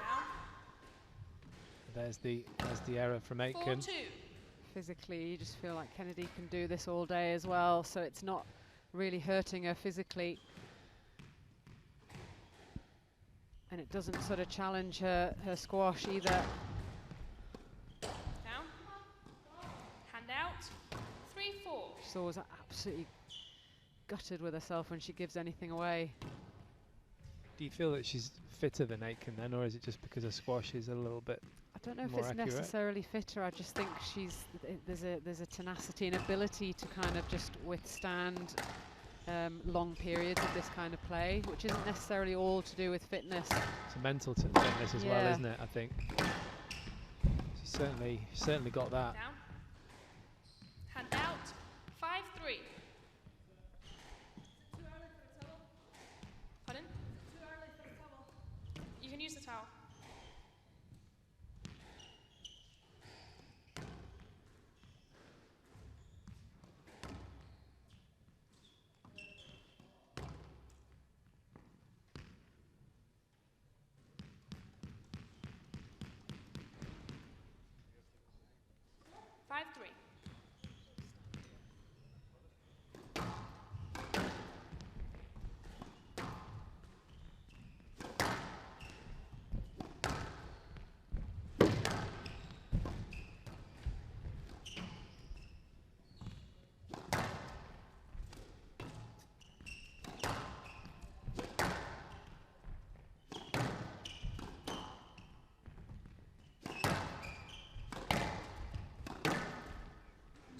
To Aitken.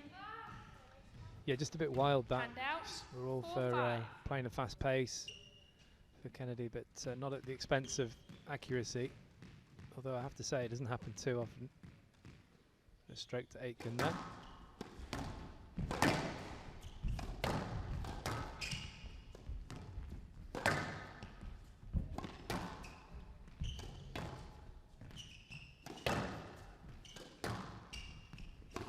Who played the fastest pace in your day, Kennedy. Vanessa? Fitzy. And out. Yeah. 6-4. She was pretty fast. Yeah, Fitzy by a margin. Route 1. It's funny, isn't it? Like, it was probably only Fitzy, Sarah Fitzgerald, but people that don't know played at that pace, wasn't it, in those days? And now you've got quite a few. Yeah. 6-4. Just took players, the ball so female early. players, yeah. Left side.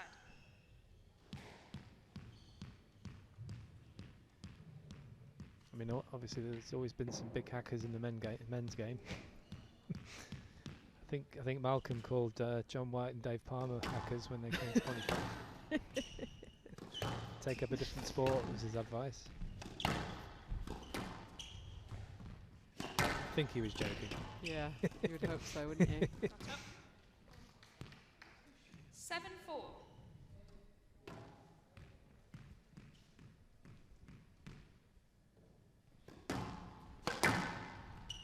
When you play against a player that plays fast and hits the ball hard, it's if you're not having a great day, it's just a horrible feeling, isn't it?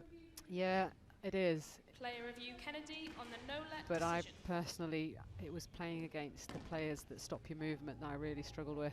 Yeah, Which I guess for thankfully you there weren't too many yeah, that are able to do it to the standard that some of the girls do that now. But you know, a player like Rania Malwalili Shabini, I would have just found that absolutely horrific. yeah, because of all the twisting and turning, and Yeah. but you probably weren't too bad against Fitzy and people like that because you like to mix it up and slow it down, and No-let decision it's hard upheld. to Kennedy has generate no pace off reviews no remaining. pace, isn't it? Yeah, I mean, And out, you always felt 5-7. okay when you were on against Fitzy, like you were in the rallies, but you just couldn't Kennedy win any has of them. Yeah. Well, she was. We were talking about mental toughness as well Yes. as physical toughness, and she had it all, didn't she? 5-7. Aitken, she likes to take the ball early and she's flying onto the volley, but I'd just like to see her when she's on the volley just taking a little bit of pace out of the game, because she hits everything with pace as well. Yeah. It's all fast, fast, fast, isn't it? Movement fast, swing fast.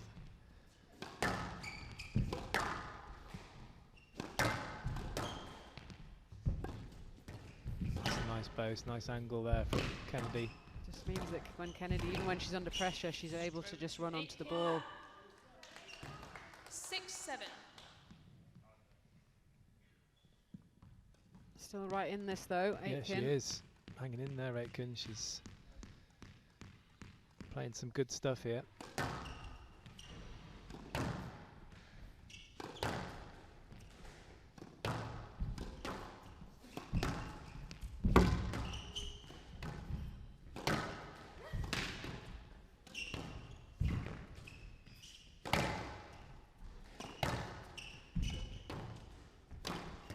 Oh, that's a That great is shot. awesome. Hand out. Deserves a 8-6. fist pump, that one.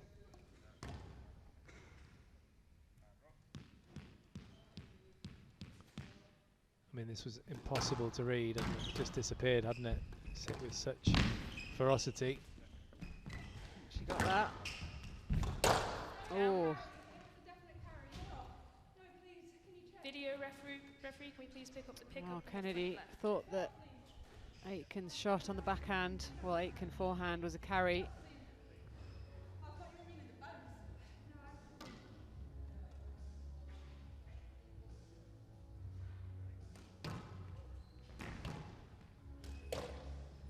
No, I think was she that just one, spun yeah. it off the side wall.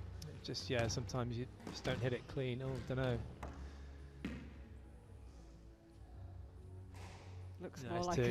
You Yeah, reckon? I think that's a bit of a carry. Because if you see, well, look, it hits the frame and then goes around.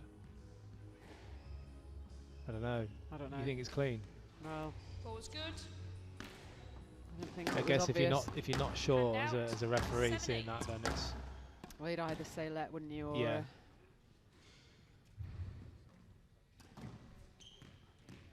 in real time, I thought it looked fine, didn't it? Yeah. Not sure whether sometimes the slow motion distorts things. Yeah, sure it does.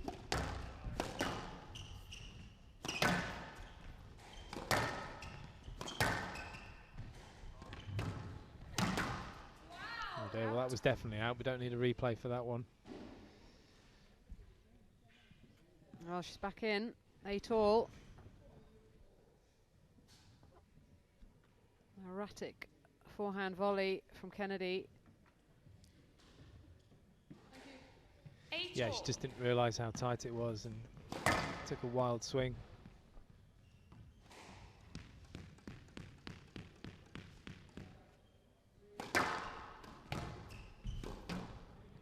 Oof. Out. Hand out, 9-8.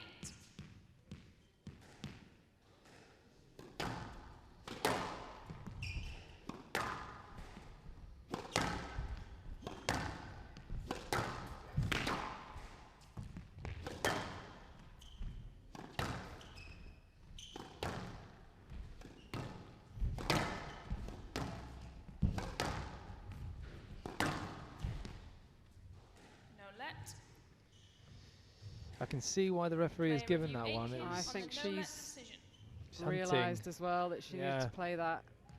Just hunting the stroke there a little bit, and she didn't realise that Kennedy was, again, so quick to clear. No, there's not that. Just error of judgment there from Aitken. Absolutely no reason not to play that. Yeah, she could actually flick that cross court even, couldn't she? Yeah.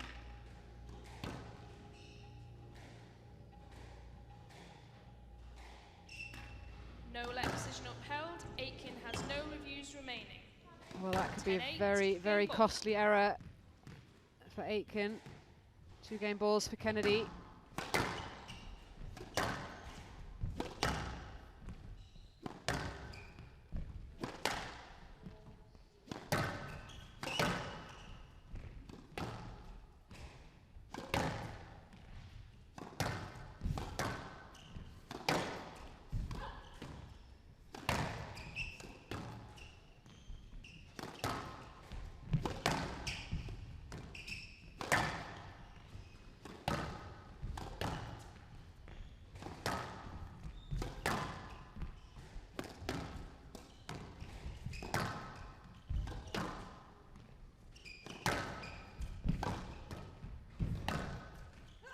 Well straightened from the bows. Big chance now for Kennedy. Oh, she took the wrong option. Still in it though. Did she get that up? Wow. That was a huge guess. Oh wow. And again. 11-8, game to Kennedy. Fantastic Kennedy rally leads, there. 2 games to Disappointment love. for Aitken.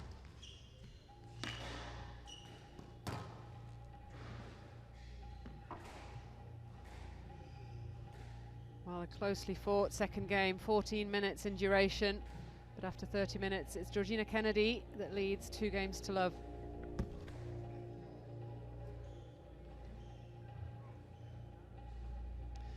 Yeah, some fantastic rallies in this second game. It was a good response, really, from the Scots lady, Lisa Aitken, coming back in the second game. Very positive squash, still taking the ball nice and early, hitting with purpose. But as Vanessa said, sometimes perhaps Aitken could just mix it up a little bit more. Kennedy loving the fast pace, and there's the final point. 2-love to Kennedy.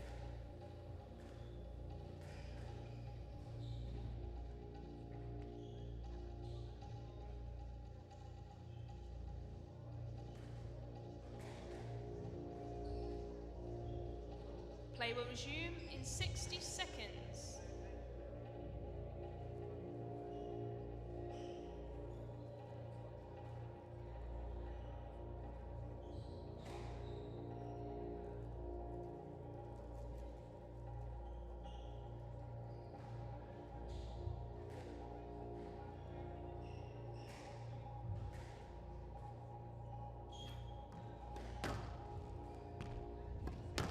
Play will resume in 30 seconds.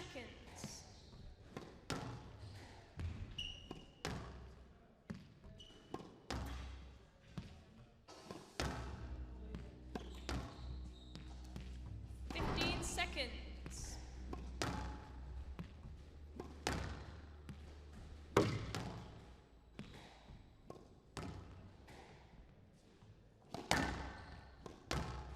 Kennedy leads 2 games to love.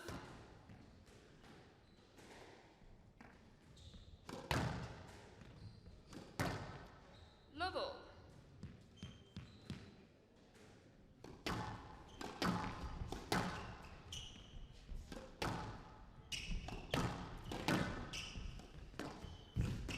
So lots of food for thought for Lisa Aitken here. Tough couple of games, half an hour in duration so far, but no change whatsoever given from Kennedy. Oh, good improvisation. Yes, let. I Lovell. think that's a fair decision. Yeah, you don't see that in the textbook. No other way she could have played it though. It was quite impressive.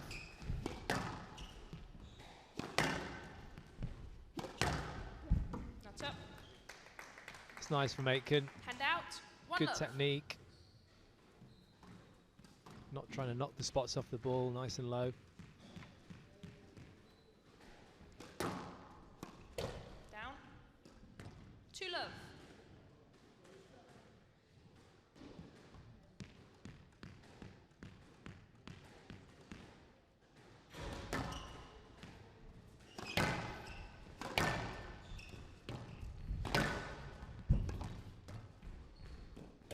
Down.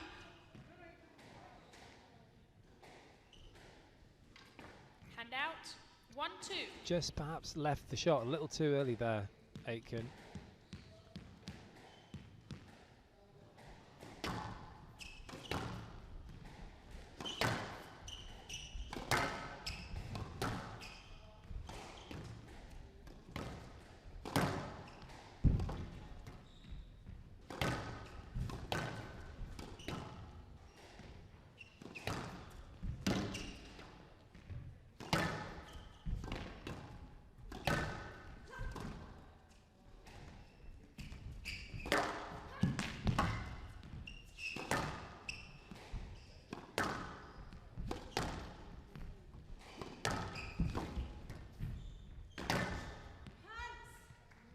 Yeah, the boast was just too loose and too predictable there from Lisa Aitken.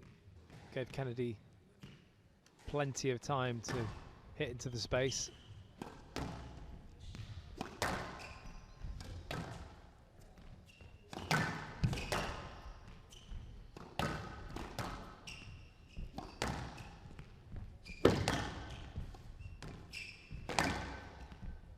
She's been very competitive in both games, Aitken.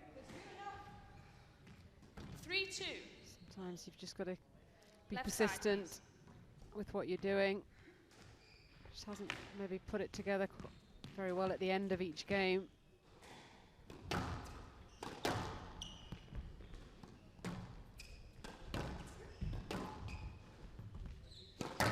Yeah, I think that's the key a lot of the time, isn't it? That's what we were saying in the previous match with Tamel.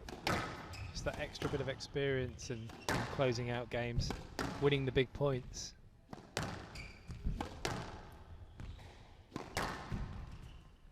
Georgina Kennedy is winning a lot of big points in the last year or two. 4-2.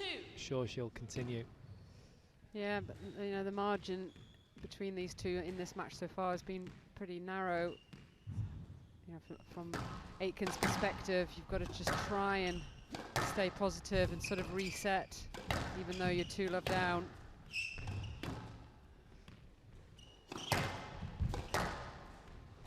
And sort of, you know, sort of think, well, I wasn't far off winning either of those games. Yeah.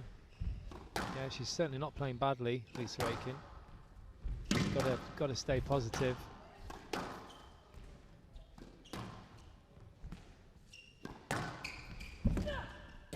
Down. 5-2. Kennedy just starting to open up a bit of a gap in this third, though. Down. 6-2.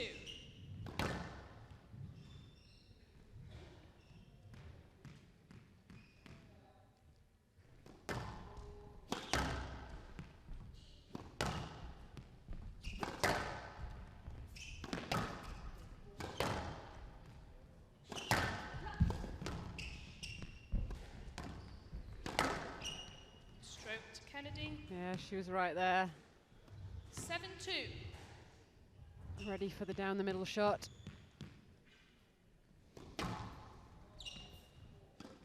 So they're starting to run away from Aitken now.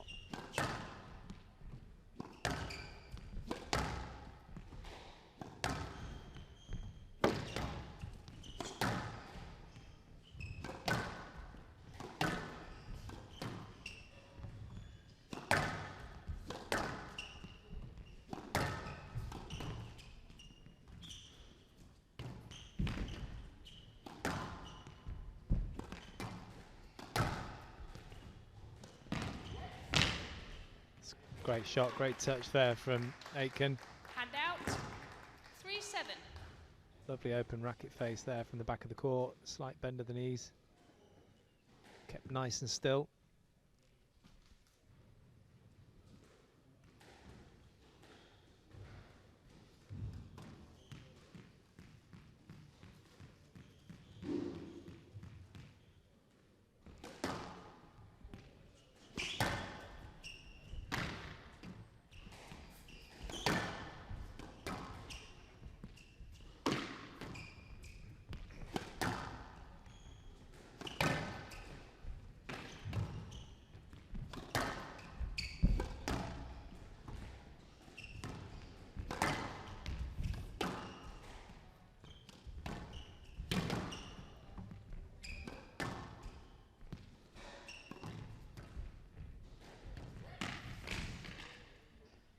Careful.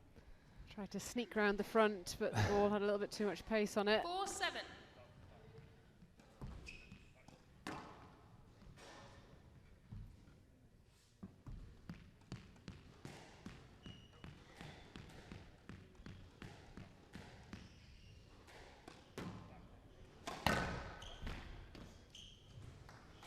Hand out.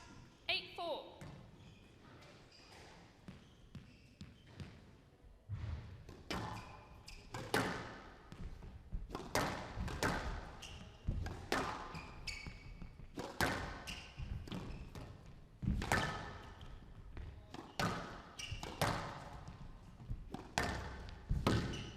Out.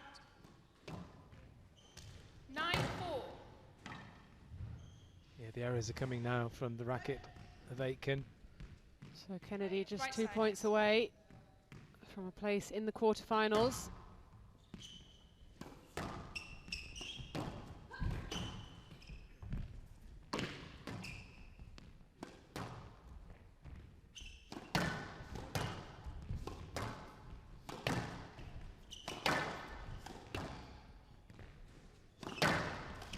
Down. That's Paul 10-4. right onto the racket match of ball. Aitken, but just mistiming it. So 6 match balls here for Georgina Kennedy.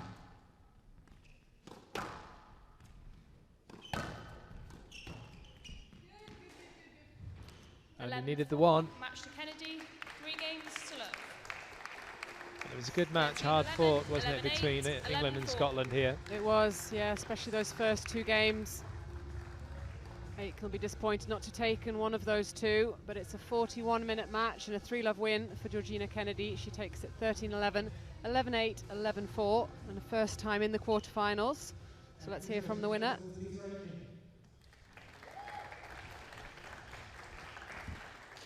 Georgina, well played, fantastic. You really set your stand out, your stall out in that first game. Was it crucial that you won that first game to go on and then win the match?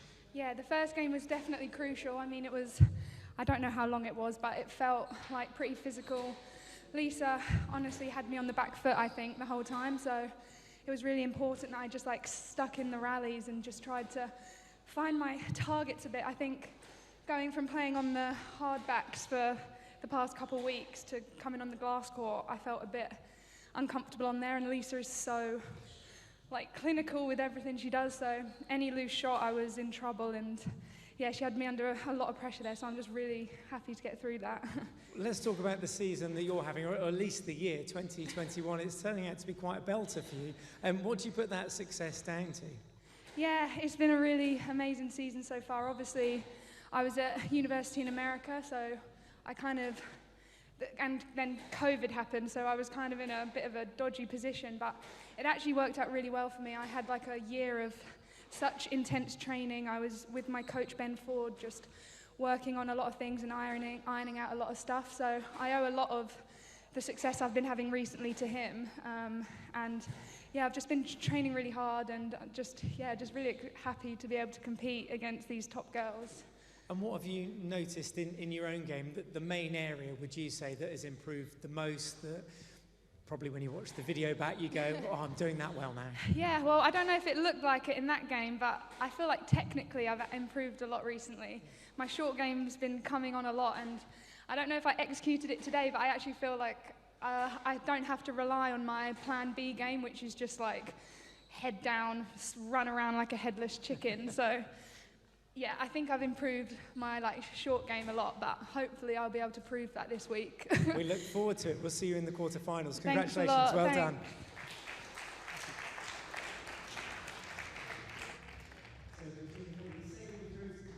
So a great match between these two, and as we said, a little disappointing for Aitken in the third, but all credit to Georgina Kennedy for just keeping on the pressure and just applying the pressure as much as possible, making it very, very difficult for Aitken. The errors started to come, and a big gap developed in this third game, and it finished with a stroke. 3-love Kennedy. So men's match coming up for you shortly, and it is the number 3 seed Adrian Waller, and he is up against compatriot Connor Sheen.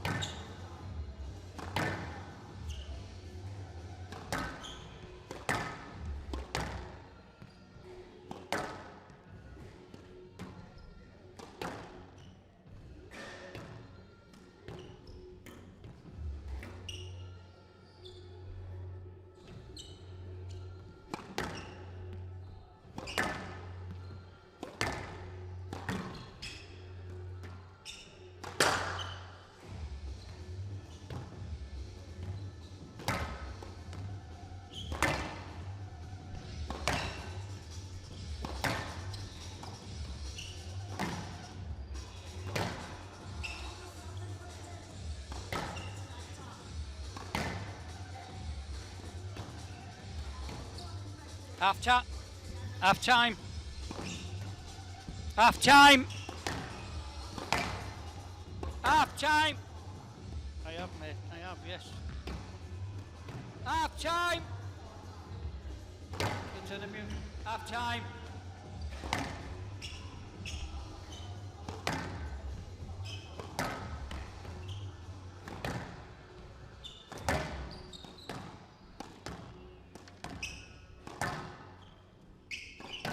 So men's match coming up for you next. Number 3 seed Adrian Waller, another lefty, up against Connor Sheen.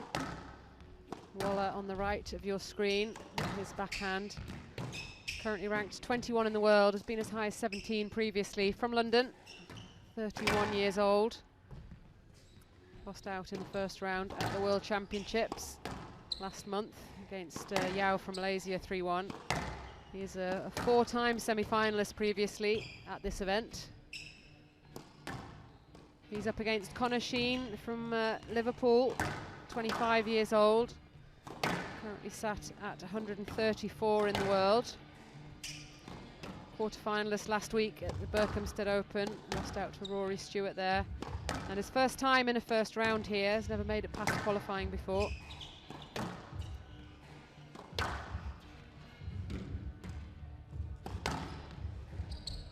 And joining me once again, and for the rest of the week, is Simon Park. Good evening, Vanessa.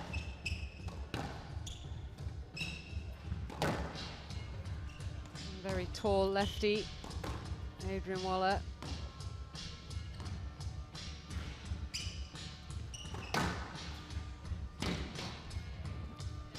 Yeah, it's a good test for Connor Sheen here. Good Time. contrasting styles as well, I think, between these two.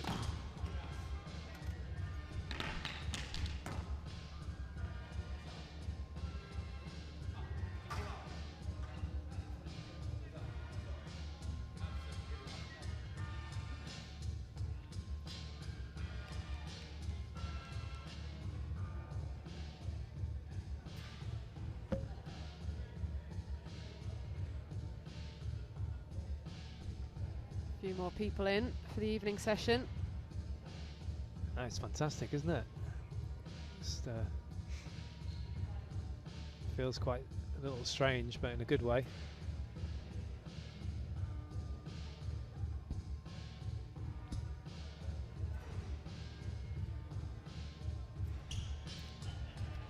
Play will start in 30 seconds. Adrian Waller, lovely striker of the ball. Play will start in 15 Very seconds. experienced as well now on the World Tour.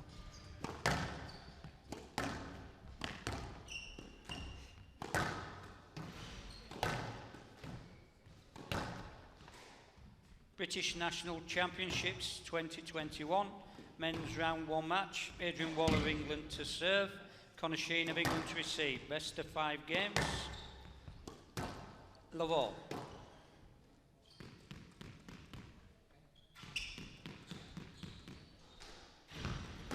So Adrian Waller kicks off this first round match.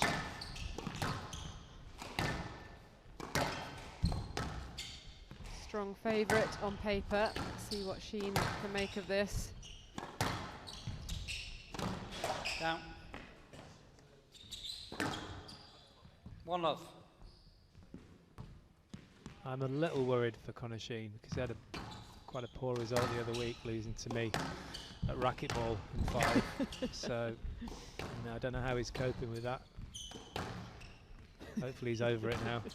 I mean, that would be devastating. I'm nearly 50. Is that your speciality now? Bit of racquetball. That's all I can do.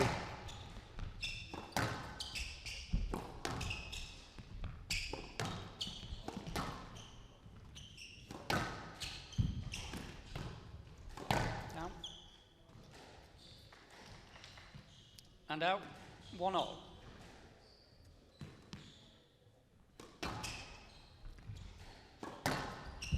Also done a bit of commentating, Connor Sheen. And out. 2-1. Myself, I'm not sure if he's commentated with you, but no. We did quite a bit at the British Junior Open and some at the Nationals last year.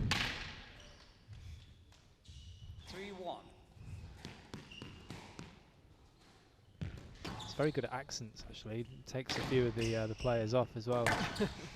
It's quite amusing.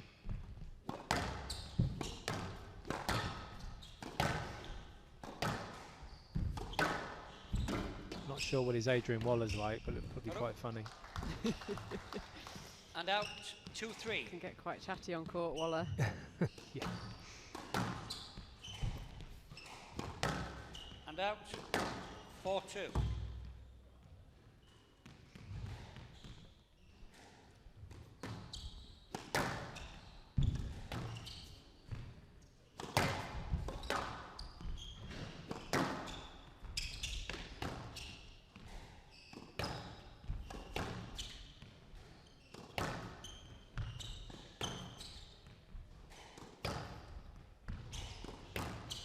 Tight work here from both players. Just about to say Connor Sheen's looking good here, but just completely mistimed that one. 5-2.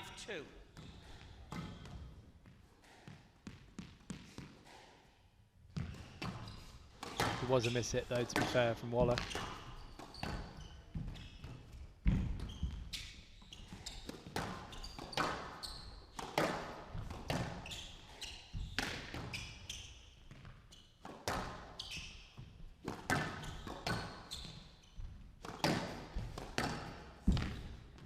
Look at the range from Waller. Right side. Well, he's got such a big wingspan, 60. hasn't he? But he's Yeah. I always feel like he looks taller than Jimbo, but I don't think he actually is, but he just looks like he should be. Yeah, he looks I think huge it's on the 'cause court, doesn't he? He's got the broad shoulders, and then he's also got extremely long legs.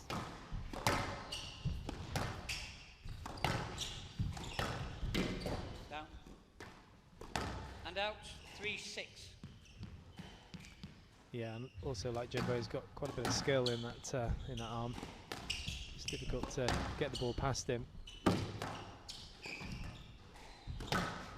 and again, the lefties all on the forehand always just look like they can volley absolutely everything, don't they? Yeah.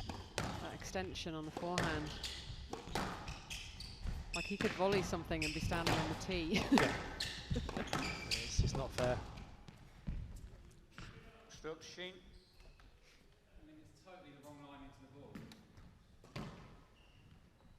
Right side, 4-6. Bit of muttering from Waller.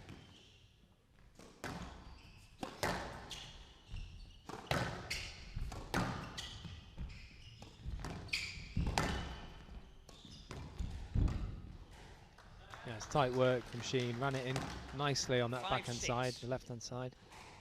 Just managing to stay in touch.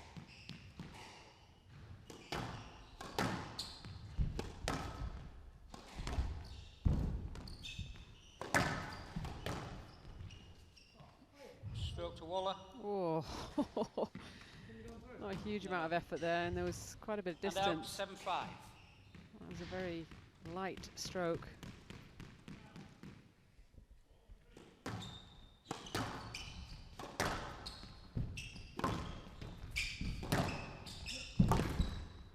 That's a great get from Sheen. He's a good athlete.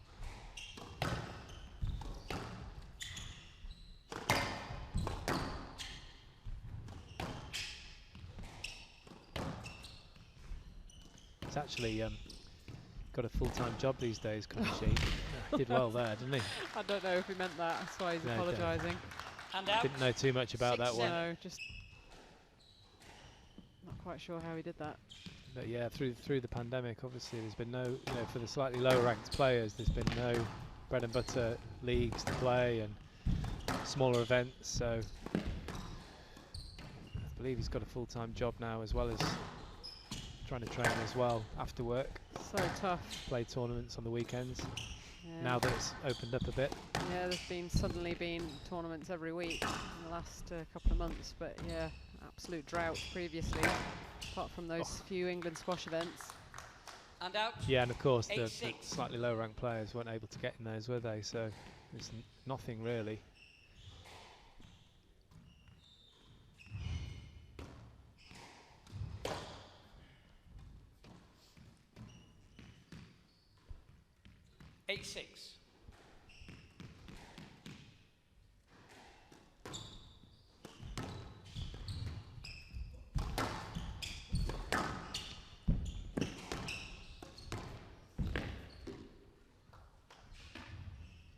9-6. Great control on the volley, Adrian Waller. When he's got time, there's just nothing really that can go wrong in that swing. Very simple.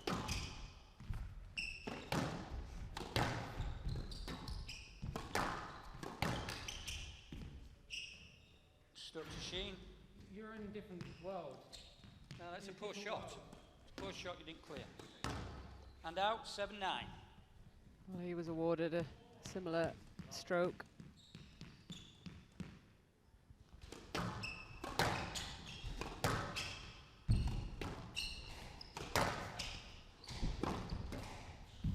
Not up. Ball's No, down. he got that. Definitely got that. Just Got the ball down. clanked the side wall. Yeah, it's allowed to bounce once. Can we have a video review on the pickup? Absolutely fine.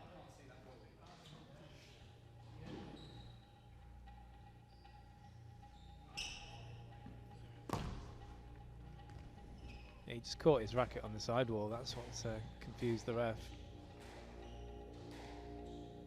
Yeah, clearly Easily up. Easily up.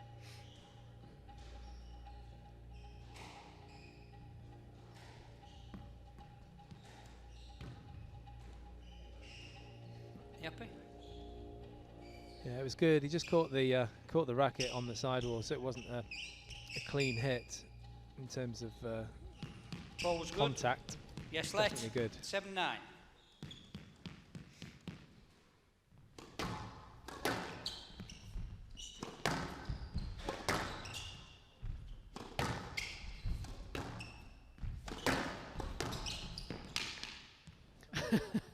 Yes, let. 7-9. You definitely need the racket, Vanessa, don't you, Yeah. to play the shot? No let, he played it.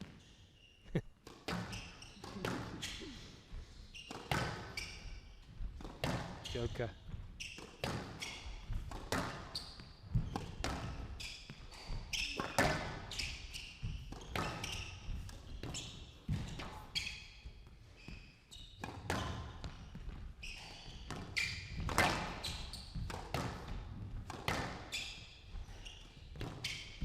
That's nice from Sheen.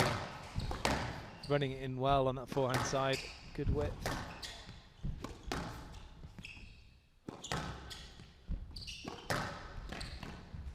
How do you get past the Oh, volley? it's good. Good reactions there. No let. Giving Waller some of his own medicine. Video review, play review on the Waller. I don't think no he's let going to get too decision. much here, Vanessa. Played a poor shot, Waller into the volleying area. Well, he's sort of shaping up wrong as well. Yeah. Tries to leave his racket there, but it just means he's on the wrong side of the ball. Yeah, he's got to sort his racket arm out and get around Sheen there. That can't be a let.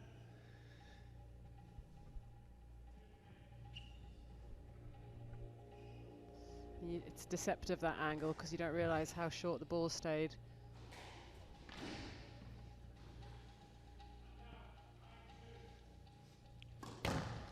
Play review, Waller.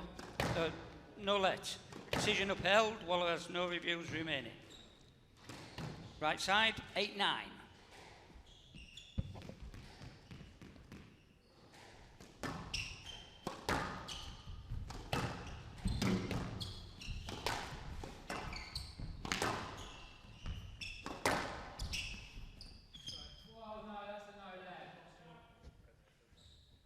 No let.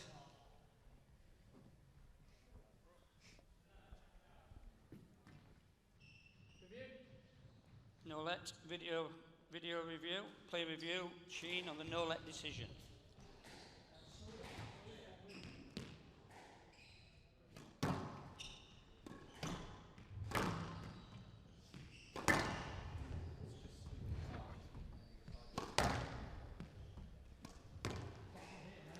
I don't know, Vanessa, if he's going to cross court here. Yeah, there's enough. That's pretty close, there's isn't enough it? life in that ball as well. It hasn't died in the second bounce. He could cross court that, and it would hit Waller. Yeah, absolutely. I mean, there's definitely a safety element here. Yeah, and, that's got to be a let. could easily Oh, hit Waller there. Decision upheld. Sheen has no reviews remaining. And out, 10-8, game ball.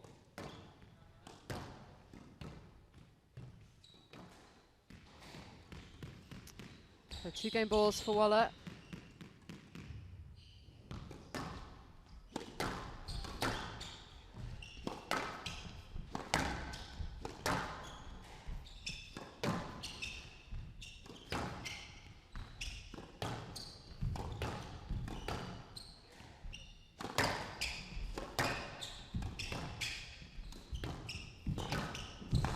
Down.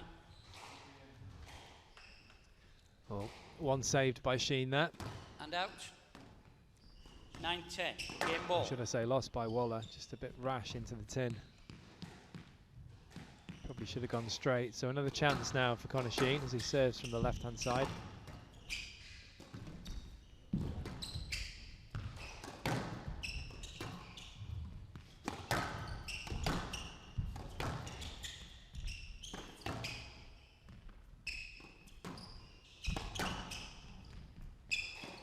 Down. Another Oh, wow. error. So 2 game balls 10 given all. away. Players win by 2 points. Each player has 1 review available. And this is what we were saying earlier about players, with experience, putting games away, and you'd expect Waller to do that with that kind of a lead. A couple of game balls, but letting Connor Sheen back in a little bit in this first. Yeah, they were poor errors, really. Down. Oh, And out. 11-10, game ball.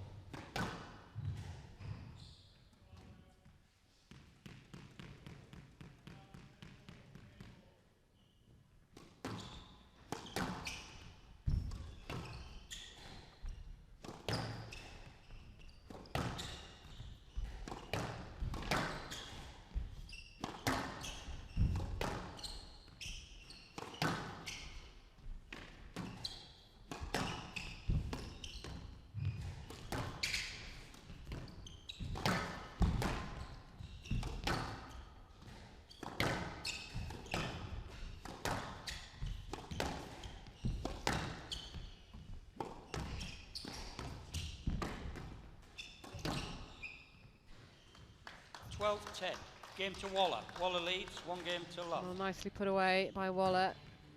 Slightly missed opportunity maybe for Sheen in that first game. 15 minutes in duration. Adrian Waller takes it 12-10.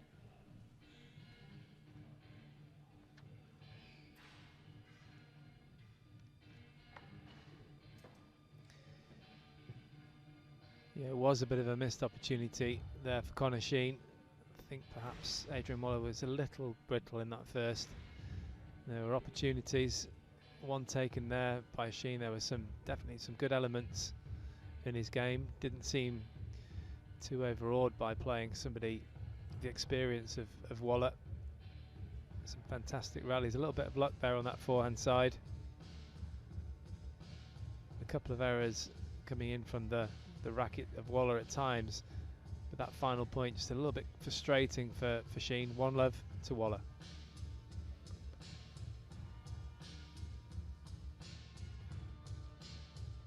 Play will resume in 60 seconds.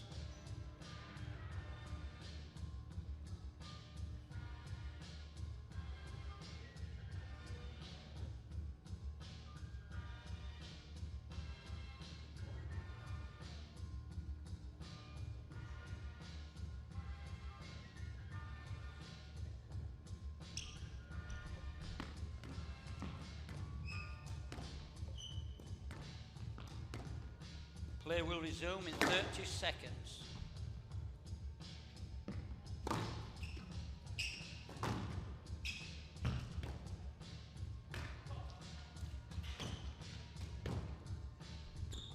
(15 seconds).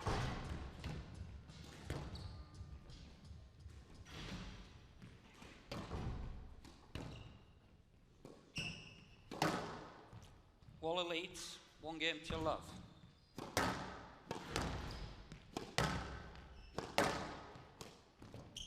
Love all.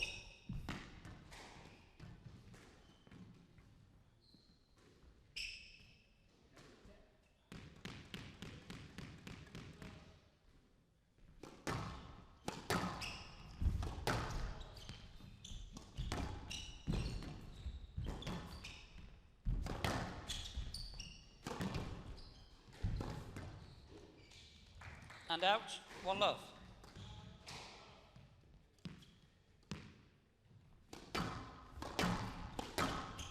Well, Sheen given a very good account of himself so far. 2 love. Races to a quick 2-love lead in this second game.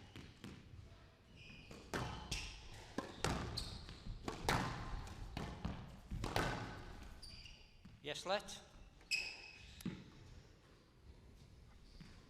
2 love. A little bit fortunate there, Waller, yeah, I thought. just needs to play that. He almost gave a look as if he thought it was a stroke. Definitely.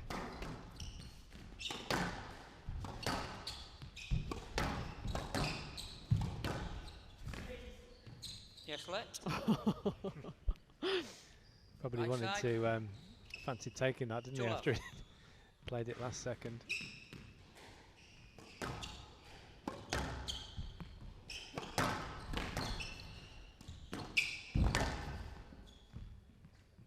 Yes, let. 2 love. It's a classic example of players just seeing everything from their own perspective, isn't it? Rose-coloured spectacles. He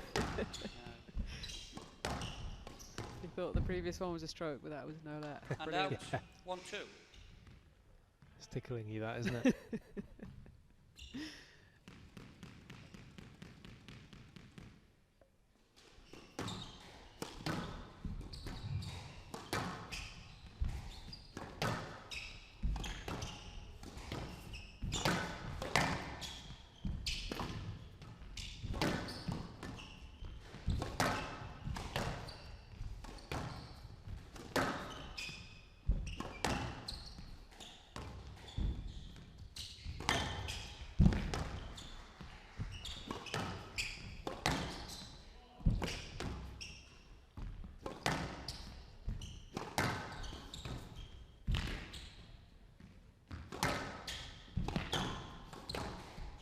Under pressure, Sheen hanging in well though. Out. He is. That was a good good win, that point And for him. out. 3-1. He's under pressure most of the time until that poor shot at the end from Waller gave Sheen an opening.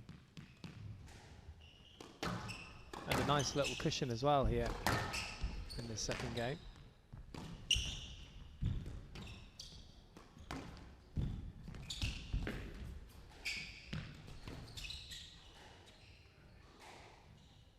And out. 2-3. You've got to take your opportunities in the front against Waller. If you can get the ball past him and create an opportunity, you've got to take him into the front to make him twist and turn and move around.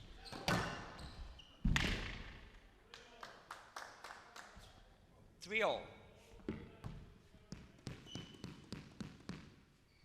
Yeah, absolutely. I mean, he's a balance mover, isn't he? But he's not the most nimble of guys. Obviously, being tall and build that he is, that's why he's so good in other areas with the racket and controls his opponent, doesn't he, Waller? Exactly. Yeah, he protects his movement. Yeah, Doesn't he, with he the does. kind of squash he plays and dominating around that middle.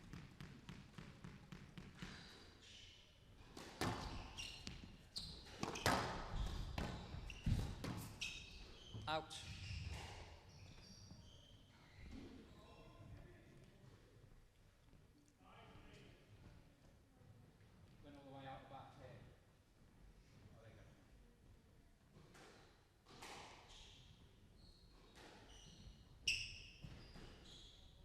Thank you. Left box. Players no longer having to go off court and find the ball themselves. I was just thinking the same thing. It's, 5-3. another happy product of the newer times.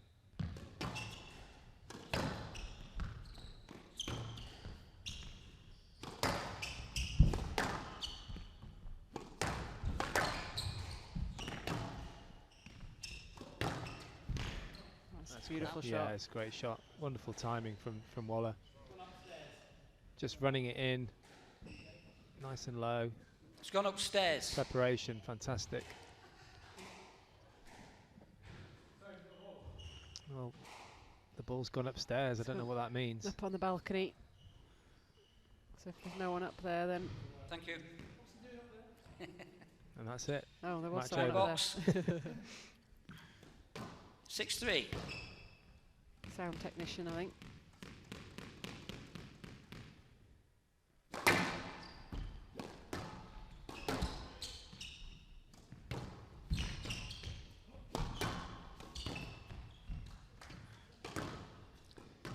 Very Very quick turnaround in this game.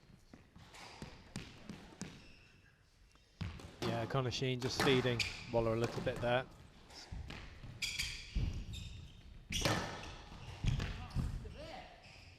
And out. Got him on the move there. 4-7. From corner to corner.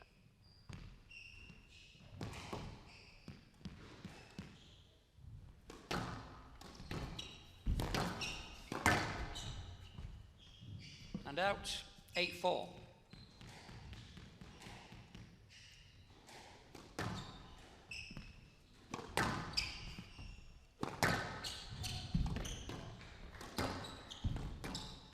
Out. Well, big loss of Left focus box. from Sheen. He's enabled Waller to put 9-4. quick points on the board. The big lead now in the second game. Yeah, I think he just might be blowing a little bit here. Think? Yeah, just with the, as I say, he's been working a full-time job in the last few months and 10-4. trying to Game play ball. on top, and that's not easy. It's hard enough when you're training full-time. So 6 game balls now for Waller.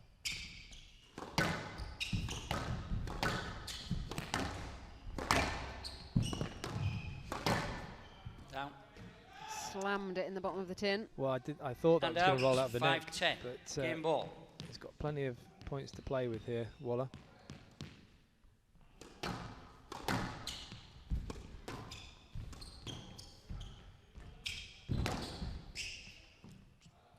Still to Sheen. 6-10. Game ball.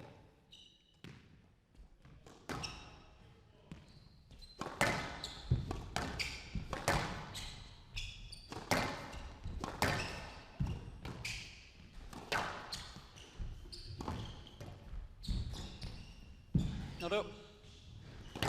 There it is. 11-6. Game to Waller. Waller leads. 2 games still up. Waller takes that second game. So 25 minutes of play so far. Adrian Waller leading 2 games to love.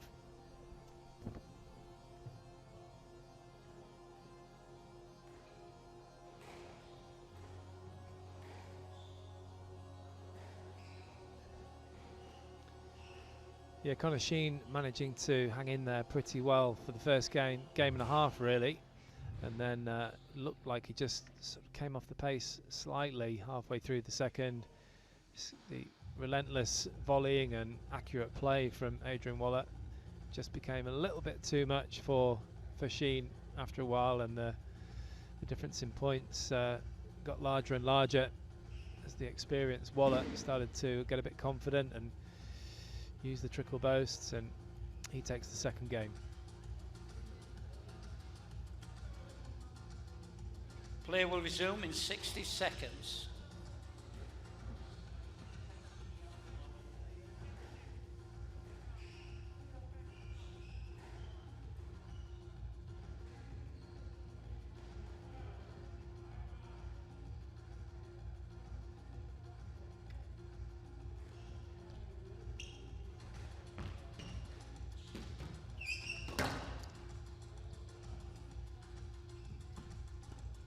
Play will resume in 30 seconds.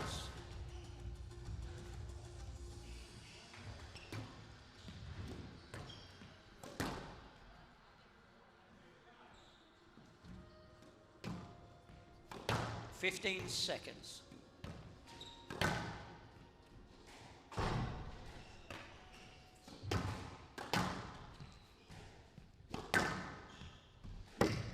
Waller leads, 2 games still love.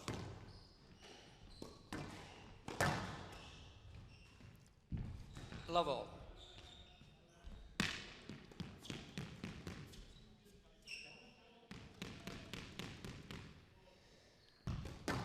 A big test now again for Connor Sheen. See if he's got anything left in the tank.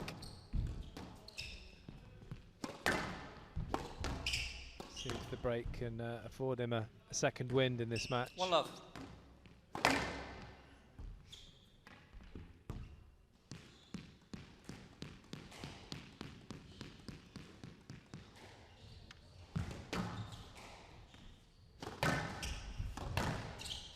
Just had a little peek over on the other court. The match is obviously going on the traditional court as well. Looks very bouncy on there. And very warm, I would imagine. Yeah. Yeah, George Parker is very sweaty. Thank you. Looking like it might go to 1-1 over there. Yeah, Parker's 1-love up, isn't he? But down in the second.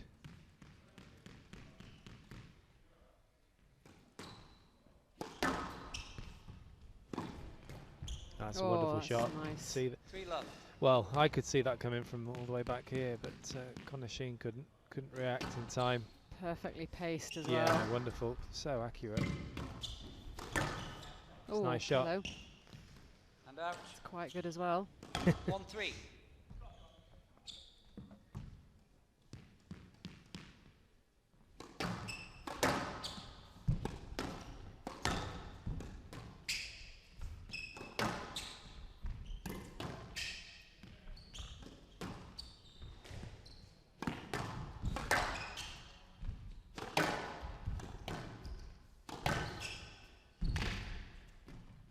Chance here for Sheen. It's a good hold, but not quite enough quality on the drop shot. Yeah, Waller read it as well. He read the hold. 4-1. Yeah, put himself under pressure there, didn't he?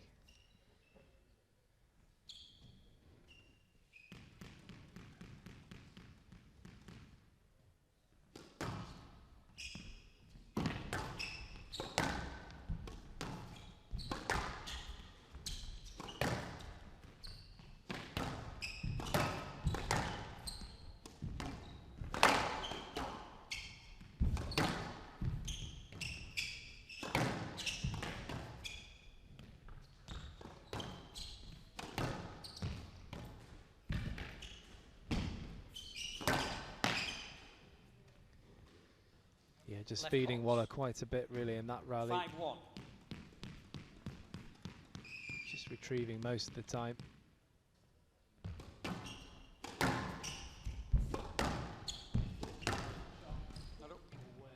And Nice out. shot, just disappeared, didn't it? 2-5. Just flattened the racket head on that backhand.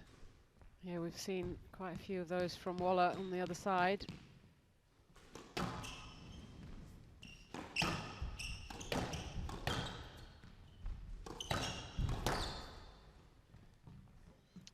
Down. 3-5.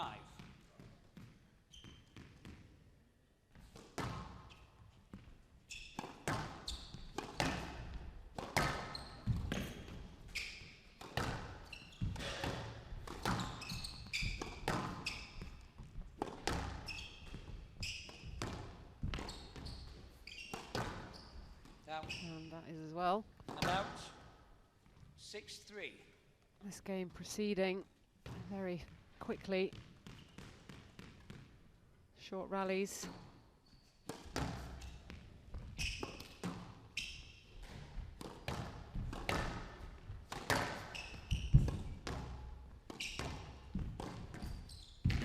Down.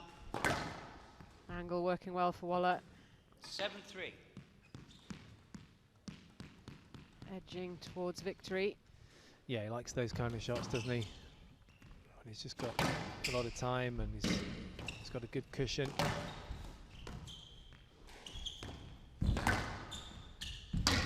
That's great width. 8-3.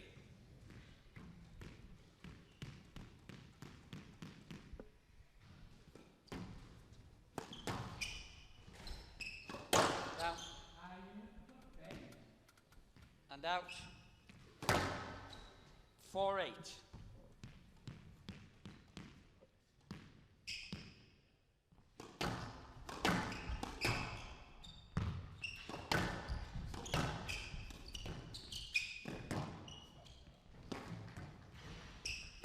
Five-8.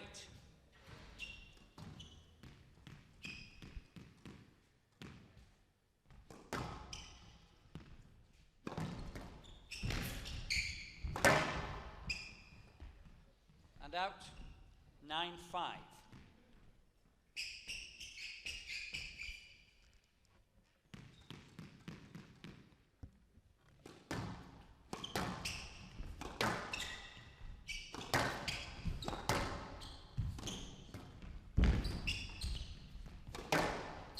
That's a really good line there from And out. Connor Sheen.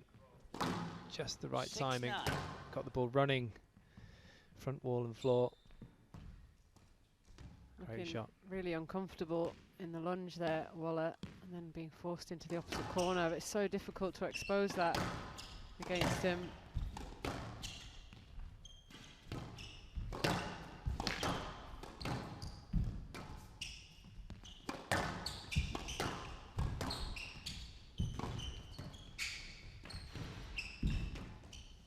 Out. So the And lift out. going out, and that 10-6, hands match ball. Adrian Waller 4 match balls.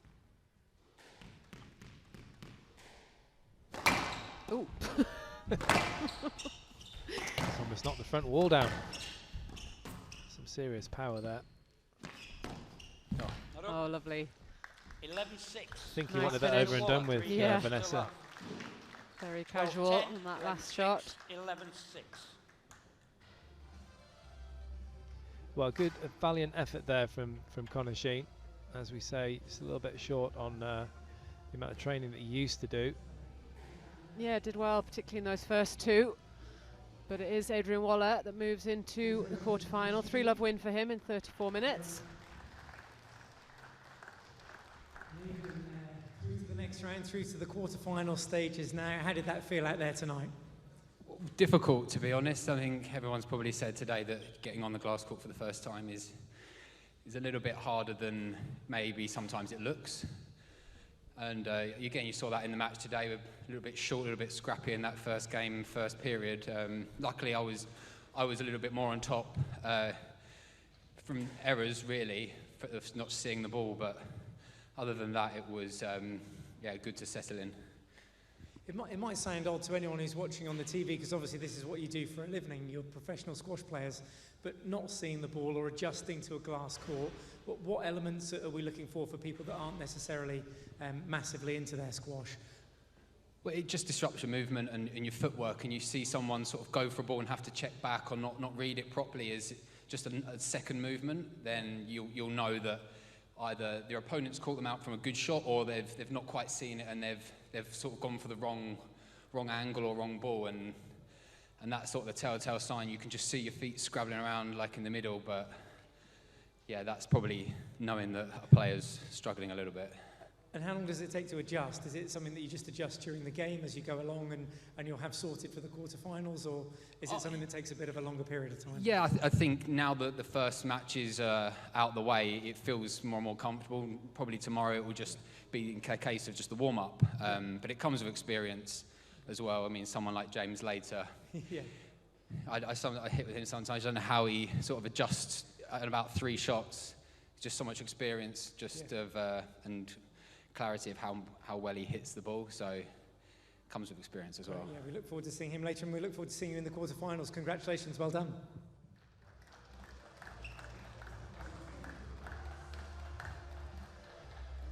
Yeah, Adrian Waller there just describing his match and the difficulties sometimes of playing on the glass court, even for professional players. But it was a good effort from Connor Sheen in this match. To say, possibly a little bit short in terms of the training, having to take a full-time job during the pandemic, but gave a good account of himself against a quality player with lots of experience. Adrian Waller just started to pull away halfway through the second and get very, very confident. So 3-love Waller. Well, 2 more matches to go. And next up is Sarah Neum. She's up against the number 2 seed Tesney Evans. That's coming up shortly. That is the 7:30 match. So we're a bit behind schedule. So don't go away.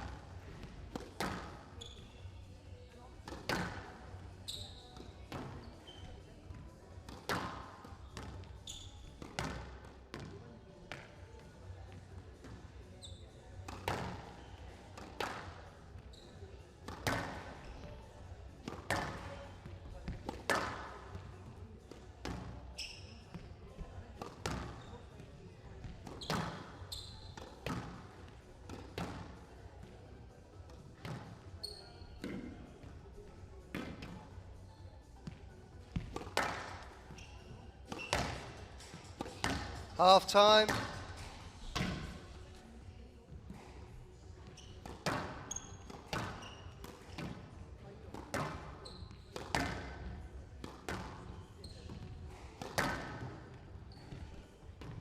So our penultimate match of the evening coming up, and it is the number 2 seed Tesni Evans taking on the youngster Saran Nagim.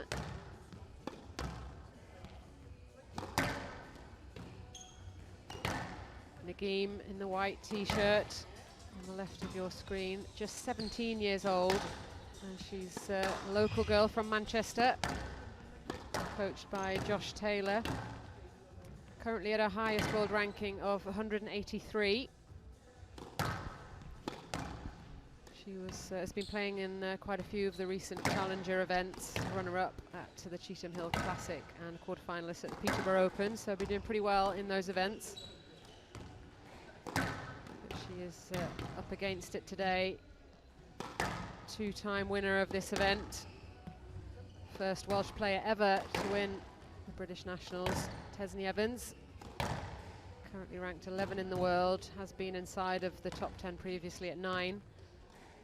Won this event in 2018 and 2019.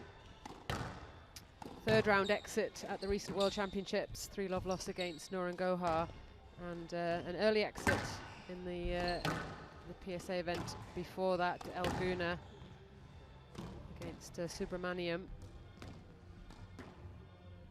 So trying to get back to the kind of form that had her into the final of the Manchester Open. I think that was in 2019, must have been. Yeah, Time. Picked up an injury, didn't she, to the TOC in 220. Rolled over on her ankle. And a struggle to get back to full form a little bit, but obviously there hasn't been a sort of a full schedule of tournaments. It's been very broken up.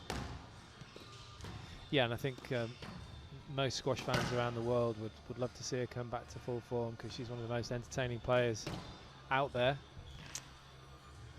Even when she's not playing so well, it's some of the comments that come out are quite amusing, and when she's playing well, she's a fantastic player. She's got all the shots in the book, Tesni Evans, and she's got all the qualities as well, very gutsy and mentally tough.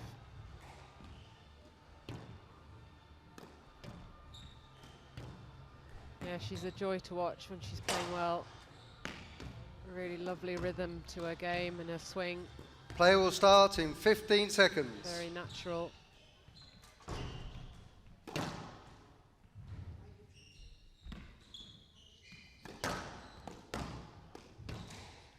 British National Championships 2021. Women's round 1 match.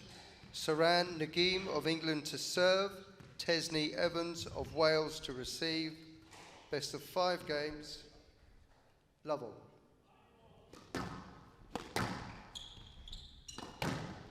Well, Nagim, if I'm pronouncing it correctly, seems quite languid as well, actually, her style, nice and relaxed. Hand out. She's got that hair which we thought might get tied up, but it's not. So obviously she's used to playing like that. People talk about Shabini as well, don't they? She never ties her hair up, and she's doing okay.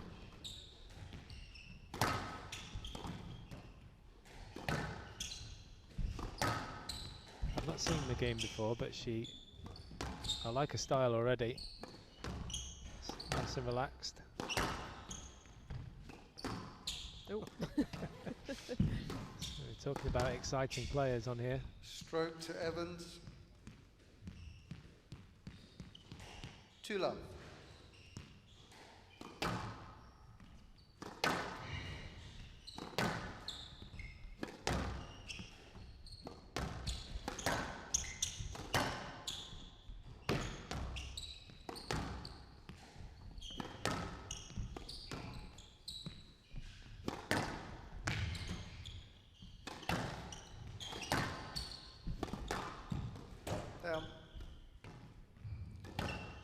Hand out.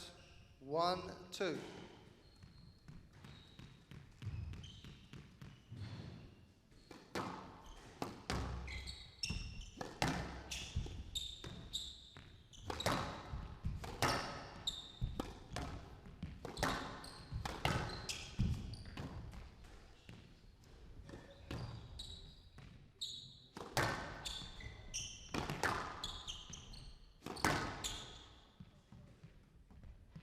Hand out, 3-1.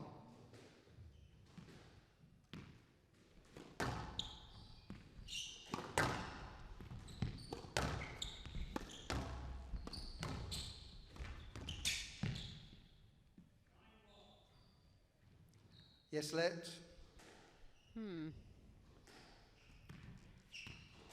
3-1. Just wanting to get on with it, I think. Could easily have reviewed that one. 4-1.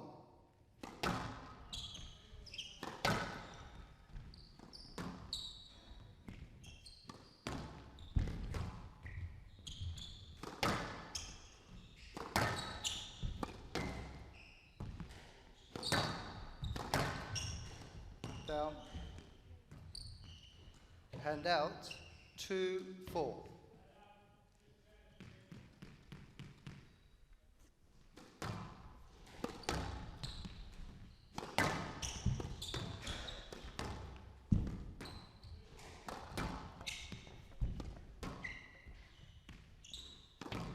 Down. Hand out, 5-2. Well, quite a few errors already from Nagim. Down. And there's another one. 6-2. Yeah, I mean she's only 17. She's the youngest player in this draw. I think including both of the draws actually. It's a great experience for her, especially being a local girl here. 3-6.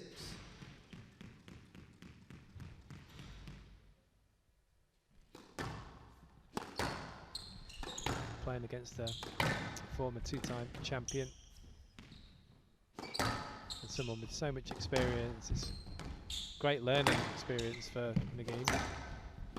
Absolutely. She looks very relaxed, but I'm sure there are some nerves. Hand out, 7-3. People can sort of exhibit nerves in different ways. Some people kind of go hyper, don't they? And others sort of are a bit inhibited by nerves. Yeah. Go within themselves. Well, your legs can turn to jelly, can't they, with nerves? 8-3.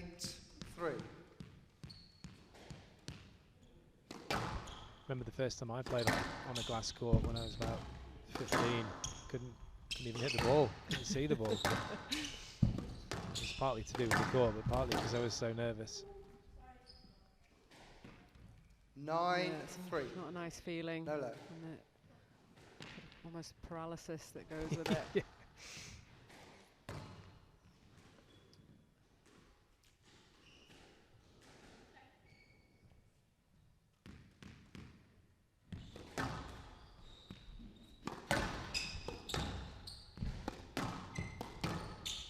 That's a lovely finish. 10-3.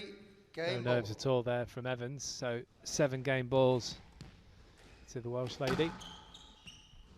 Number 2 seed here. Down. 11-3. Opening game to Evans. For Evans. Evans leads 1 game to love. Makes it 11-3 in no time at all. 6-minute first game. Evans, number 2 seed, leading 1 game to love.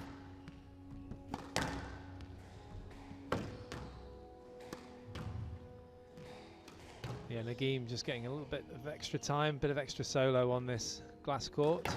But I thought she gave a good account of herself. She's only 17 years of age, as I said earlier, a local girl, and she doesn't look particularly nervous.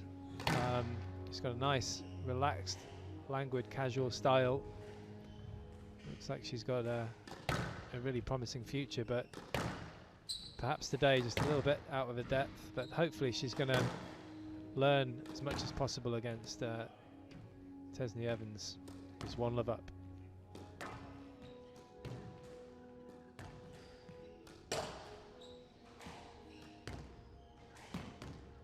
Play will resume in 60 seconds.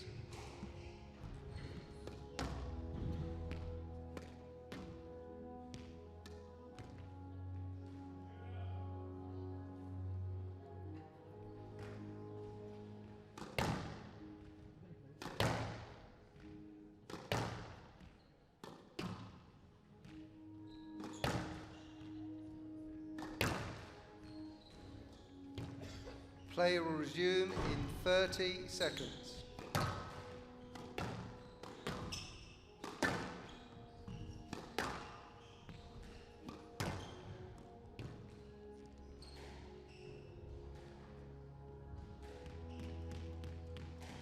Evans leads 1-0. Lovell.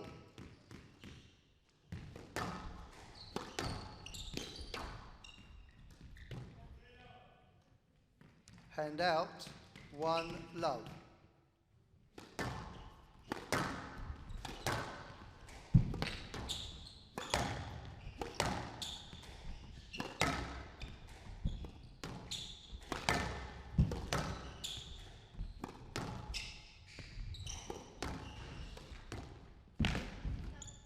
Not up, thank you. 2 love.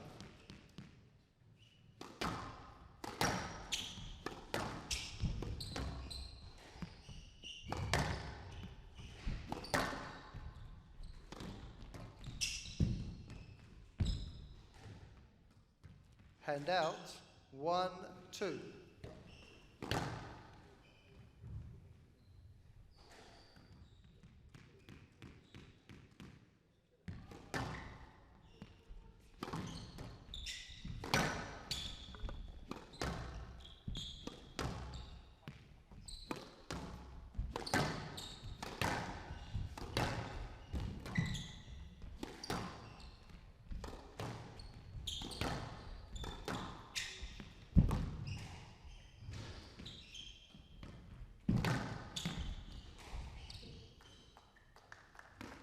Two all.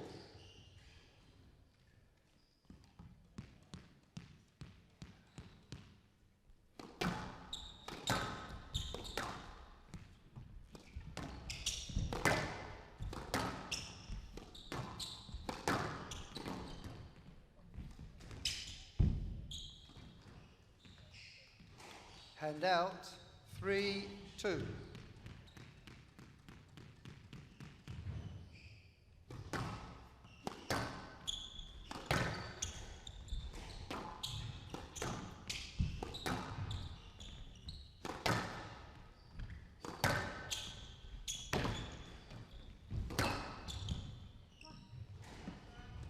Hand out, 3 all.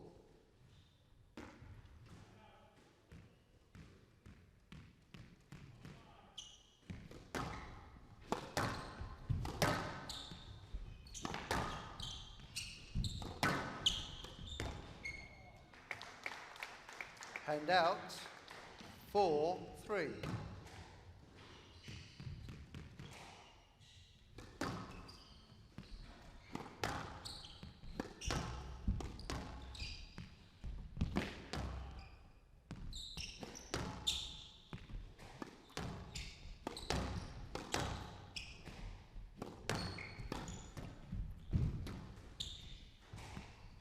Doing well here in the game. She's sticking in. There's been some long rallies. Hand out, Not quite as 4 all. straightforward as it was in the first game.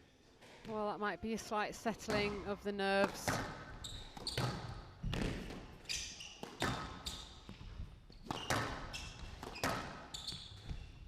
Can be a daunting experience stepping onto this court in a match like this for the first time.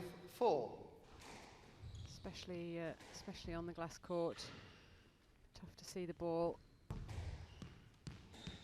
What's the most nervous you've ever been in a match? Were you particularly nervous before that final of the World Championships? Yeah, but at that point I think I was already sort of 28, 29, so I got to the point where the nerves are kind of good nerves. 6-4. You knew how to deal with them. Yeah. And when you've got confidence from your training and your background, it's not quite the same, is it, as when you're 17 or 18? Yeah, but those sort of debilitating nerves that I used to get in, as a junior and then early 20s, that I didn't tend to get that anymore. I think I was actually quite lucky. I did get nervous, but it was more sort of a great shot. It's more sort of excited nerves that would sort of dissipate quite quickly Yeah. within the first few rallies. Excitement just turned Yeah. to pain. Just bouncing around like a lunatic. Hand out, 5-8.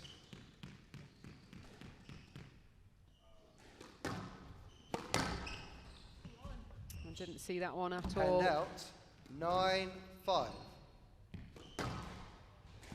After a good start from Nagim, Evans starting to pull away.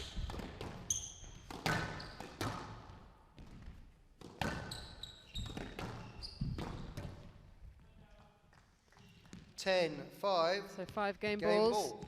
for Evans to take a 2-love lead.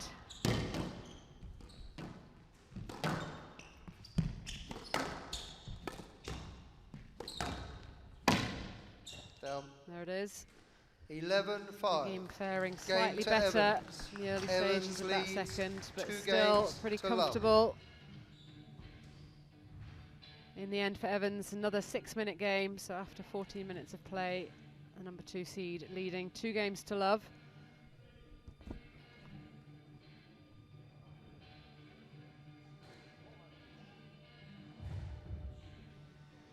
Well, much better effort. Not that Nagim didn't try in the first, but just seemed to make a bit more headway. Although the time, the duration was exactly the same of 6 minutes in the second, but a couple more points and a couple more longer rallies from Nagim. She did seem fairly relaxed. That was a lovely shot from the youngster. She's definitely getting some experience on this court. And she's moving well, and she's got a nice style, a good future ahead of her.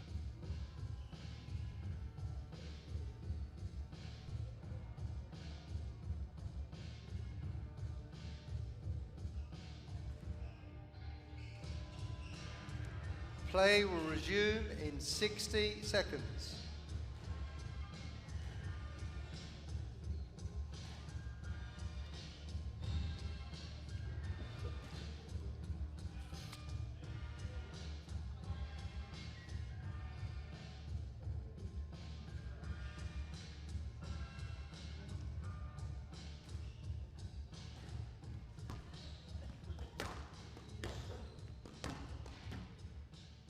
Play will resume in 30 seconds.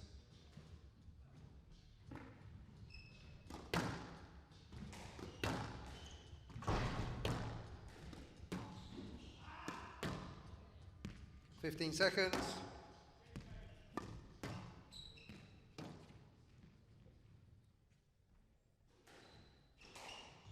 Evans leads 2 games to love. Lovell.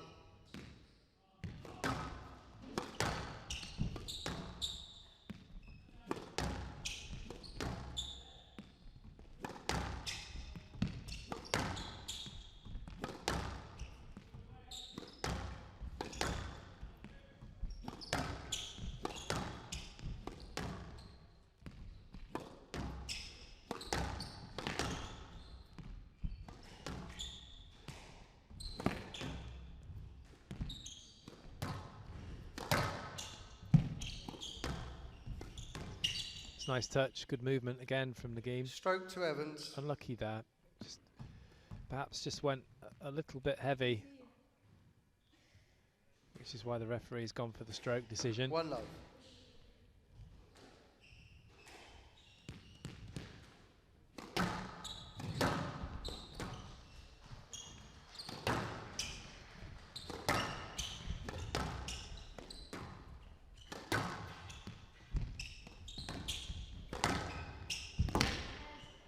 Down. Hand out. Slightly 1 wrong-footed love. there. 1-all, sorry.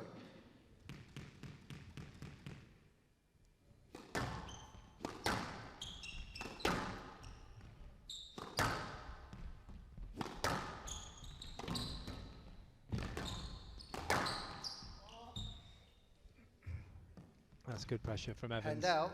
Keeping the pace 2-1. high.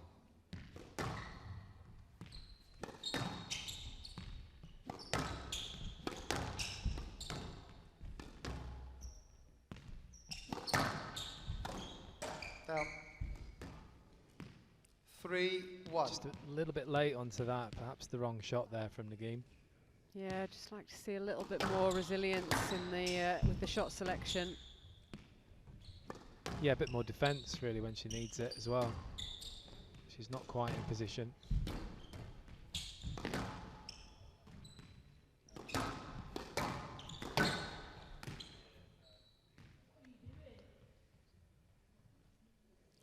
Four, 1.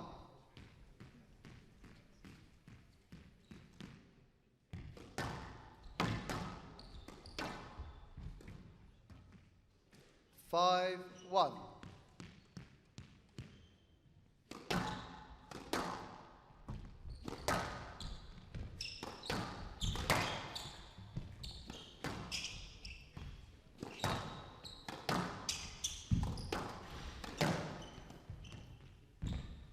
Down.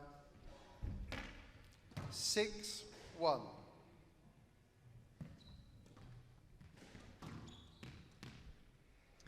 Tesney Evans, the number 2 seed, looking really good here. Down. Yeah, just not enough resilience 7-1. really from the game. Yeah, she looks like she's run out of ideas a little bit here, the 17-year-old.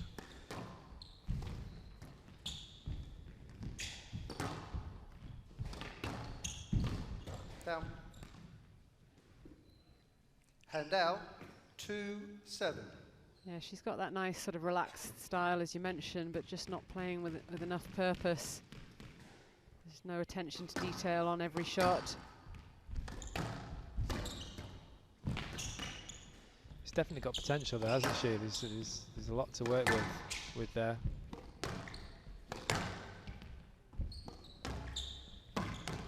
Strikes the ball nicely. That's good improvisation.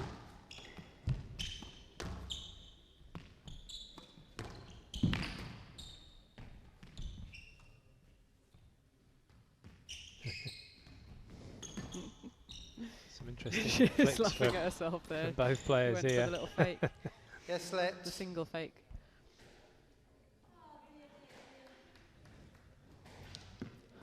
Two, 7. I must admit that was quite an unusual rally.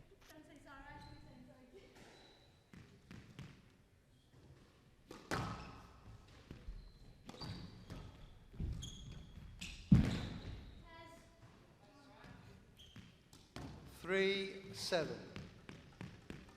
And again, pulling a couple of points back.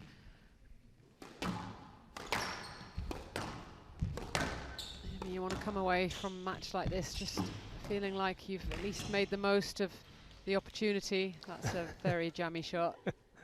I would just take it very I thought quickly. it was okay. 4, Yeah, 7. just a bit of a miss hit there from the game. She'll take it.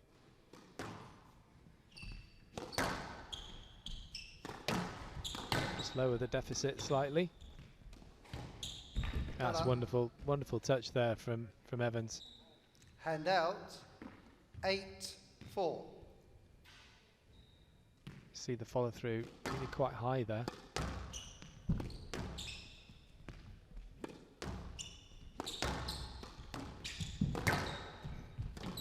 Down. 9, 4. Oh, another poor error from Nagim. Oh, it's a giveaway from Evans. Hand out. 5, 9.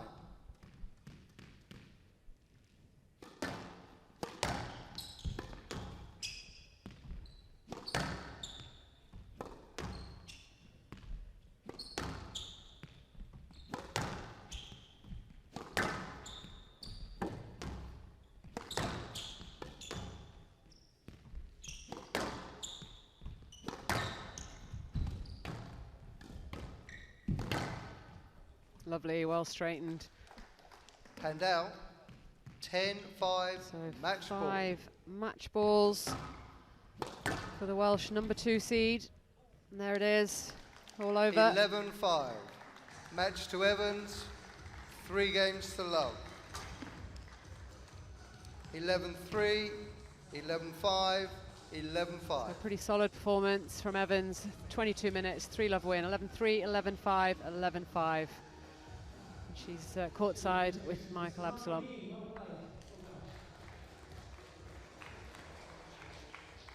I was passing it back to you. How was that for you, Tesney? Always nice to get the first one under the belt. I know you're a two-time champion here as well, so it must be good to get the campaign off with a winning start. Yeah, definitely. I love this court. I love being back here.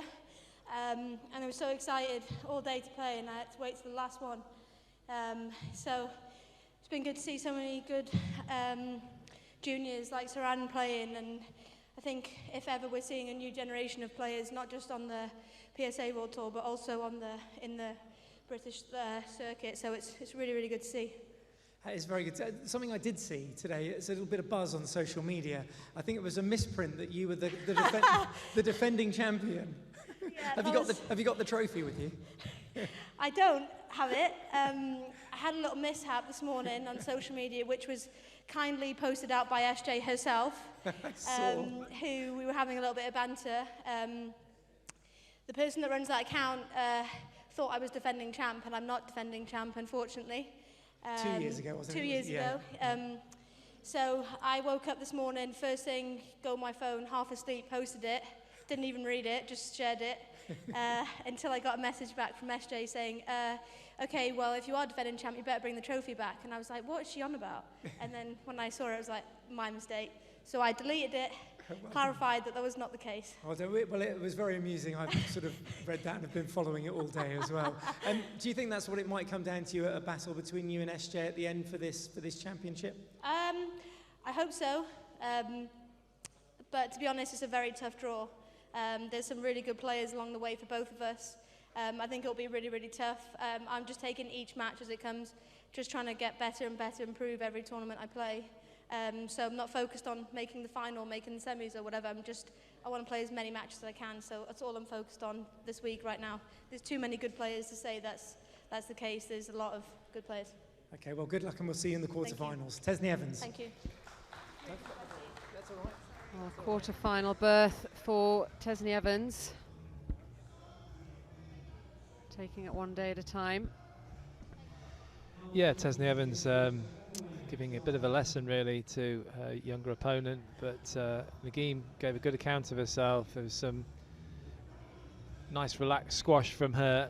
We were saying that she's got a really languid style, but perhaps in the future could be a little bit more positive on there. But there was a gulf in class, and against a two-time former champion, Tesney Evans, a former top 10 player, it's going to be very, very difficult, but hopefully lessons learned for this promising young player. Well, we're nearly there. One more match to go, and it is the defending champion, James Willstrop, number 2 seed, up against Miles Jenkins, and that will be up shortly.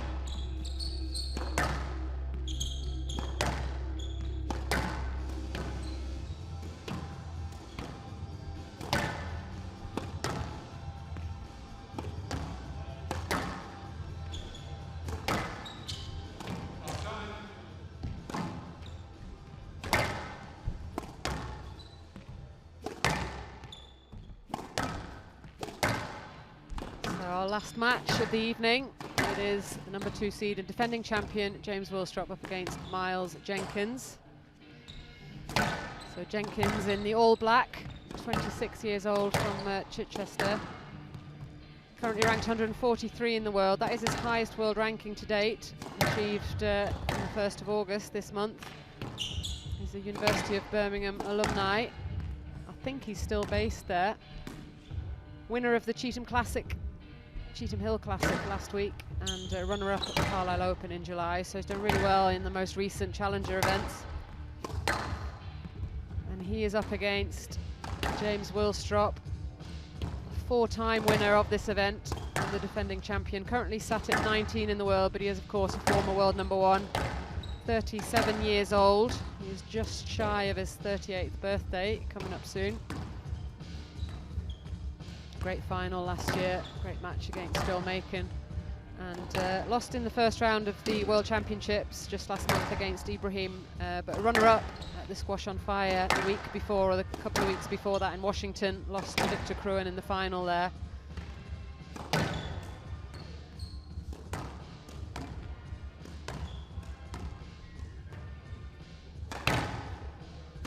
So what do you make of this one, Parky? Obviously, Willstrop, strong favourite on paper. You're maybe a little bit more familiar with Jenkins than I am. Well, a bit more. I've seen him a few times, but it's sort of pre-pandemic. You know, in league matches, he was playing Yorkshire League. He was playing a bit for, I think it was Barnsley. So I saw him have a couple of battles with people like Mark Fuller, who he was pretty close with at that time. So it's difficult to say now. You don't know how much he's training. I haven't really seen him this year even, but I know he's a decent player. He can play. He knows his way around the court. James is big favourite for this match and one of the favourites for the event. But I think Miles will give him a good run.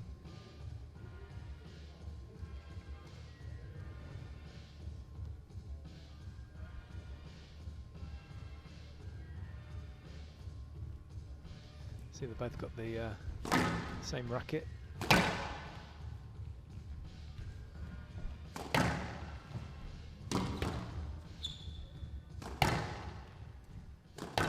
Yeah, 2 unsquashable players. Oh,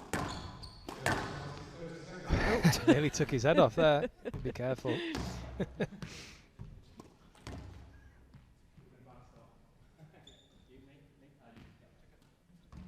That wouldn't be a good start to the event for Willstrop. I don't think it would be a good start for Jenkins either. James Willstrop of England to serve, Miles Jenkins of England to receive.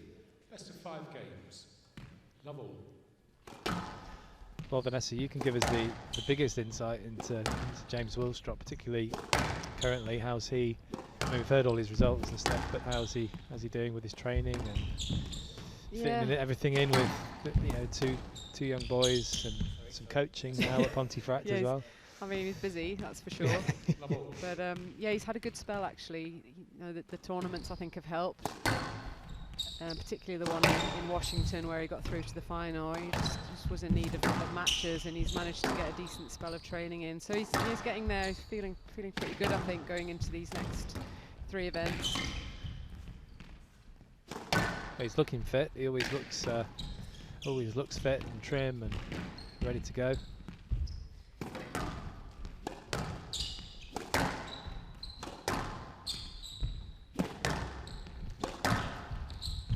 Of course, known as the marksman around the squash world. Nice finish there from Jenkins. Yeah, I mean, we talk a lot about sort of playing with purpose and attention to detail, and I think James is one player to watch if you want to learn how to do that. You know, every shot sort of has something on it. Yeah, he doesn't waste any shots, does he? And he's practiced. He practices so well. And really thinks about every shot, and he has done since he was so high. No, it's probably a bit higher than that actually. When he was 3.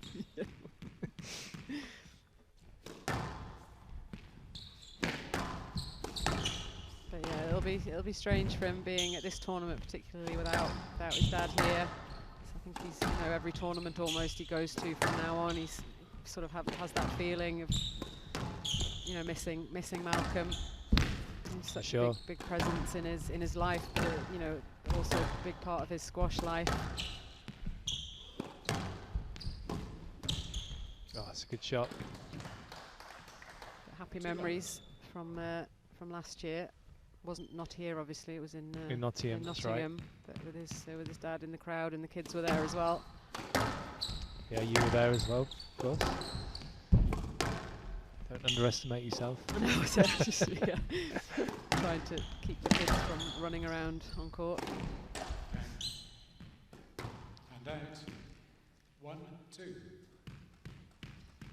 Yeah, it was a good one, wasn't it, for him as well, because it'd been a long time since he'd picked up that title. Now going for potentially his 4th. Is that right? Or is he's going for his 5th. No, going for his 5th. Sorry.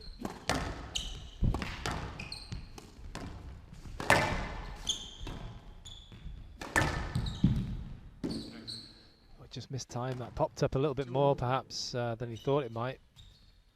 Jenkins.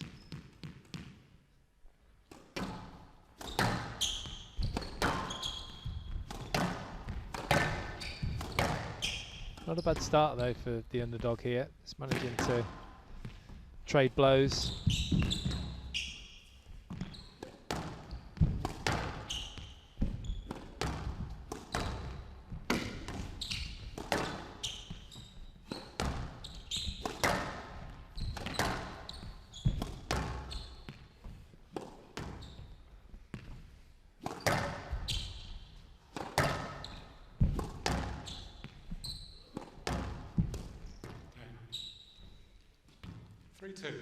Right side.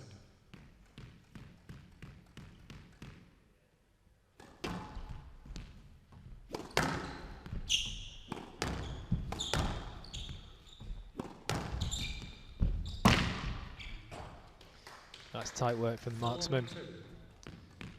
Loves that backhand side.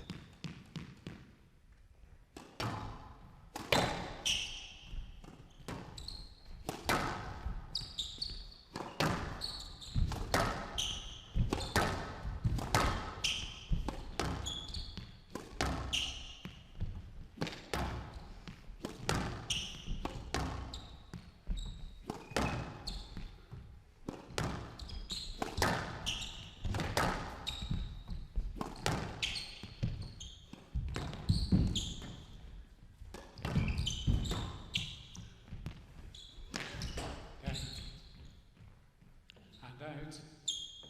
3-4.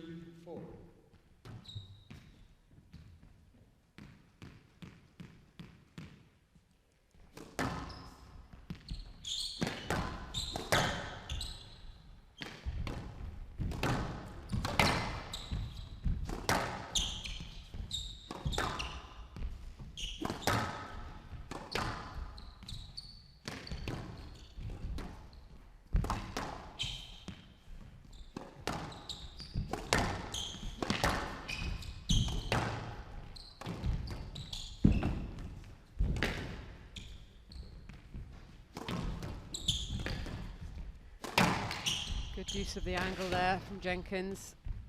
Yeah, it's a pretty good start, to be honest, from him. It's not looking overawed on there. Yes, Claire. 3-4.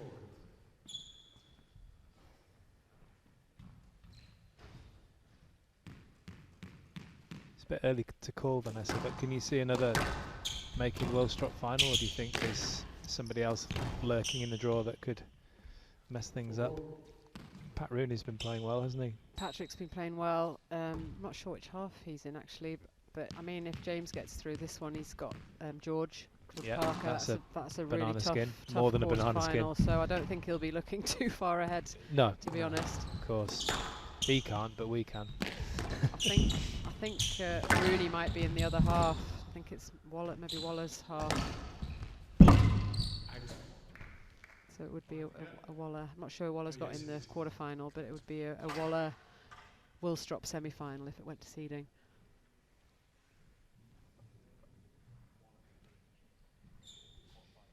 Oh, sorry, got that wrong. So it's Waller against Rooney. Again, Waller is seeded to win that one, but that's a very tough quarter-final for Waller. Yeah, definitely.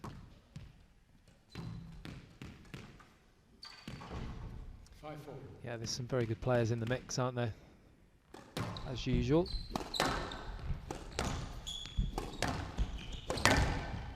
Oh, that's severe. That is really severe. 6-4. The backhand side from Willstrop.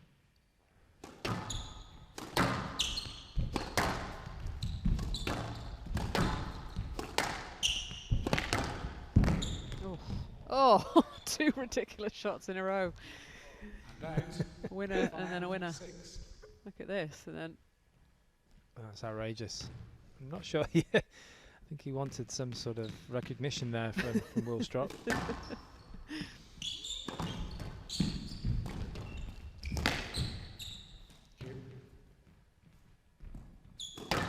6-all.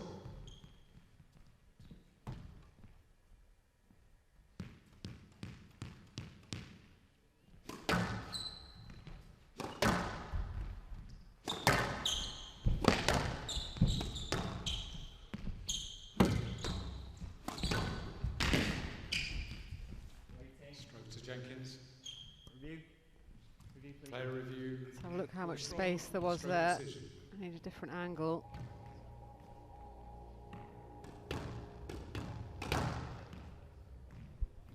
Yep.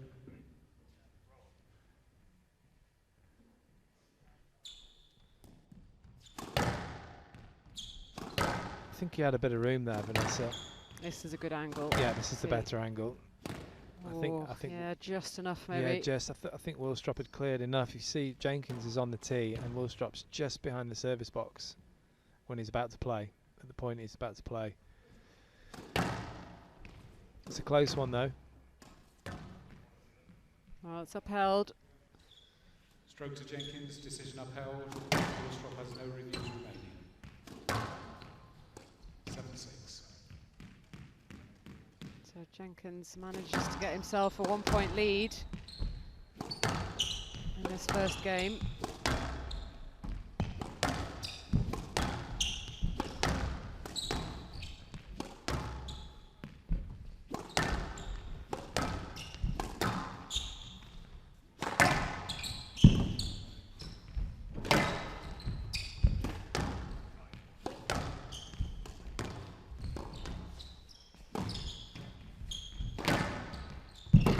Well, he's doing really well to stay with Willstrop on that backhand side. 7-all.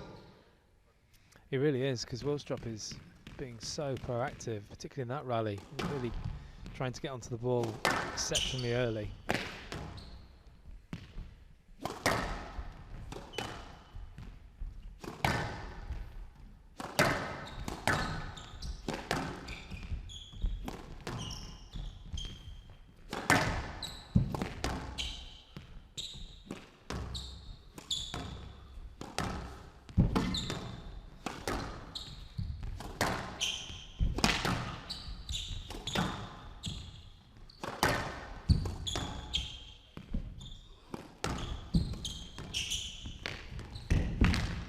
Nice. One of his favourite areas. Yeah, favourite shot. 8-7. Perfectly executed.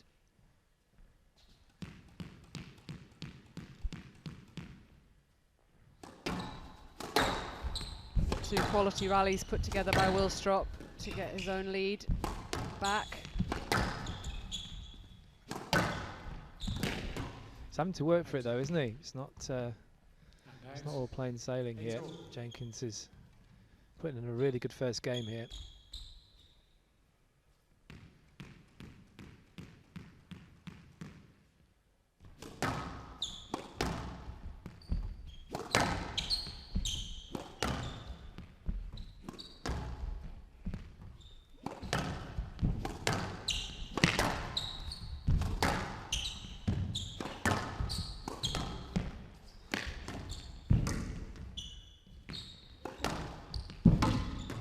Good hold from Willstrop.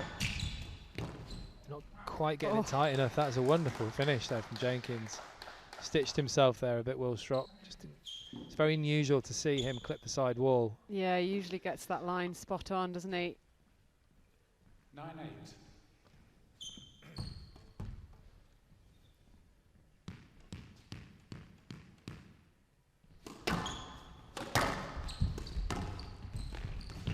That's a stroke. Strokes to Jenkins. Just missing a few targets at the end of this game, Willstrop. 2 game balls for Jenkins.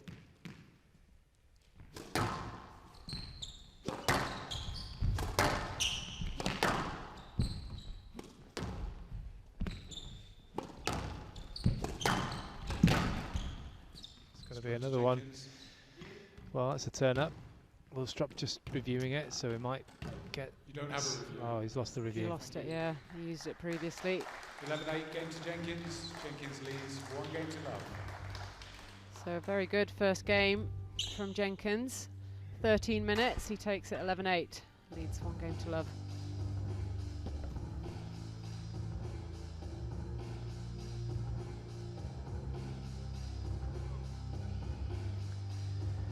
Well, a bit of a turn up for the books in that first game. Very good performance from Miles Jenkins. Really pushed hard and withstood a lot of pressure from Willstrop, who was also playing well. We've seen in a few of the highlights here some fantastic backhand winners from Willstrop and responses from Jenkins. But one thing's for sure, the marksman won't panic too much. He's got too much experience to be too bothered about a first game loss, and he'll certainly have a response.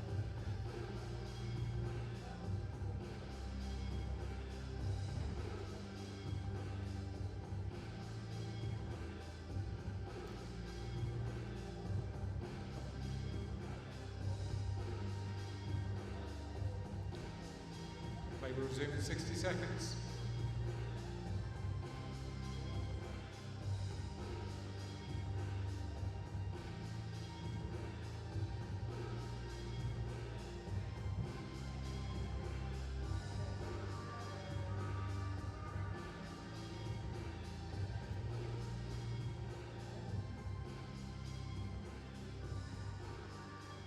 Resume in 30 seconds.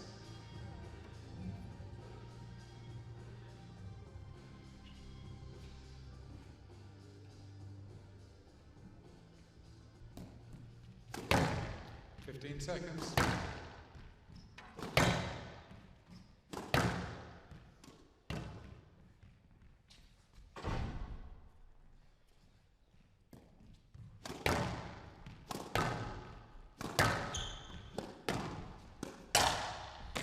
Jenkins leads 1 game to love. Love all.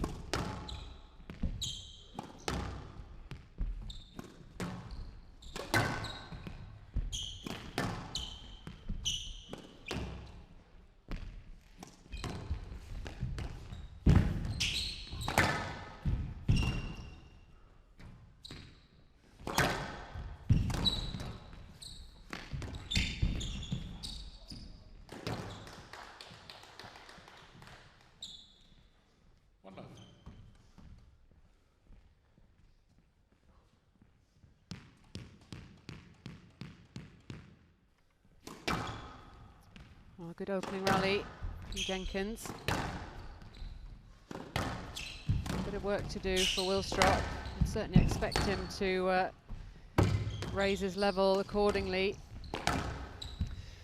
Well, we were just saying, weren't we, that I don't think Willstrop was playing too badly up to about 8-all, but just messed up a few right at the end, didn't he? Which is unlike him, but he'll definitely pick it up.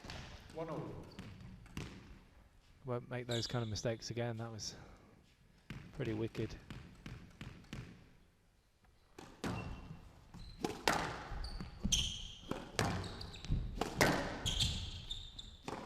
Fair play to Miles Jenkins though. He's really not looking overawed and keeping the pace quite high. That was a little short. width not quite good enough and punished by Willstrop.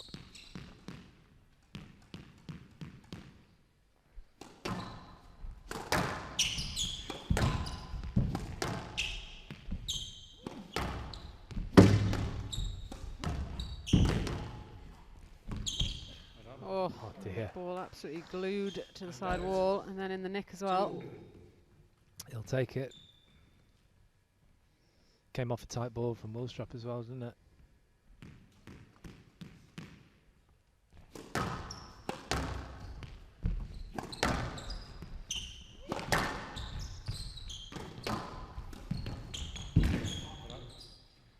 Just slightly knocked off his line there, but 3-2.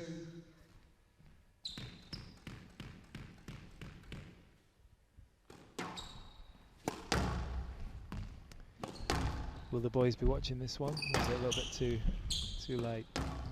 no, they'll be in bed. They better be. I know your mum will be watching. Mum will definitely be watching. She's Watch watched TV, every super fan. match, I think. Yeah.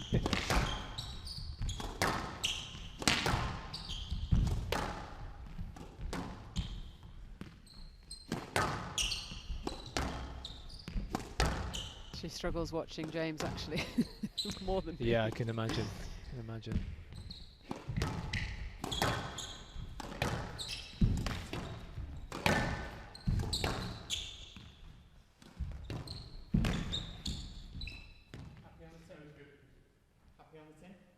Yes.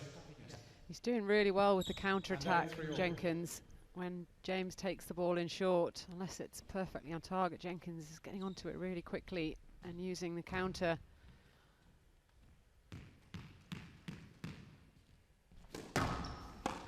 Oh, I just had a text through from Mum that Logan is watching, so he's having a late night. Get to bed, Logie Bear. He wants to watch his dad turn this around. See how you come back from a one-game deficit. Yeah.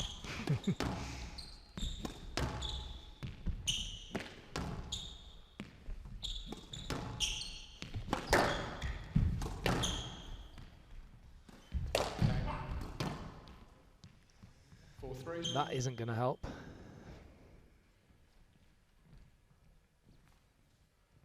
But the rallies are long, aren't there? And Jenkins is not making mistakes himself. Looks like that they're his tactics to, I think, to keep the rallies long.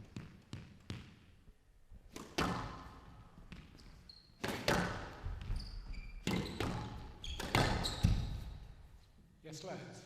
Oof, just enough space. 4-3.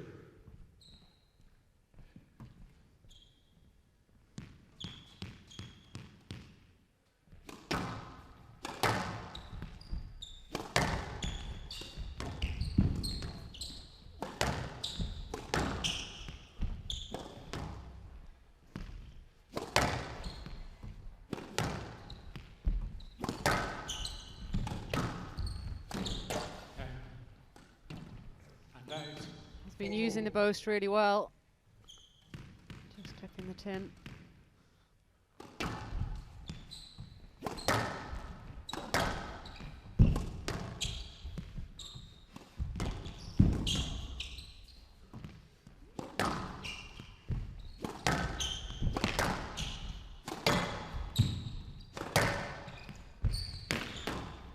Out. 5-4.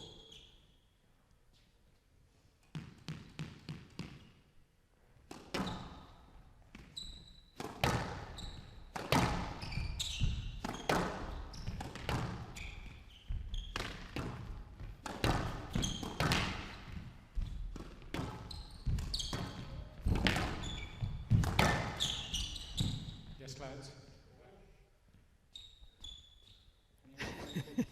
Shall I review? No, I think he needs to make just a little bit more effort. He needed to make a little bit more clearance. Left side. 5-4 left side.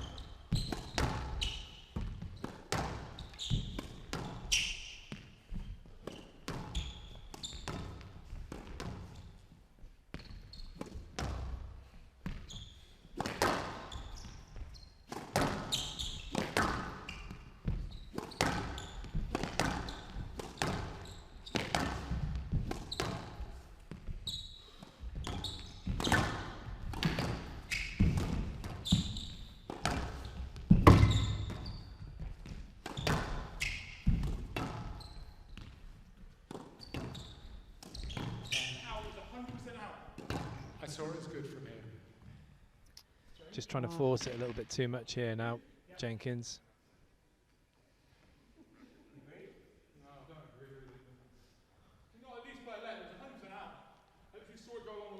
No, I saw it as good, and it can't be checked on the monitors. 6-4. Very difficult to tell from our position. Yeah, no review on the outline, unfortunately, for Jenkins, who was absolutely convinced. Players often are convinced, aren't they? Yeah. I was always so convinced when I was on court. It's embarrassing when you watch it back though, isn't it? I never had to go through that humiliation. 7-4.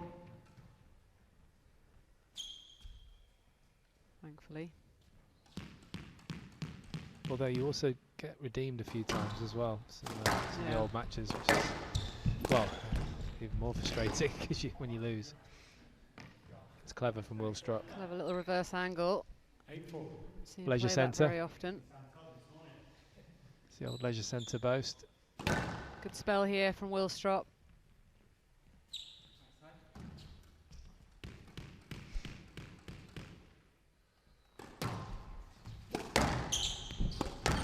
Well, it's taken quite some time, and that's all credit to Jenkins, but Will Strop's been persistent.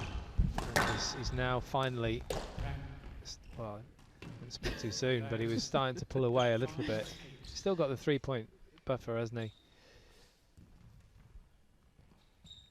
But it has taken quite a long time.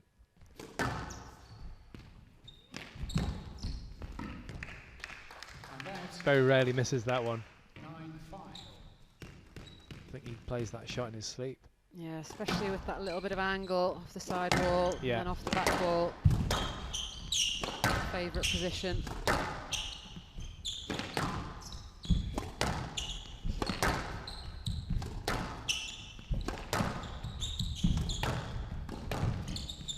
Yeah, he got him. Hold. Got him going forward, didn't he? Subtle hold. Yeah, wry smile from Jenkins. So that's 5 game balls for Will Strop to equalise here.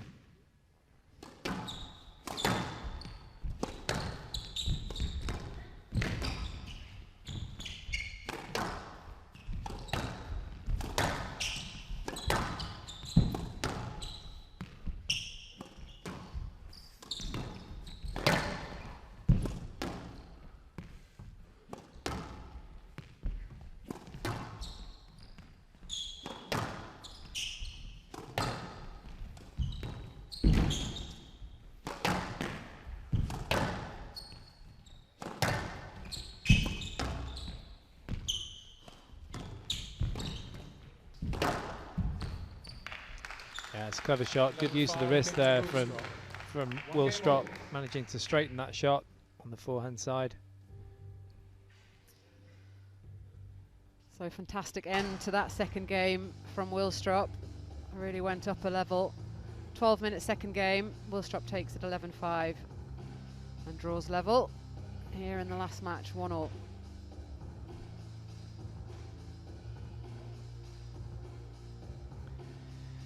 Yeah, I think it was just a question of tidying up his game a little bit. Will Strop, as we said, he didn't play particularly badly in the first.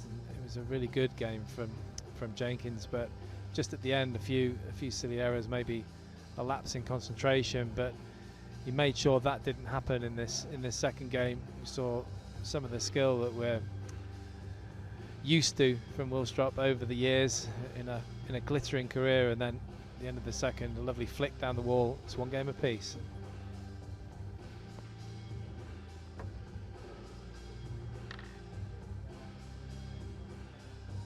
Play will resume in 60 seconds.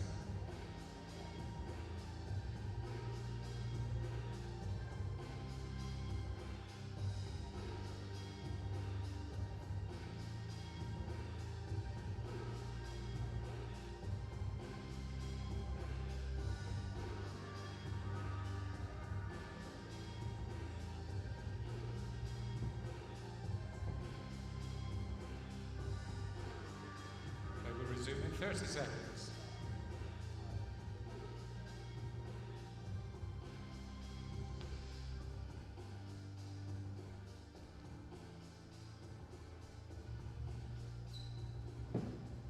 seconds.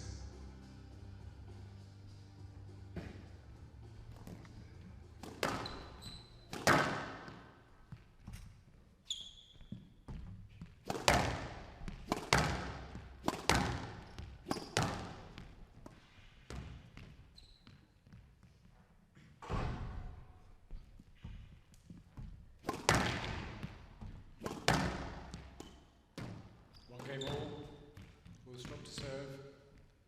Love all.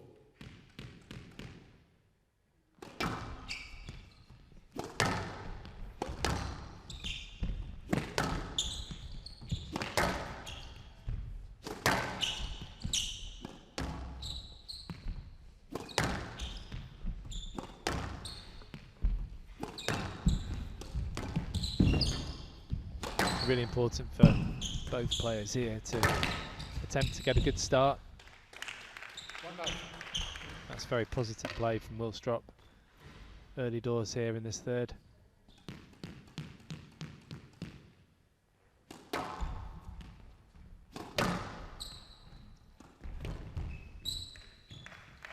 low.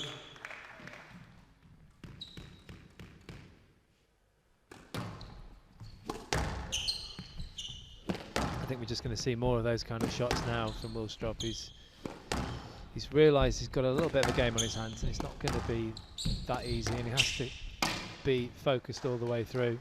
Yeah, well, it's just you know that ability to stay composed. I think he obviously recognised that Jenkins was possibly playing, you know, above his level almost in that first game. You know, often this sort of situation will bring the best out of a player, that the underdog, the player that's not expected to get through.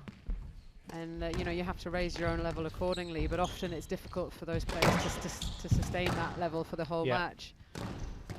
So you have to just stick with it. And out, 3-1. And sort of have faith that if you produce the quality, that eventually it will, you know, you'll get the result. Sometimes it takes a bit longer.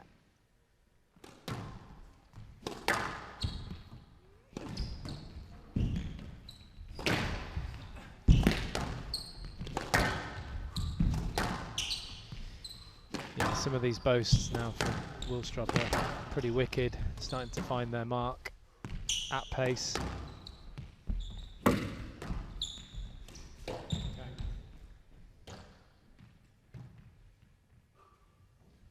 out, 2-3.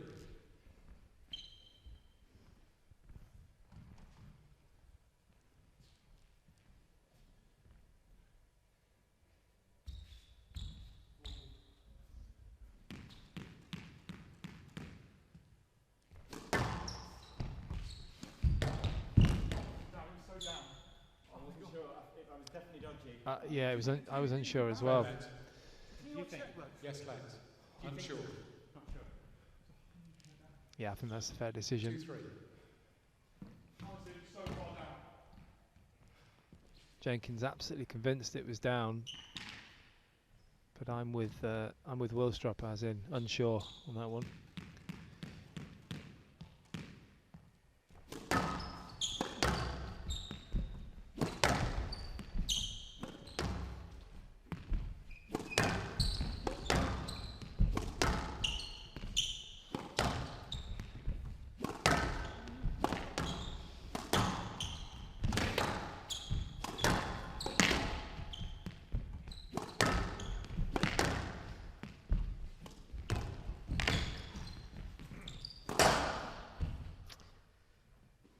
Just on a slightly different note, Vanessa, talking about attire. Can you tell me why Jenkins' shorts are so tight? I'm glad you brought it up before I did. Hoping he doesn't have to go into a big lunge at any point. Hopefully there's quite a bit of stretch in there. Willstrop shorts are definitely a lot baggier. A bit more old school.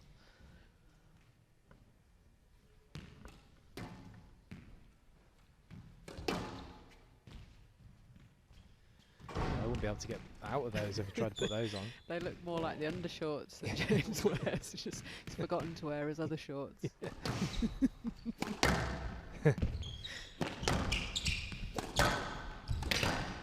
whatever you feel comfortable in. Hello. 5-2.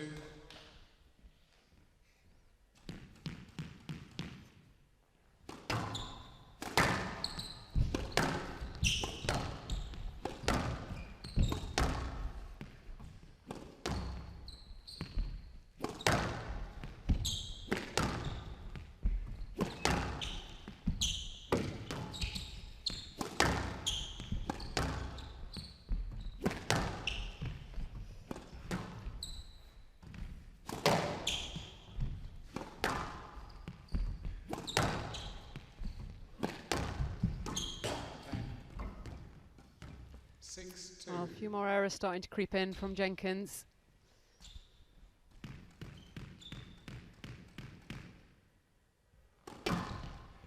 Yeah, as you alluded to earlier, it's just having that patience, isn't it, to be able to break down the player that's perhaps... That is ridiculous.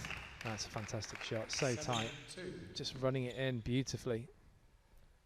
Look at the balance and technique there from Willstrop. Loves that shot. I love watching him play that shot. But yeah, just having the patience to break your opponent down. You know that you've you know, you've got a bit more to your game. Well, he's had to be patient. He's had to stick with it, and it's starting to pay dividends now.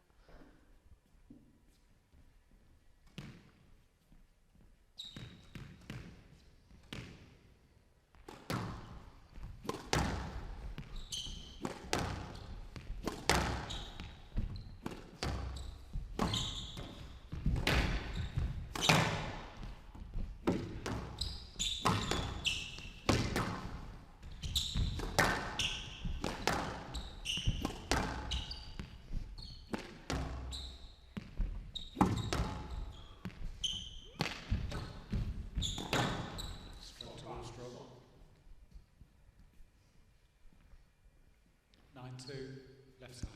So Willstrop opening up a huge lead in this third game. Sorry, Parky. Yeah, and he's just making Jenkins panic a little bit now because he was doing so well, and now he just looks a bit lost at sea. Yeah, he's forcing it. Doesn't know what to do to get back to the levels he had in the first. So 8 game balls for Willstrop.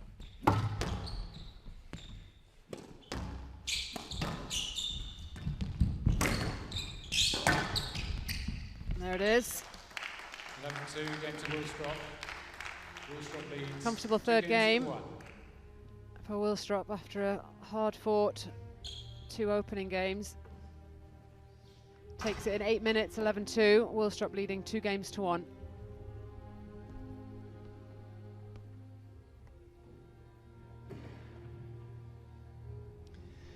Yeah, as we were saying, Willstrop looking a lot more comfortable in that third game, really coming into his own. The patience paid off, and Jenkins started falling off. The wheels started coming off a little bit. He couldn't find the winners, couldn't buy a winner in this third game, and the errors started to creep in too as Willstrop got better and better, more and more accurate, the marksman. And you see things just not working out for Jenkins anymore. An 11-2 third game.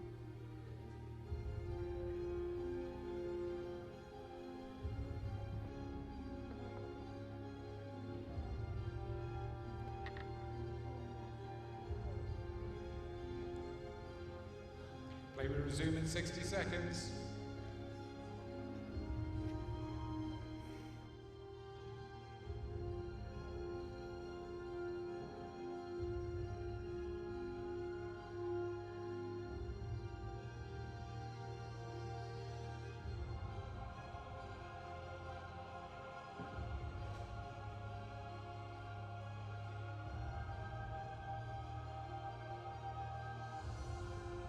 We'll resume in 30 seconds.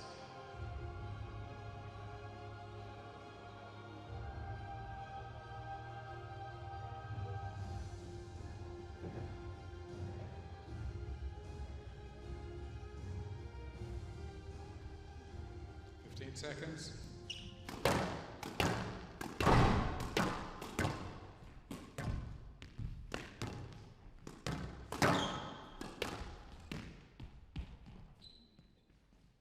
Willstrop leads 2 games to 1. Willstrop to serve. Love all.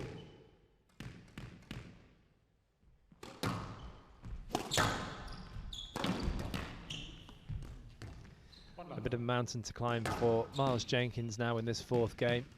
He's playing against a newly confident Willstrop in this match.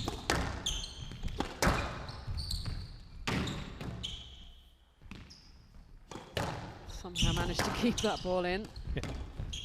But yeah, it's just, even though it's so 2-1, isn't it? But it's the momentum, a huge momentum shift.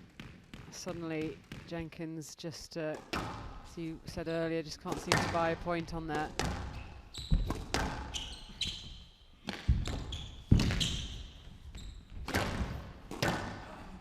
He went for it. And out. 1-2. He missed that one by quite a bit, actually. Left himself completely stranded. It's unusual.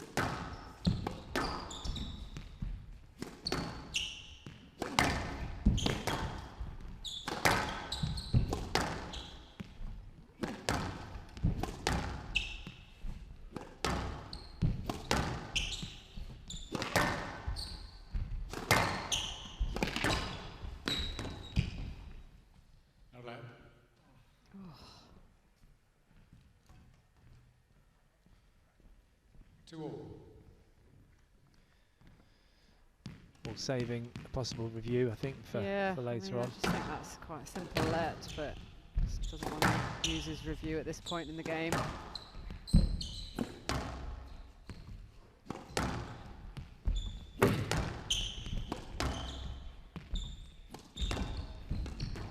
referees have been very unwilling to give lets so far in this tournament. Yes, lad. 2-2.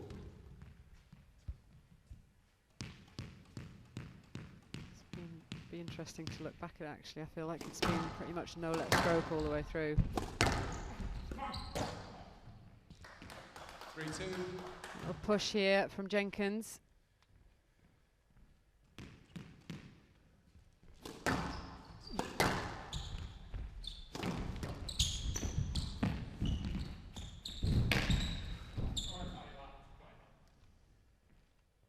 Yes, lads.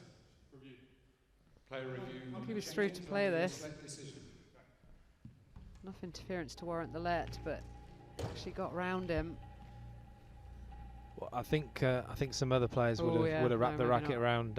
Yeah, true. You know, around the back of Willstrop there. Just he didn't get his racket up. Yeah. And that's why he didn't get what he wanted. I mean, the ball was. I mean, that should be a stroke. I think it's pretty loose. You're right.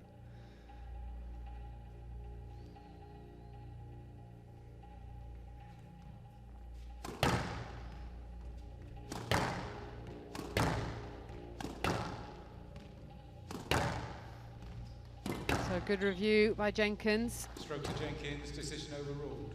Jenkins has 1 review remaining. 4-2 from the left. Not sure what that gesturing was, but don't know whether he means it's the first one he's got. That was a double bounce. Stop. That was his off. Player let. Player let. Pick up. You know that. I know it's down. It's pretty sure probably yours have been out. These points. He's definitely down. Desperately wanted to take it, but just couldn't quite. Couldn't do it. He's too nice a guy. And now 3-4. Still thinking about the ball that he was convinced was out earlier.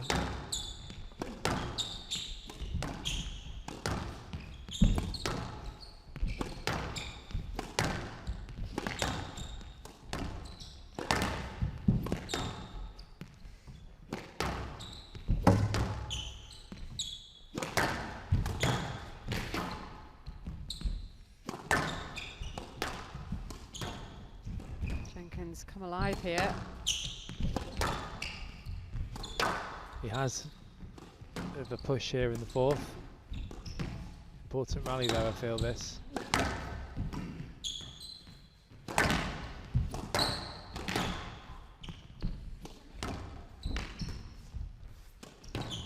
Oh, Lovely Oh, shot. it's a great shot from high up there. Bit of a roar from Jenkins as well. 5-3. It wasn't a bad lob from Wilstrop. Great control there on that forehand volley.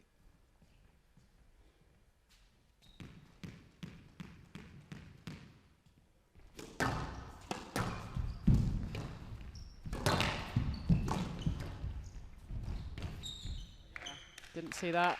And that's 4-5. Yeah, loose boast against Wilstrop and you're in big trouble.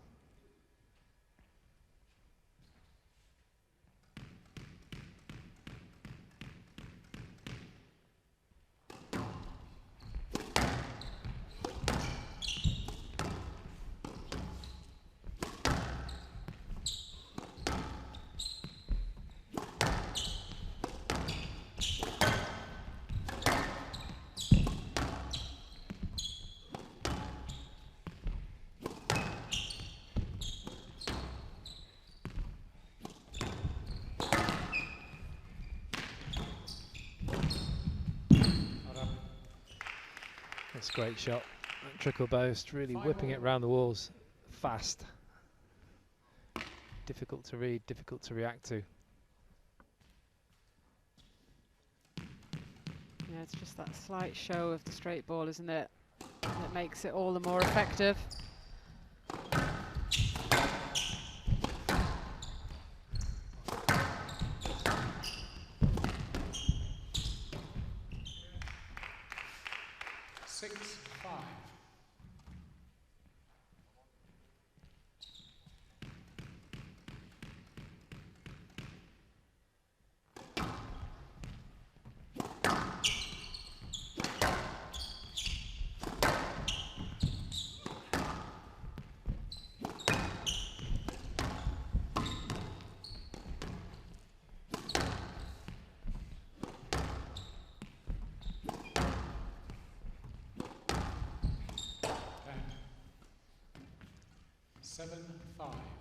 Well, it's been a steady response from Wilstrop after that burst of energy from Jenkins. Left side.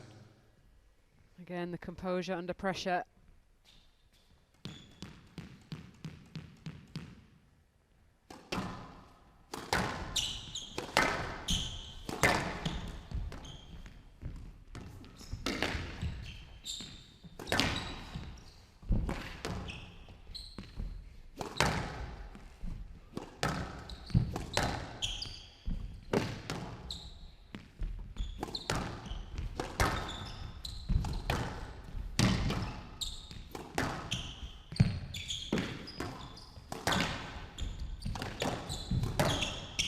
Pressure from Jenkins.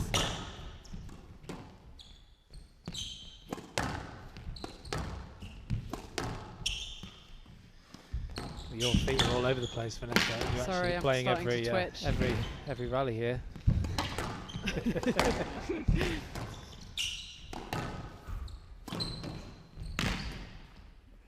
Oh, this is a brutal rally. It is.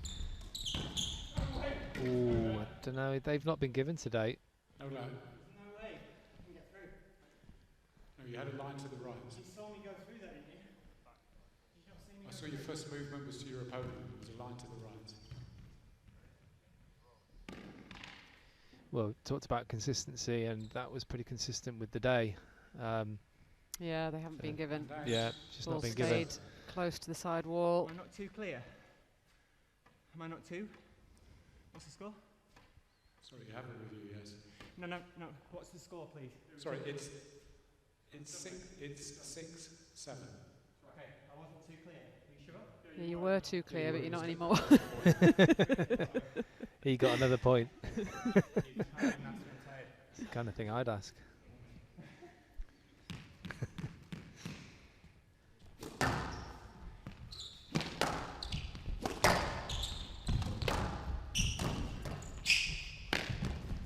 Be careful with those boasts, Jenkins.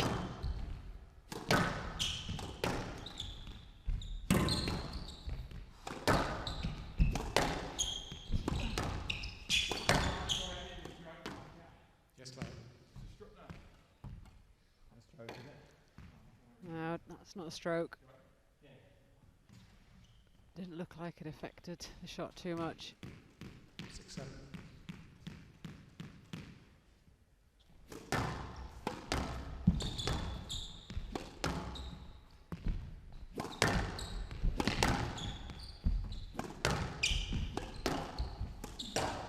Oh, Again, And just out. forcing it a little bit. 8-6.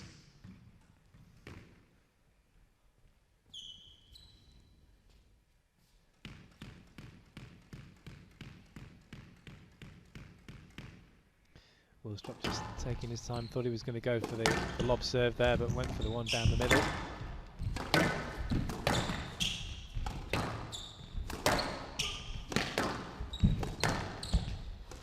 Really good pressure hitting from Jenkins. Again, the boast at the wrong time. Yeah, it's too high as well. He's got away with it from the error from Willstrop. Very rarely misses an opening like that.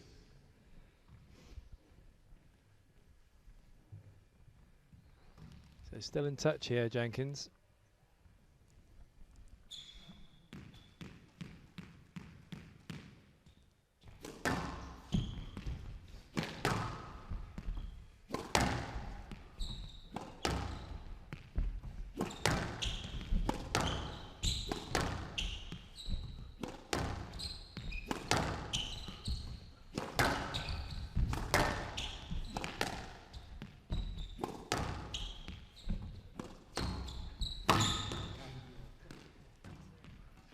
Very helpful error again for Willstrop.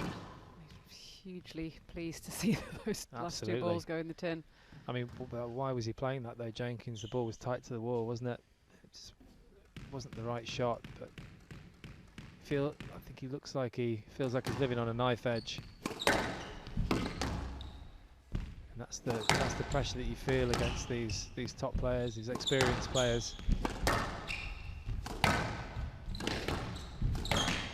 Well, I think you can sense that he's got a bit of work into Willstrop here, and he wants to keep applying the pressure. Yeah, absolutely, and he obviously feels physically okay, Jenkins. He's able to keep the pace up, take the ball early.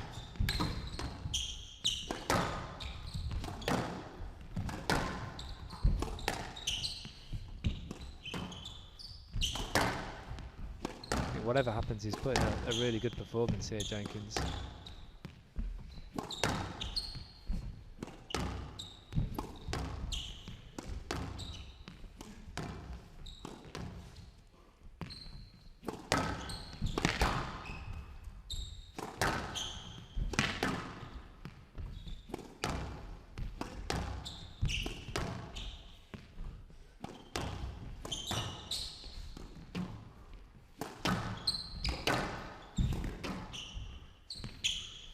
Very long rally here. Someone's breathing very heavily. Not sure who it is.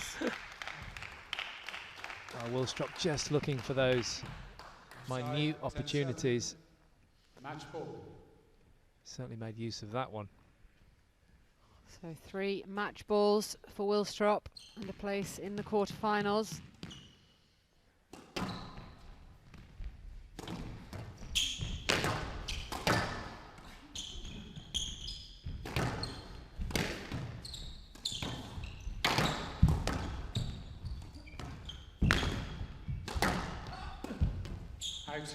Oh. Oh, it's unlucky for Jenkins. He worked so hard in that match, particularly that rally at the end, to just try and stay in it. Fantastic performance from Jenkins. 8-11, 11-5. Pushing 11-2, Willstrop all the 11-7. way throughout that match.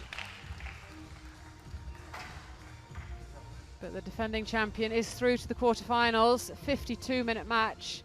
Willstrop takes it 3-1, 8-11, 11-5, 11-2, 11-7. Let's hear from the winner.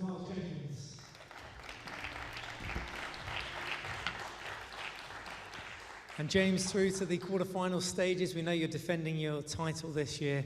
How did that feel out on court? I'm looking at the remnants. There's plenty of sweat out here, and it was hard work, but must have been very satisfying to come away with the win. Yeah, it was. I mean, he's been playing for a month. You know, a lot of tournaments. He's really, really sharp at the moment. I knew that would be the case, and I haven't had as many sort of match sharpeners, I guess, like he has. But so I was mentally ready for it, but he just didn't give me any chances. I felt like it was a bit not dull, but we just had to keep rallying down the backhand. Not the most sort of entertaining maybe, but the accuracy was great against the left wall, and I couldn't get it. I just couldn't get the chances to go in. I wanted to, but I couldn't get in there, and it was credit to just the sort of build-up and length play of him there. You know, it was tough. He made it very, very hard. So I'm very glad to get off and win it. What did you have to do? Was there a specific moment in the game where you thought, I've got to change this tactic, or I'm just going to have to switch up my game a little bit? And if so, what was that? Not really, I don't think. Sometimes it's just... War of attrition. Well, yeah, I mean, it was... I wouldn't say it was just hack into the back. There was a lot of good changes of pace and things, but it was very much in, you know, sort of down the left wall, I thought, and sometimes you just have to stick with it a little bit, and sometimes things start to happen in the middle parts of the games. I mean, I've done it enough times now, so I know how these things can pan out, and I use all my experience to try and help that along. So sometimes you just have to stick in and you know, stay with what you're trying to do.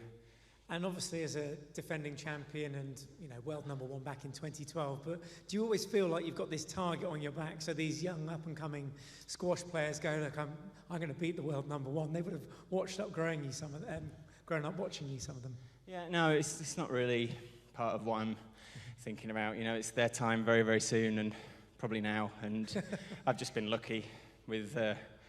you know, COVID has kept the old dogs in it, and really, I mean, basically that's what's happened. We're just lucky to be still here. But yeah, that's probably favoured us, because the young guys haven't had the chances to build the points on the ranking system. So that's how it works. I'll try and keep going. I feel all right, and if I can, you know, play that well against someone of that calibre, then I'm doing all right. Brilliant. Keep up the good work, and we'll see you in the quarterfinals. Thank you very much. Well done. Thank you very much. Thank you.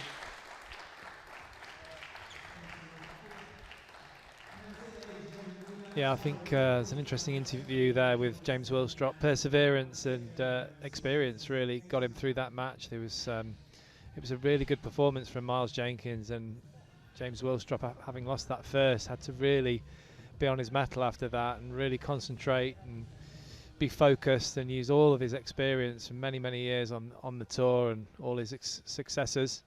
And it was just, as he said, a matter of patience, playing down that backhand wall, and eventually the errors would come and he would get the win. So Willstrop, last player through to the quarterfinals, and there's the matches that we've seen throughout the day on this glass court. 3-love win for Whitlock. Greg Lobban, tough match against Sam Todd, coming through in 5. 3-love win for the defending champion Perry, and Macon through in 3 as well. And then the evening session, Lucy Tamal opening with a 3-love win against Malif. Georgina Kennedy, 3-love against Aitken. Waller, 3-love against Connor Sheen. And then Evans through as well in 3. And then that last match you just saw, probably one of the best matches of the day. Willstrop, a tough 3-1 win against Miles Jenkins. So let's have a look at our quarterfinal lineup for tomorrow.